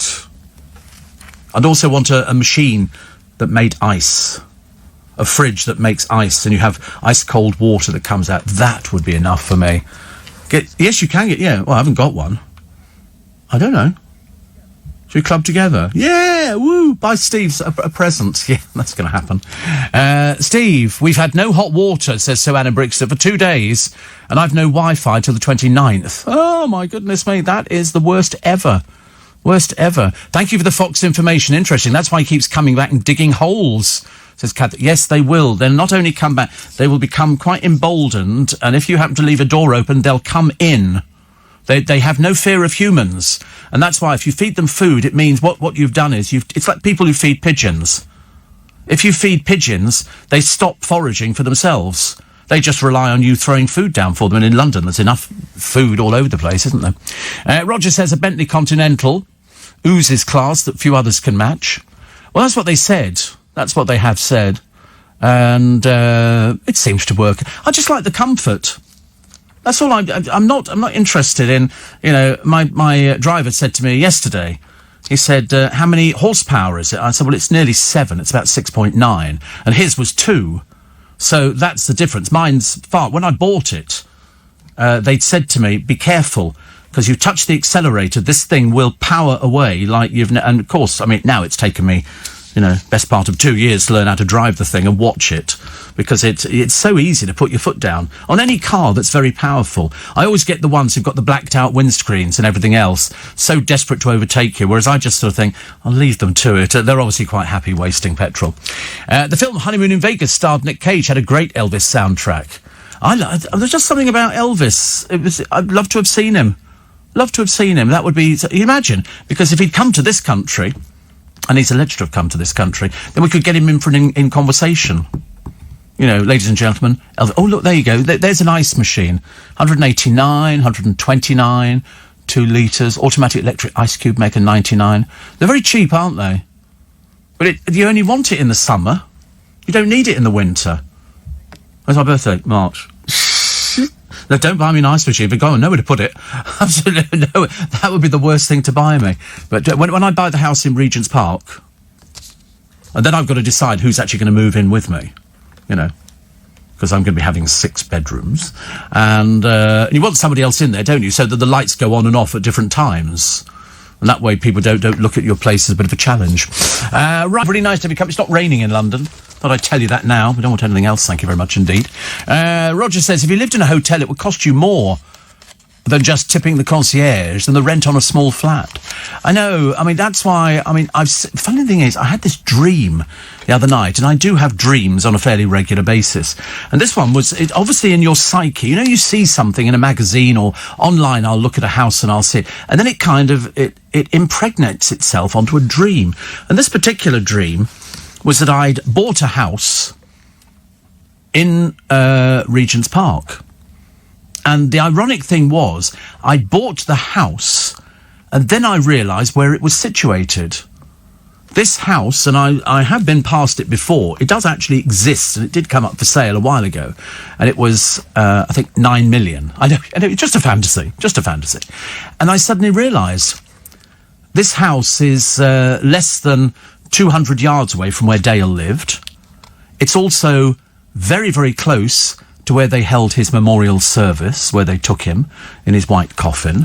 It's over the road from Great Portland Street Station, and it's literally within sort of 15 minutes of the Magic Circle. So it was absolutely the perfect house. But, and then I woke up. That would be it. Steve, you mentioned Elvis. The marriage of Nicolas Cage and Lisa Marie was a complete farce because of his infatuation for Elvis. Yes. I don't. There was something about Elvis. It was Elvis Presley, wasn't it? Devoted to his mum. His dad Vernon looked after him. They had the Memphis Mafia, who weren't sort of mafia as such, but they might as well have been. And they've all made money out of him. When he died, he was broke. He was paying left, right, and centre. And as somebody said at RCA Records, on hearing the death of Elvis, they went, good career move.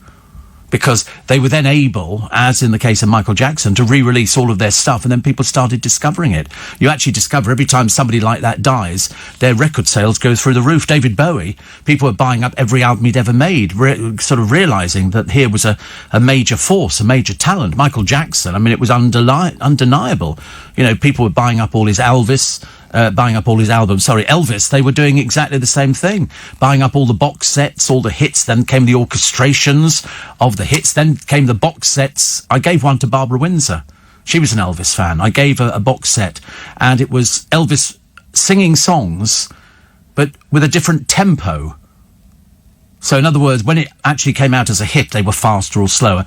And he was doing the opposite in the studio. You could hear him talking in the studio. OK, we'll do that one again.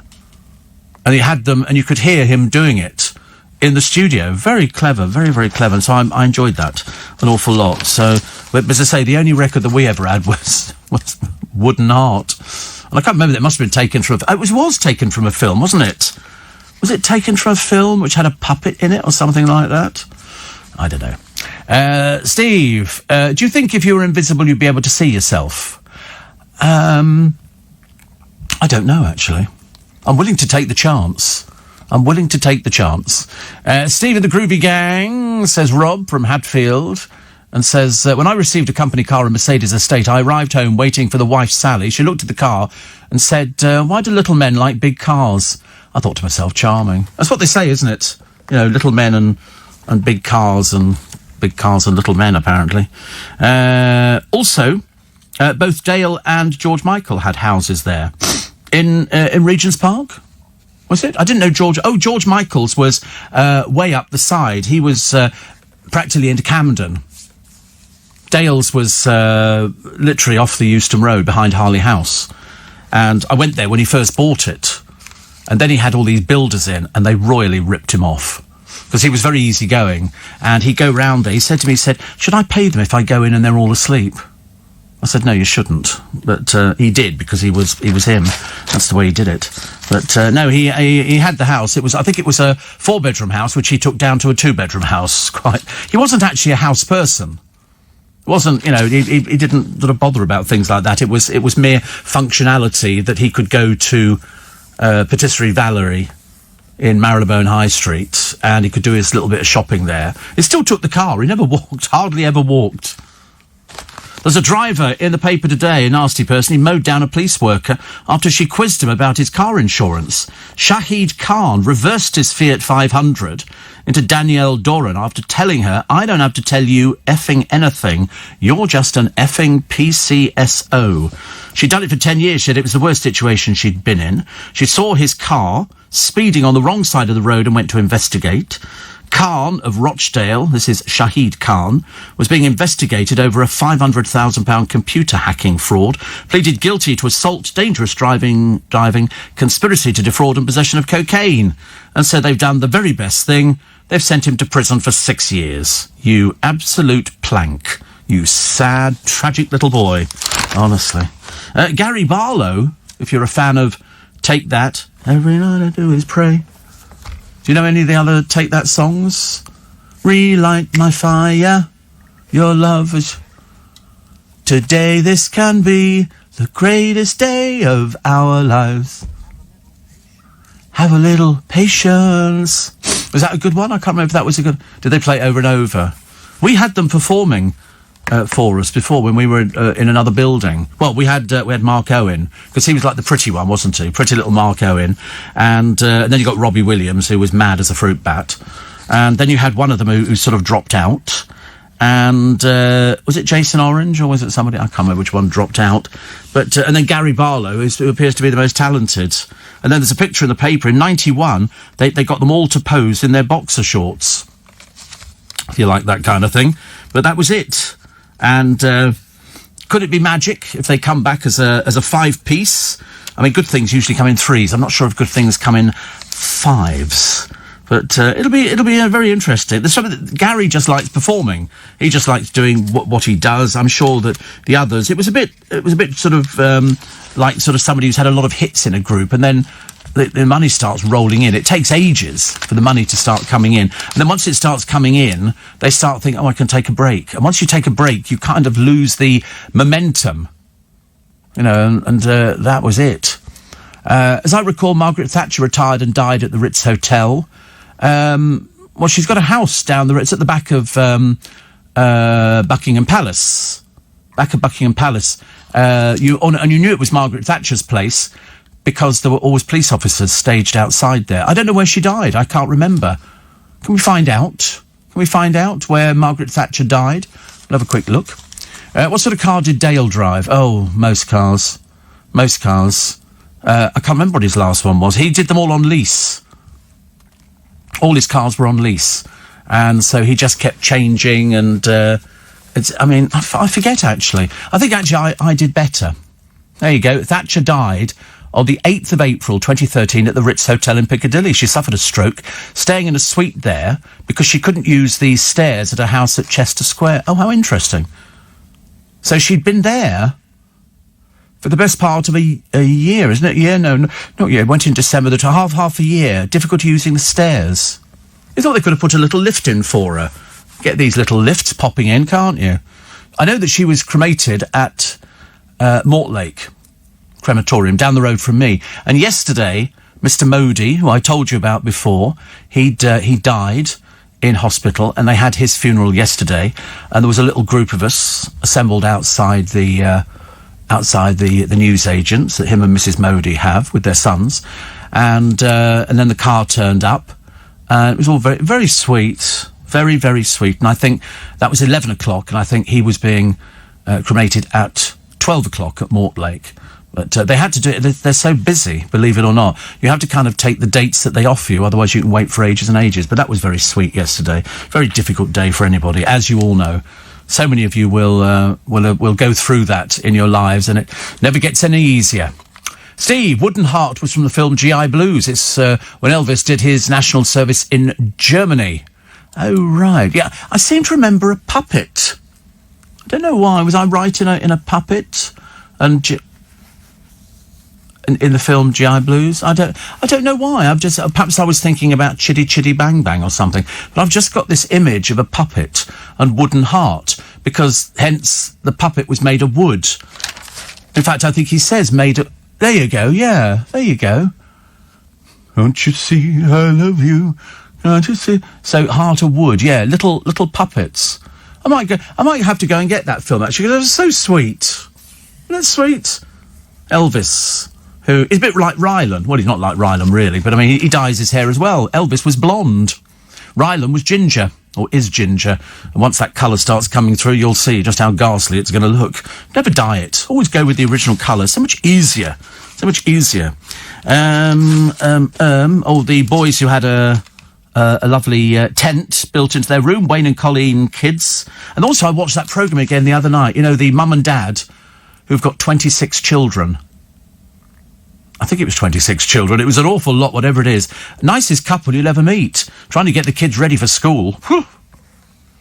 That was a job and a half, I tell you. It really was. But, Dale and George Michael had places in Regent's Park. Dale's, as I say, was literally just behind Harley House. And he had one room just full of clothes. Full of clothes from all the shows. And everything had a little sticker inside it saying when it had been used. So I'd go round there on a Saturday night after we'd been out for dinner and all the rest of it. And then all of a sudden, I'd be going home with sackfuls of clothes, which I still have. I still have them, all hanging up. All the suits, everything. God knows what we're going to do with them. And is there an interesting story as to how you and Dale met, says Mark?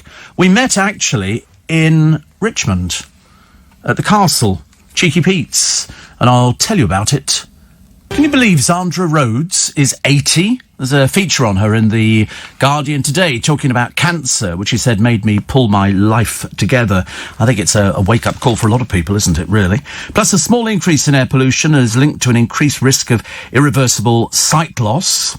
This is this macular degeneration. We were asking the other day, they've come up with this gadget, I think, Oxford University, and it seems to sort out blindness. You put these goggles on, and people have been known to see through them.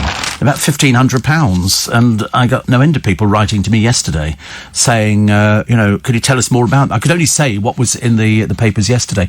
Nick says, do you take a holiday? Who stands in for you? Excuse me, holiday? I don't think so. I'm not a holiday person. I'm not, especially just as well, actually. Can you imagine if I was one of those people addicted to holidays, and I had to do my holidays every year? Where would I go? What's the point? I'm not a lying on the beach type of person. I'm not a sunbathing sort of person. I'm not interested in anything like that. So if I was going on, I don't know what sort of holiday I would like to do.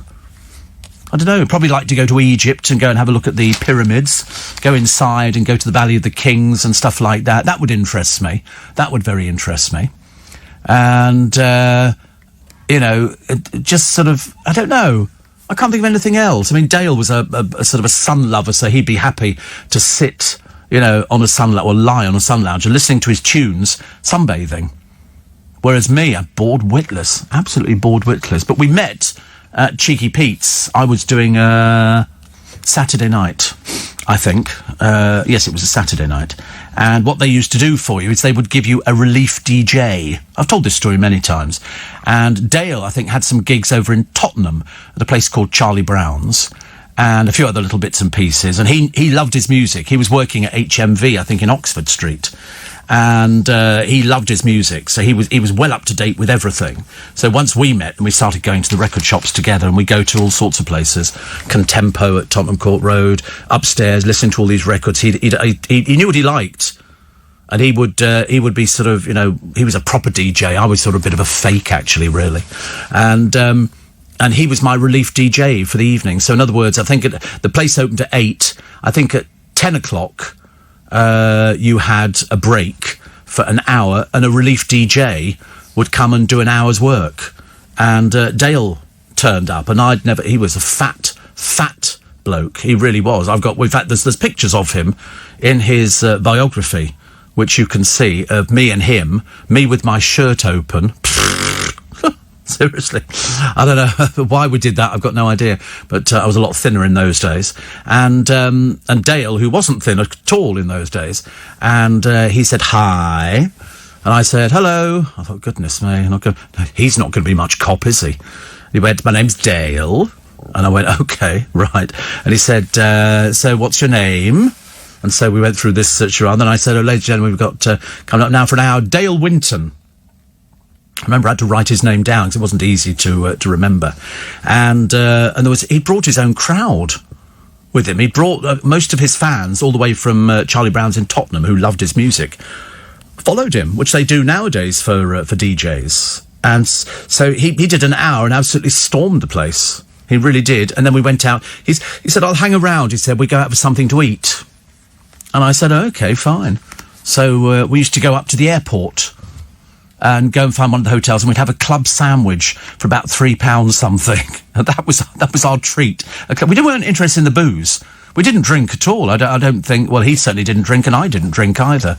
So it was great fun, actually. It was great fun, really good. So we met there, and then we just sort of hooked up all the time. It was much easier. Oh, dear. Lorraine's in Hull, just bought a Petivac, $9.99, free delivery. Thank you. If you bought a 6-bedroom Regent's Park place, you could rent a room to some of your celebrity chums. Steph, the GC, Scarlett Moffat, Eamon, Katy P. Oh, I know. So many people, isn't there? You could put them all in. Although, actually, that would be quite a lot. 3, 4, 5. Yeah, I mean, I'd need another bedroom. Where do you think I'd be living? Goodness sake. And Jason says, I watched a documentary called The 9 Lives of Ozzy Osbourne. Absolutely brilliant watch, especially learning that Ozzy and Sharon did a meeting and released a dove. Ozzy couldn't resist biting its head, so not just bats. No, I think that was just fake. I always thought that was a fake news story. Roger says, I watched Summer Holiday with a very young Cliff on a crowded beach, not a single fat person. No, there weren't nobody. We didn't have that fast food. What fast food did you have? You didn't have fast food. The only thing you had when we were younger was fish and chips. There wasn't anything else. And then gradually, I think we had in the town I grew up in, the August Moon Chinese restaurant. Remember it now. I really remember it. It was tiny. Me and my friend Dave Maskell used to go there. The August Moon, honestly. If he's listening, he'll remember that very well indeed. And then we had Indian food. But, I mean, there wasn't all the stuff that there is now. Really wasn't. So, yes, I've also watched Summer Holiday with a very young Cliff. In fact, actually, everybody was young in all the Cliff movies, which is lovely. Tony says, I knew Cheeky Beats well. I used to DJ there. Under what name, Tony? Because I worked there for a few years, together with all the Good Hughes crowd. I was part of the Good Hughes group of DJs, and they were chosen with... in fact, Good Hughes owned the castle. Cheeky Pete's. They also owned the Gunnersbury Fair at Ealing. They had the Blue Anchor at Croydon. They had quite a number of places. Quite a number. And I think the one that Dale worked at in Tottenham was also a good Hughes place. But, it was the same circuit of people. We used to see people. There was the sort of there was the Dale and me in one camp, as it were, and then there were all people like Freddie Jansen and all sorts of other people who were in the other thing, which was the Butch Boys. The Butch Boys. We didn't call them the Butch Boys, but they just were the Butch Boys. There's somebody here in the Lake District climbing to it. They've obviously persuaded somebody called Becky Vale. I don't know who she is actually, but she sort of climbed into this ice cold lake she seems to be in a number of papers today. I've got no idea why. I can't understand why. I suppose because she's climbing into a freezing cold lake. I wouldn't do it. Although I'm told once you're actually in cold water, ice cold water, you don't feel it. It's the getting in, isn't it? Getting in, which could be the big problem. I hate anything like that. Like the people who go swimming in the Serpentine of is it New Year's Day they actually do it? That always frightens the life out of me. They always look particularly hardy or mad. I wasn't sure which one that they would be. Jennifer says, did you find out if you got a heated steering wheel? No, I couldn't open the doors yesterday. I only managed to open them much later on, and by then I'd forgotten about it. So, the online retailer buys, but will shut the stores. This is Boohoo. I think 55 million. And they're going to shut the stores. What's going to happen to them? I've got no idea. And then they'll just do the shopping online. That's how it's going to be, isn't it? 12,000 jobs could be lost as the high streets hit it. Some papers say it could be 20,000. 20,000. Absolutely unbelievable. I mean, Debenhams and Topshop are anchor stores for the rest of the high street. All business benefits from them being there, the restaurants. I mean, because if you've got that many people working in stores, where do they go lunchtime? They go out and they shop. They go and buy stuff from Greggs and everything else. You go into Greggs now, they're a shadow of what they were before. They're 3/4 empty. Go to the one in Richmond, which is practically at the station, and there's hardly anybody ever in there. Sometimes I'm the only one. And yet there used to be queues a mile long. Very disappointing. Very disappointing. Stars Love. Angela Scanlon, TV presenter. Anybody? No, me neither. She says she felt grateful she has a small outdoor space to spend time with her family and sometimes eat dinner. What is it, this British preoccupation of wanting to eat dinner outside? We could just stay inside, shut the door, and eat your dinner. Oh, let's eat outside today, shall we? Al fresco. I don't like a barbecue. No, I've never liked barbecues. I thought it was rubbish. If you want to eat in the kitchen. Have it in front of the television. So you have to sit outside, fending off, swarms of bees and wasps and everything else, and flies and midgets and all the rest of it. What for? A little shriveled up sausage that's burnt to pieces. Chicken that looks cooked on the outside. You bite into it and the blood fills your mouth because they've not cooked it properly. Oh, it's horrible. Horrible. Oh, who wants a cheeseburger? No, thank you. I'd rather go without. I really don't like them at all. Mind you, if ever anybody invites me to one, I go quite happily. Because I'm like that. I'm a bit grateful. Honestly. Goodness sake. Will Young, my brother, might still be alive if he'd seen a psychiatrist. He lost his twin Rupert, and he went back to a hospital the other day to find out, why. Because he had a long history of mental health problems and an addiction to alcohol and painkillers. Terrible, isn't it? Terrible. Sometimes people just don't know what goes on. He didn't say snow, did he, on the news? We've now got a major, not a discussion, an argument going in the studio. Oh, did Simon say that there was going to be snow in the southeast or something and then spreading eastwards? I said, well, I don't live in the east. They said in the southwest. Oh, I'll go home on a southwest train. Does that make any difference? Probably does, actually, but no, we don't. And then the producer goes, being sort of clever. Oh, it'd be nice to have some more snow. I said, no, it wouldn't. We've not lost the last lot of snow. We've still got it. It's rock hard. As I say, at the moment, I can't open the boot of the car, so I'm sure I'll be able to do it at some point. It's very annoying. Very pretty to look at, the snow, but it's not for us southern jets. And then he said to me, oh, you're just a city boy. I said, excuse me, I live in the heart of Surrey. What are you on about? I'm West London. I'm Richmond, Surrey, Hampton Court. Goodness sake, honestly. Henry VIII. that nice tyrant. You know, we all like Henry VIII, don't we? We like the palace. We like all the things about it, and you can go and visit it, which is very good. Apparently, Steve, in Thailand, we've been running compulsory quarantine hotels for ages. We're a little bit behind on that one, I'm afraid. Getting there.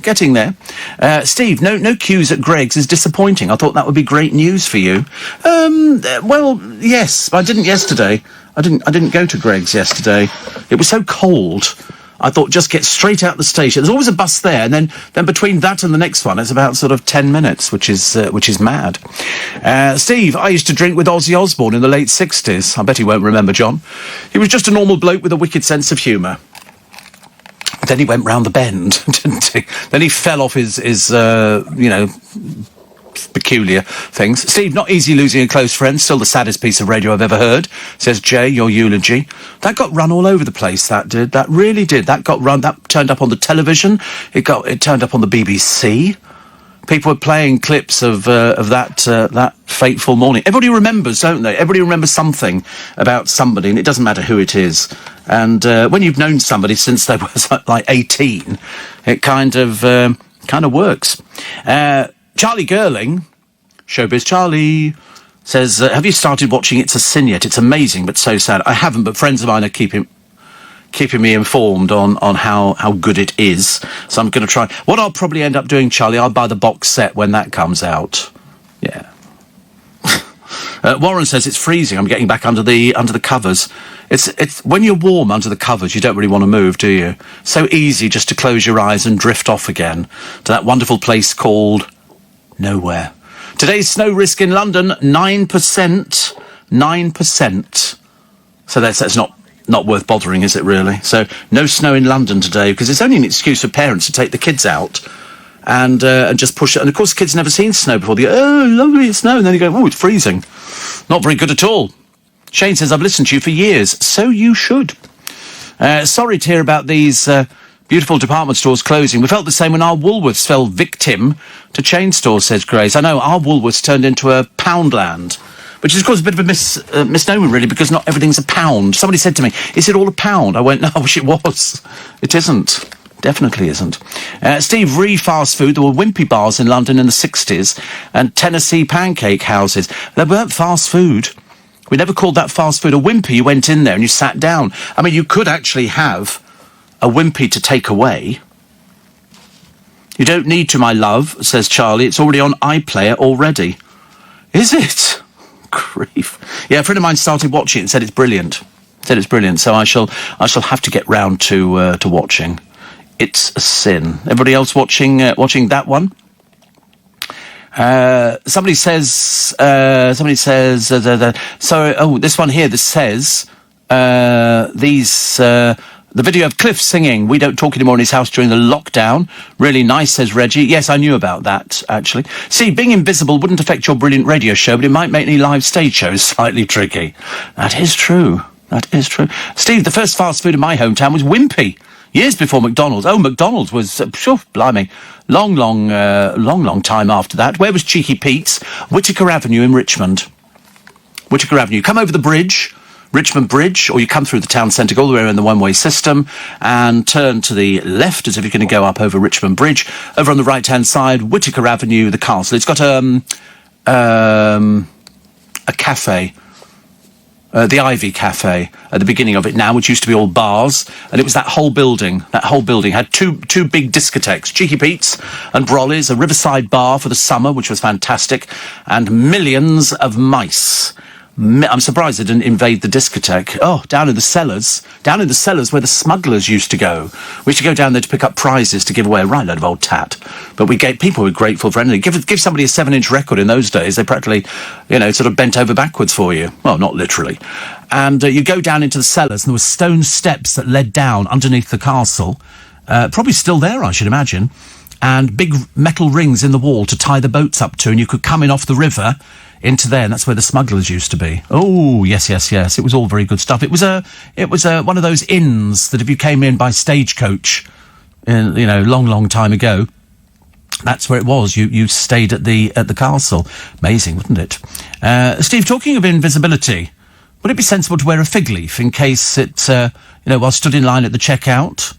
or in just in case. No, I'd be invisible. Nobody would know. I don't think anybody would absolutely know that you were there at all. I just quite fancy the idea. It won't ever happen, but wouldn't it be nice if in years to come they could do that? Mike says, have you tried or contemplated some sort of bereavement counselling since Dale went? I would highly recommend. No, I was absolutely fine about it.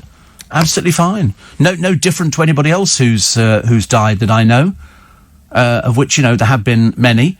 I think I don't think people need that sort of thing. What does that solve?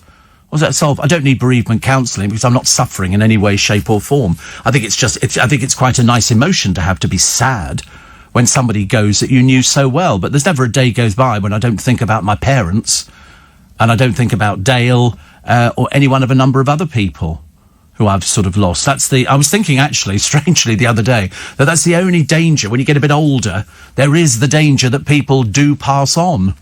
So that's the only reason. But no, I've never been a fan of counselling. Not for something like that. Definitely not.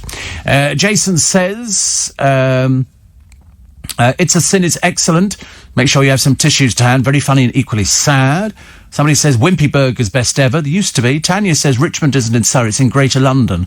Otherwise you wouldn't have a Freedom Pass. No, it's Richmond, Surrey, I promise you. You type in Surrey and up comes Richmond. So it might be part of Greater London. And Surrey starts at Thames Ditton. I think not. Type in Richmond. Type in Richmond. We'll just have a little check.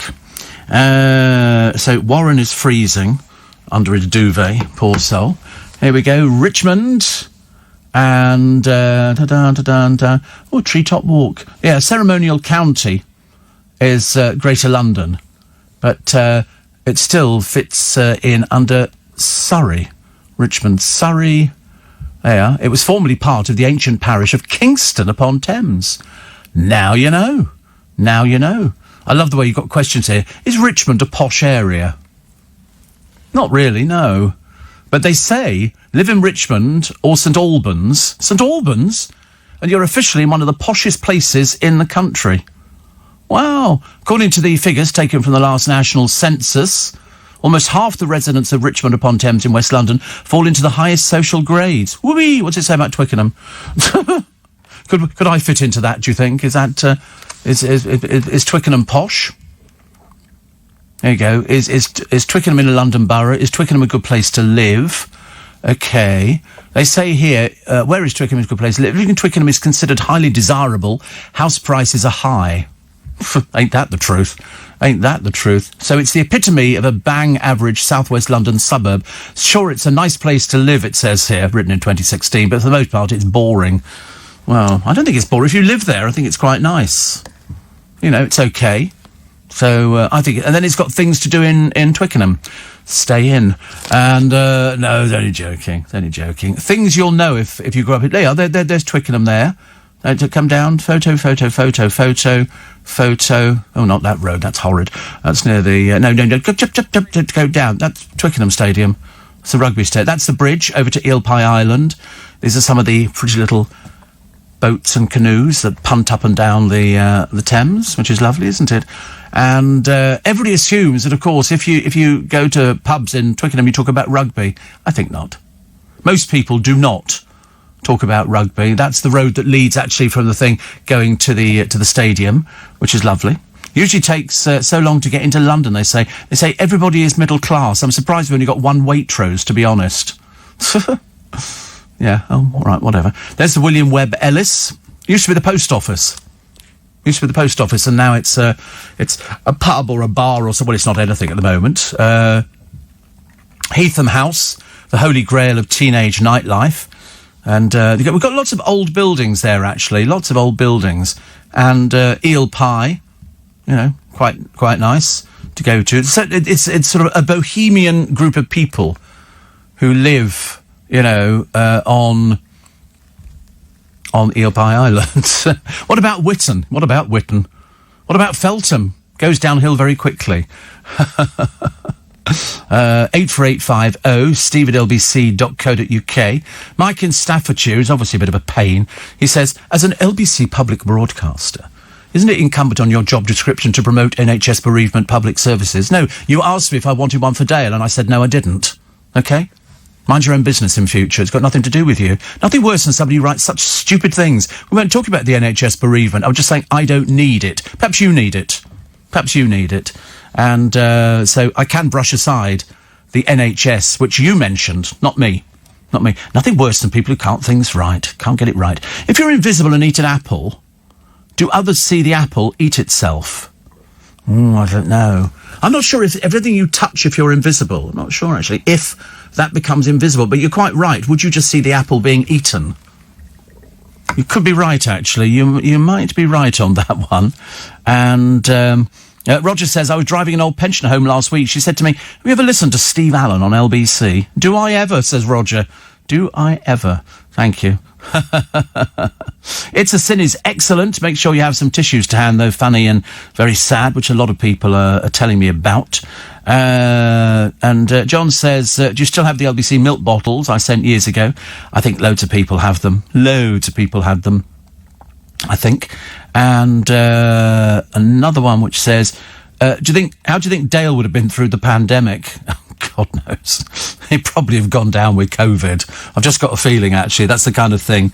You know, I don't think he'd be very good at staying in. He wasn't particularly good at staying in. That was something that he didn't want to do. So he would always go. But the trouble is, there wouldn't be nowhere to go for him. Which would be a bit, because he liked having his sort of coffee and a cigarette outside Patisserie Valerie. Fine in the pandemic, Steve. One good supermarket sweep would have stocked his larder up for months.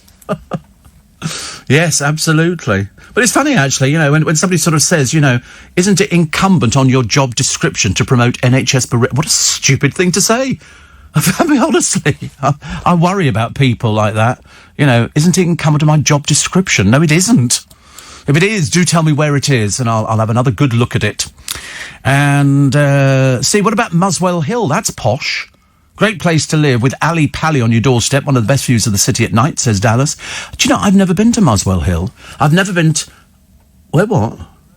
The murderer lived. I would imagine quite a few murderers in Muswell Hill, aren't there? Probably some in Richmond or Twickenham. But I've never been to Ali Pally either. I wish I'd been there. I'd love to have seen that. Crystal Palace, that would be quite nice. So, you know, good. And Jane and Wendy. Oh, Jane and Wendy, my door wreath girls. They turn out some lovely wreaths. They really do. For, you know, the Christmas wreaths. But they said, we're laying brother Ronnie to rest today. After his 6.5-year battle with a brain tumour, you've helped us cope with the sleepless nights, the early morning starts at the flower shop without him. Yet again, you seem to be saying all the things that relate to us. So it's going to be a tough day, but you've already helped. Listen, you two, you look after yourselves. You look after yourselves. And the reason I can say these things that seem to relate to you is because I've been there. I've been there on so many occasions. So many occasions. So I know exactly what it's like. You know, I've been to funerals. Yesterday we would have gone to Mr. Modi's funeral, but because of the social distancing, they could only have 15 people. I thought it was just enough to stand outside the shop and wait till he arrived in the hearse. And then, you know, just remember him sort of wandering up the high street, sitting down, having a chat, getting on a bus, going to Hounslow, coming back, having a chat. Thief! He used to shout to me across the road. What a yobbo. But no, that's I told you that was something somebody said some years ago. They said if you're going to be a radio presenter nowadays, not all radio presenters, but you've got to have a general knowledge of most things that go on in life. Life, death, you know, sadness, cancers, all those sort of things. You know, boyfriends, girlfriends, failed relationships, good relationships, people you wish you'd never met in your entire life, people who sort of latch on to you, people who you sort of, you know, you see for a while and then all of a sudden you don't see them at all. Everything's different in life. Everybody's life is different. People think this is a glamorous job. Bloody well is. It doesn't get any more glamorous. The only thing is how cold it is outside. That was the only thing. And then the producer's sort of going, oh yeah, perhaps we'll have some nice snow. He likes snow. And I'm thinking, listen, for all those people driving today, you don't want snow. Somebody says, surely your garage is above 0 Celsius. Why not put an oil-fired radiator to keep the... No, I don't have a garage, Niall. I don't have a garage. I'm private parking, but I don't have a garage. If it rains, it gets wet. If it snows, it gets covered in snow. And one year it was covered in sand. Because you remember we had all that sand that came in from the Sahara. And people were saying, no, you didn't. and that was it. 84850 steve@lbc.co.uk. Apparently in Cheam, where I grew up, Steve, there was the American way, the biggest burgers, the toasted sandwiches and the thickest milkshakes you ever had. Still there after 35 years. Oh, how lovely. How lovely. There used to be a place just off Covent Garden, and it was the American Diner, I think, and I thought that was brilliant. I absolutely loved it. And we would go there because it was just sort of proper stuff. And it was nice. 84850 steve@lbc.co.uk.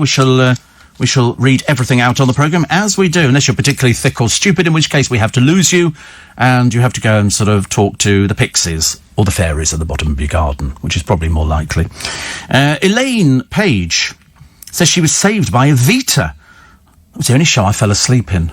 When it opened in London, I went to see it because I knew all the music.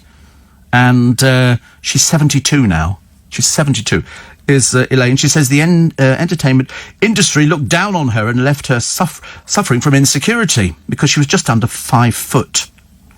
And it was only when Lloyd Webber gave her the part of the First Lady Eva Peron in the hit musical from 78 that the career took off. She said, nobody takes any notice of you because you're living life down here and a lot of the time you get overlooked. Literally, Evita saved me because she was only 5'5".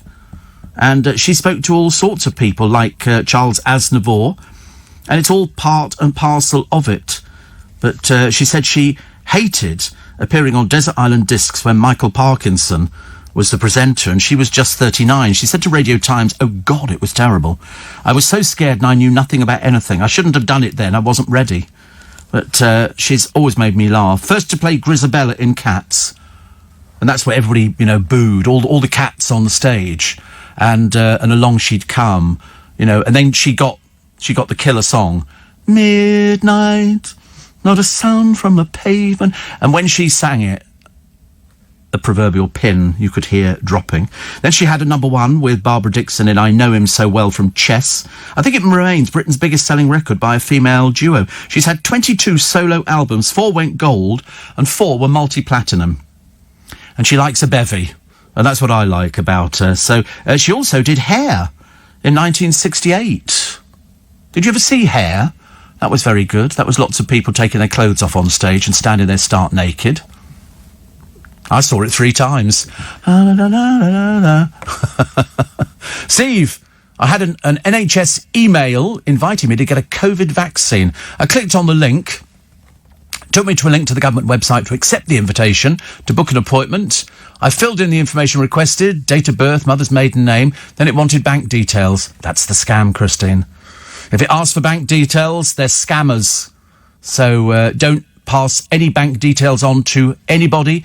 It's a scam. Okay? It's as simple as that. What more can I tell you? They were issuing warnings to people the other day because people would... you want to go round there, don't you, and really write something rude on their front door, like, why don't you go away and bother somebody else? Steve, have you had your pneumonia jab? Because I'm diabetic? No. No. Dennis Nielsen is the one you're thinking of from Muswell Hill. He also lived where I grew up, in Cricklewood. Another vote for It's a Sin. Did you ever play Heaven, says Mike? No, but my friends used to own it. So I think that was as good as. I went there as a customer on numerous occasions. Way too loud for me now. I could never cope with anything like that. Going into a nightclub or a discotheque, I used to play them and I knew what it was like, but I definitely couldn't have done it anymore. But do be warned, if you get an email, and it looks very official from the NHS and everything else, the moment it asks for details, for bank details, delete it, okay? Put a block on it so you don't get them ever again. Because some people will have filled it in and filled in bank details. Very dangerous, very dangerous. But unfortunately, there are people who like ripping you off. And we're like the sort of people who want to tell you all about people ripping you off. A war hero who was the country's oldest tennis player has died at 101. Tom Hicks was his name. He was one of the few remaining paratroopers from the Battle of Arnhem in 1944, where he was wounded and captured, had been diagnosed with cancer. He played tennis 3 times a week until retiring on his 100th birthday. He was the last survivor of the 1st Parachute Squadron Royal Engineers. Wow. His health deteriorated and he had the isolation of lockdown, so he couldn't see his 5 grandchildren and 7 great-grandchildren. Wow. 101. Bless him. After the Second World War, Tom returned to the railways as a train driver. His wife Sadie died aged 49, survived by his sons Christopher and Norman. Christopher, who's 68, said he was very proud of his war efforts. He stopped playing on his 100th birthday because he felt unable to give opponents a proper game. Bless him. Bless him. Good, innit? Steve, when was your last in conversation? Well, we haven't done it since we went into lockdown. Mainly because I can't bring people into the studio to record them. So, I mean, I have no doubt it will return. It will return in the future.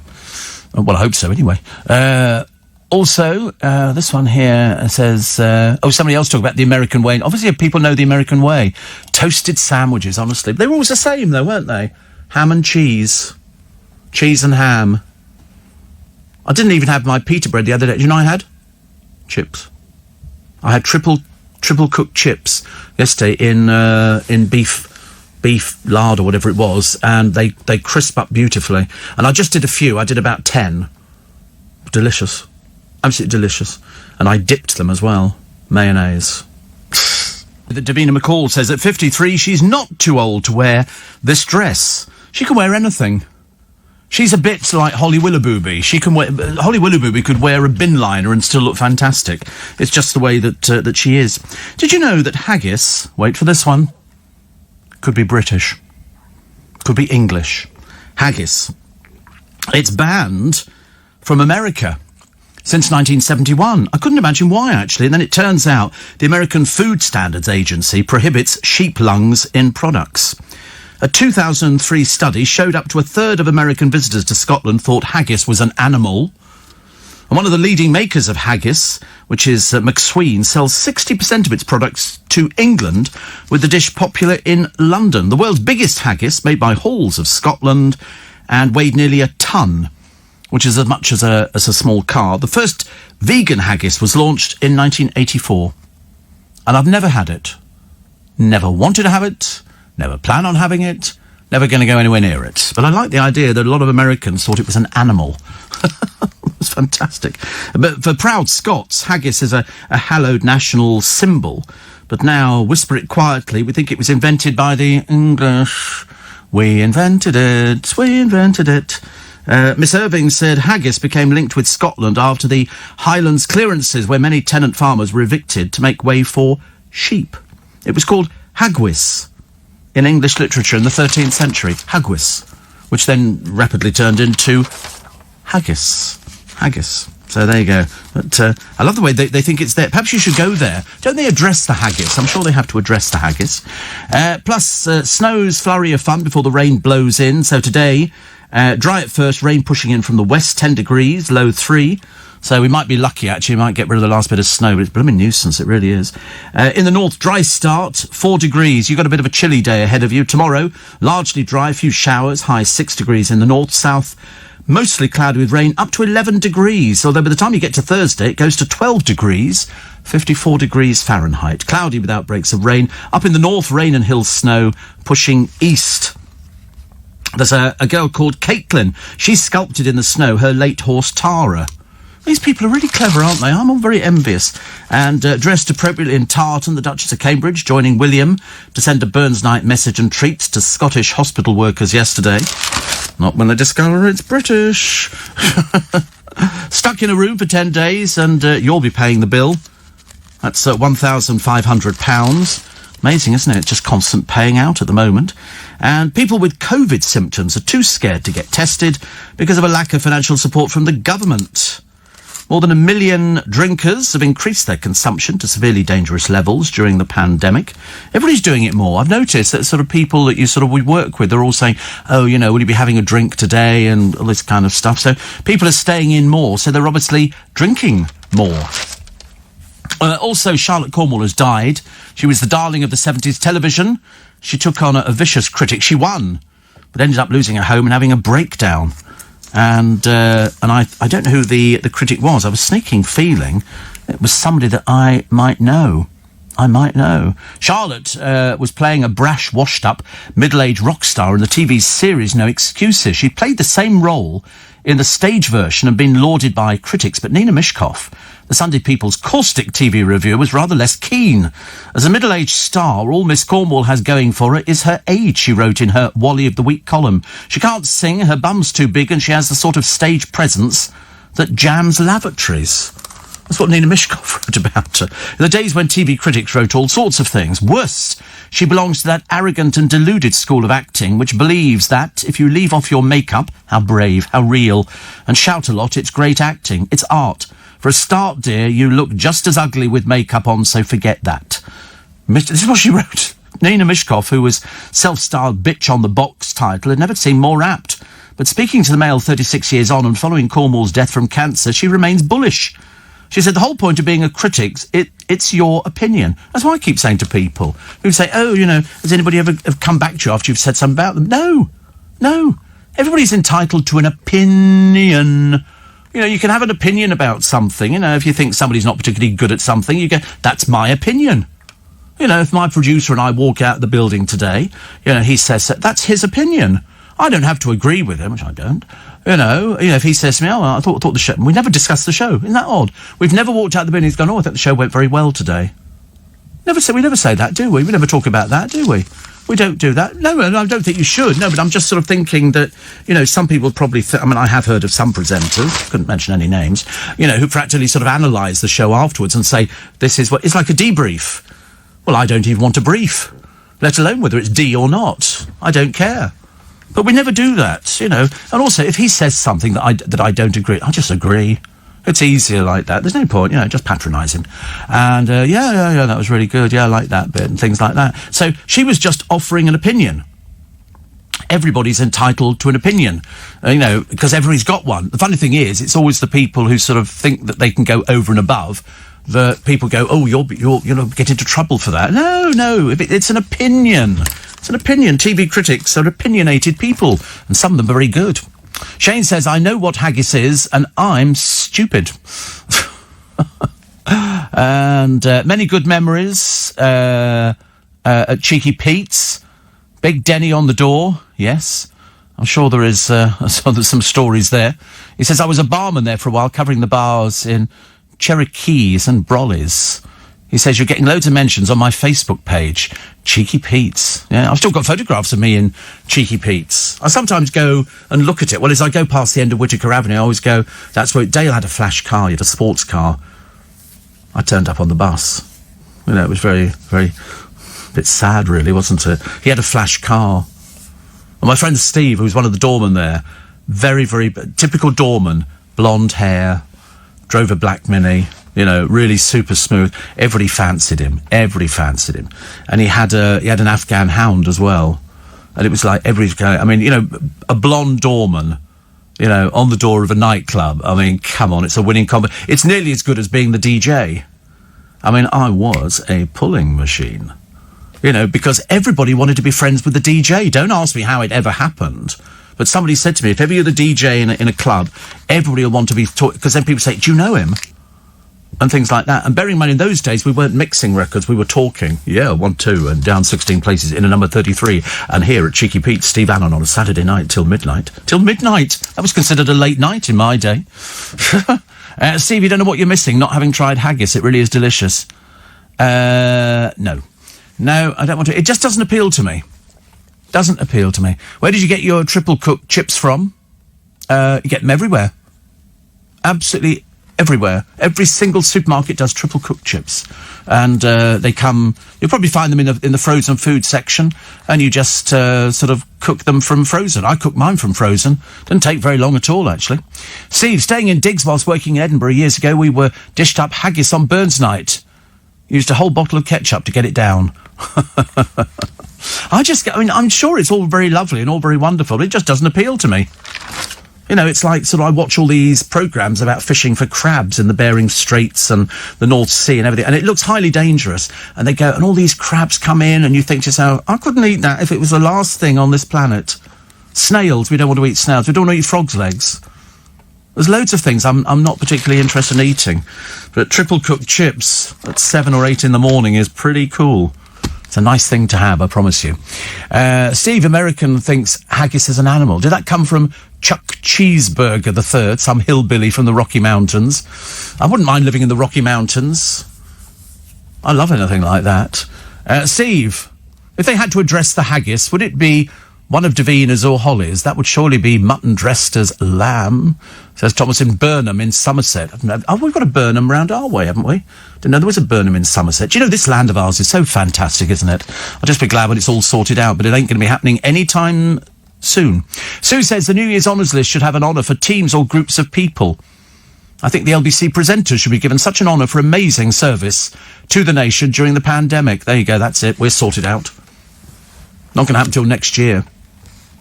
You can write in, apparently. I think that's how it works. You write to number 10 Downing Street saying, I'd like to nominate, Steve Allen's team on his programme for giving us such marvellous support during this pandemic. And then people go, OK, I thought we'll think about, well, let's give them something. That's what you do, isn't it, nowadays? Nobody writes in about me. I don't want to make a big deal about it. I mean, it doesn't make any difference. Seriously, I'm not one of these sort of people who's in the business to sort of, to get the plaudits and all the other exciting things that go with it. The chauffeur-driven car home, people bowing and all that. Don't get that at all. You just get people coming and going, you all right? Yeah, I'm fine, thank you. And that's how it works. The devil wears Gouda. This is a yellow turtleneck jumper. And it's part of Prada's Spring-Summer 2021 collection. You've never seen such a pile of rubbish in your life. It's a jumper with holes in it. I mean, am I losing the plot here? What rubbish is that? And how much is it? £905. Well, more fool you. More fool you. Apparently, it was online. Last week, a designer balloon frock, looked like a black bin bag, was on sale. Down from £485 to £242. I mean, Prada's website described it as defined by a precious open-work motif with placed holes. It's ghastly and just ridiculous. And it's made of viscose. I mean, come on, a joke's a joke. Viscose. Mind you, the producer, one of the producers, likes trying on jeans. They've got to be the right jeans. You try jeans on and they've got to sort of, whereas I just go out, I know what my waist size is, I buy them. If I can find a 30, 31 inside leg, I'll go for that. If I get a 32, then it has to go into the dry cleaners and they have to cut it down.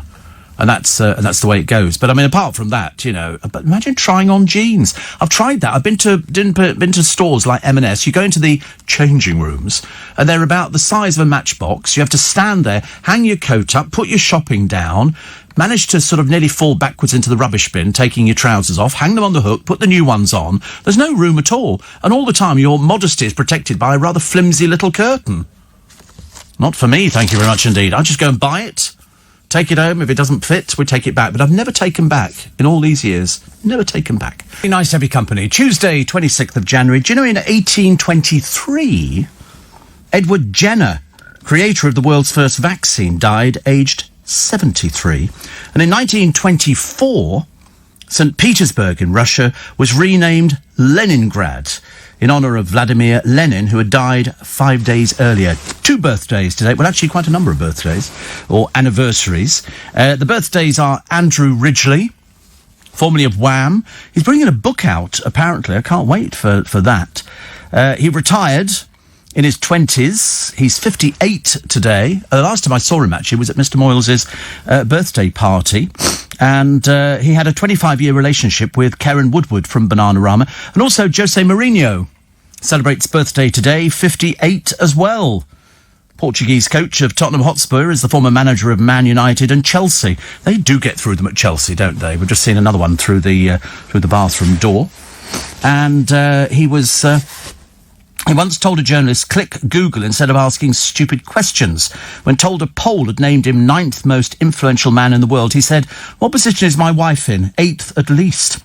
Also born on this day in 1945 was a lady you might not remember, Marty Kane from Sheffield.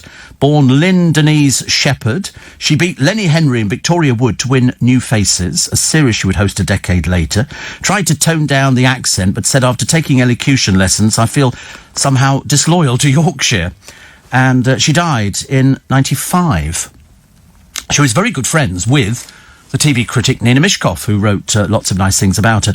Also born in 1922, the comedian from Hertfordshire, who was a founding member of the Goons and the grandson of a former president of Peru, served as an RAF pilot, helped liberate Bergen-Belsen in 45. Days before his death in hospital, one of his Goon fans, Prince Charles, spent time at his bedside, and that was Michael Bentine.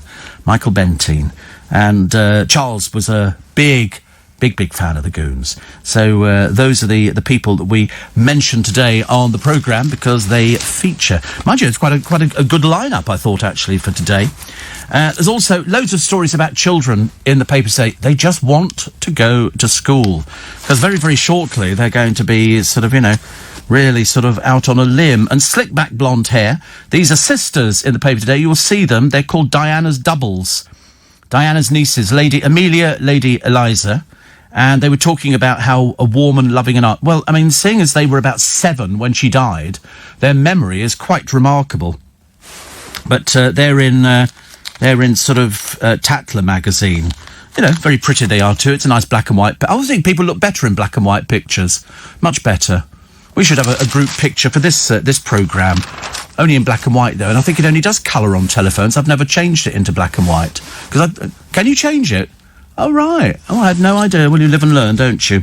Also, the shocking impact of the lockdown on pupils, and you can donate via your mobile to basically sort of, help them out of a predicament.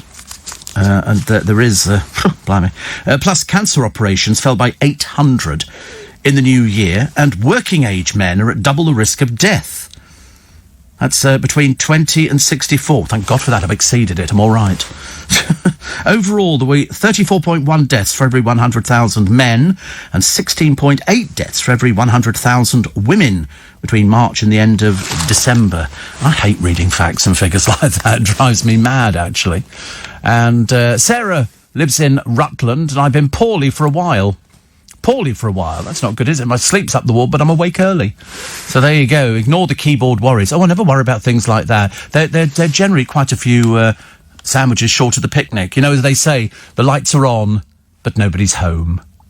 The lift does not go to the top floor. And sometimes they're just pathetically sad people. It's not their fault. They can't help it. They're lonely and they've got nobody to write to. I'm it. Mind you, it's probably me, and then they probably write. I should imagine they also write to Piers Morgan. We get a lot of the similar sort of posts nowadays. Also, Steve, I don't know about washing down a haggis with a bottle of ketchup. I need a bottle of scotch to stomach it. Well, obviously, some people adore it. And somebody points out, it's quite a good point out, actually, with the triple cooked chips, after you've cooked them in the oven, does that make them quadruple cooked chips? Or are they double cooked when you buy them and then they become triple cooked? I don't know. I just know that they are crispier. They're crispier, and they've got sort of fat on them, or whatever it is that they actually put on these sort of things. And to be honest with you, I wouldn't have the faintest idea. I really don't know whether or not they're triple cooked when you buy them and now they become quadruple cooked, or whether they just remain exactly the same. I think they remain the same. The Daily Mail are doing proof you can beat hot flushes drug-free. Is it only ladies who get hot flushes? I don't know. I don't seem to remember any. I don't remember talking to any people who got hot flushes as well. I can remember people. If you're fair of skin, then there's a chance that you blush. I used to blush myself quite a number of years ago. In fact, even more years ago than I care to remember. Piers Morgan's being urged to go into politics, like Donald Trump. They call him TV's gobbiest presenter. He's not really, honestly. He's just asking normal questions. But it's just the way it's sort of sold to people, isn't it? They sort of say, he's very gobby and he does this and he does that. And they pay him amply well for it. They pay him very, very well for it. And that's, they're expecting something back in the same way that years ago, Liberace, a very flamboyant showman in Vegas, when he wanted his contract renewed, they put into it that he had to be more outrageous than the last time. They had to have more colourful costumes, more, rhinestone-studded capes. I mean, he used to come on stage. Sometimes it was just a clothes fest. He would come on stage, where he'd go, do you like it? Do you want to see another one? And he'd go off stage, change, come back on it. People applauded clothes. And they were way over the top, take my word for it.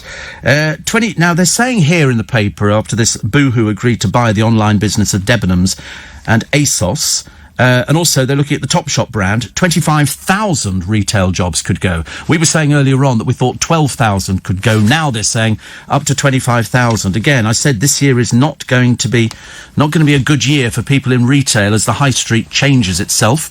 Plus, Chelsea's legend, Lampard, axed. Well, he failed. I don't know if he's a legend or not, but he failed. So they called him in for a breakfast meeting at 8, 9 o'clock, something like that, and out the back door he went. But don't worry, he'll be looked after financially, seeing as Roman Abramovich doesn't seem to worry about how much they pay. They really don't. Plus, here's Helena Darroze of the Connaught restaurant in London, one of only 2 women to hold 3 Michelin stars in the UK. After last night's awards by video link, she offered a £195 tasting menu delivery during the pandemic.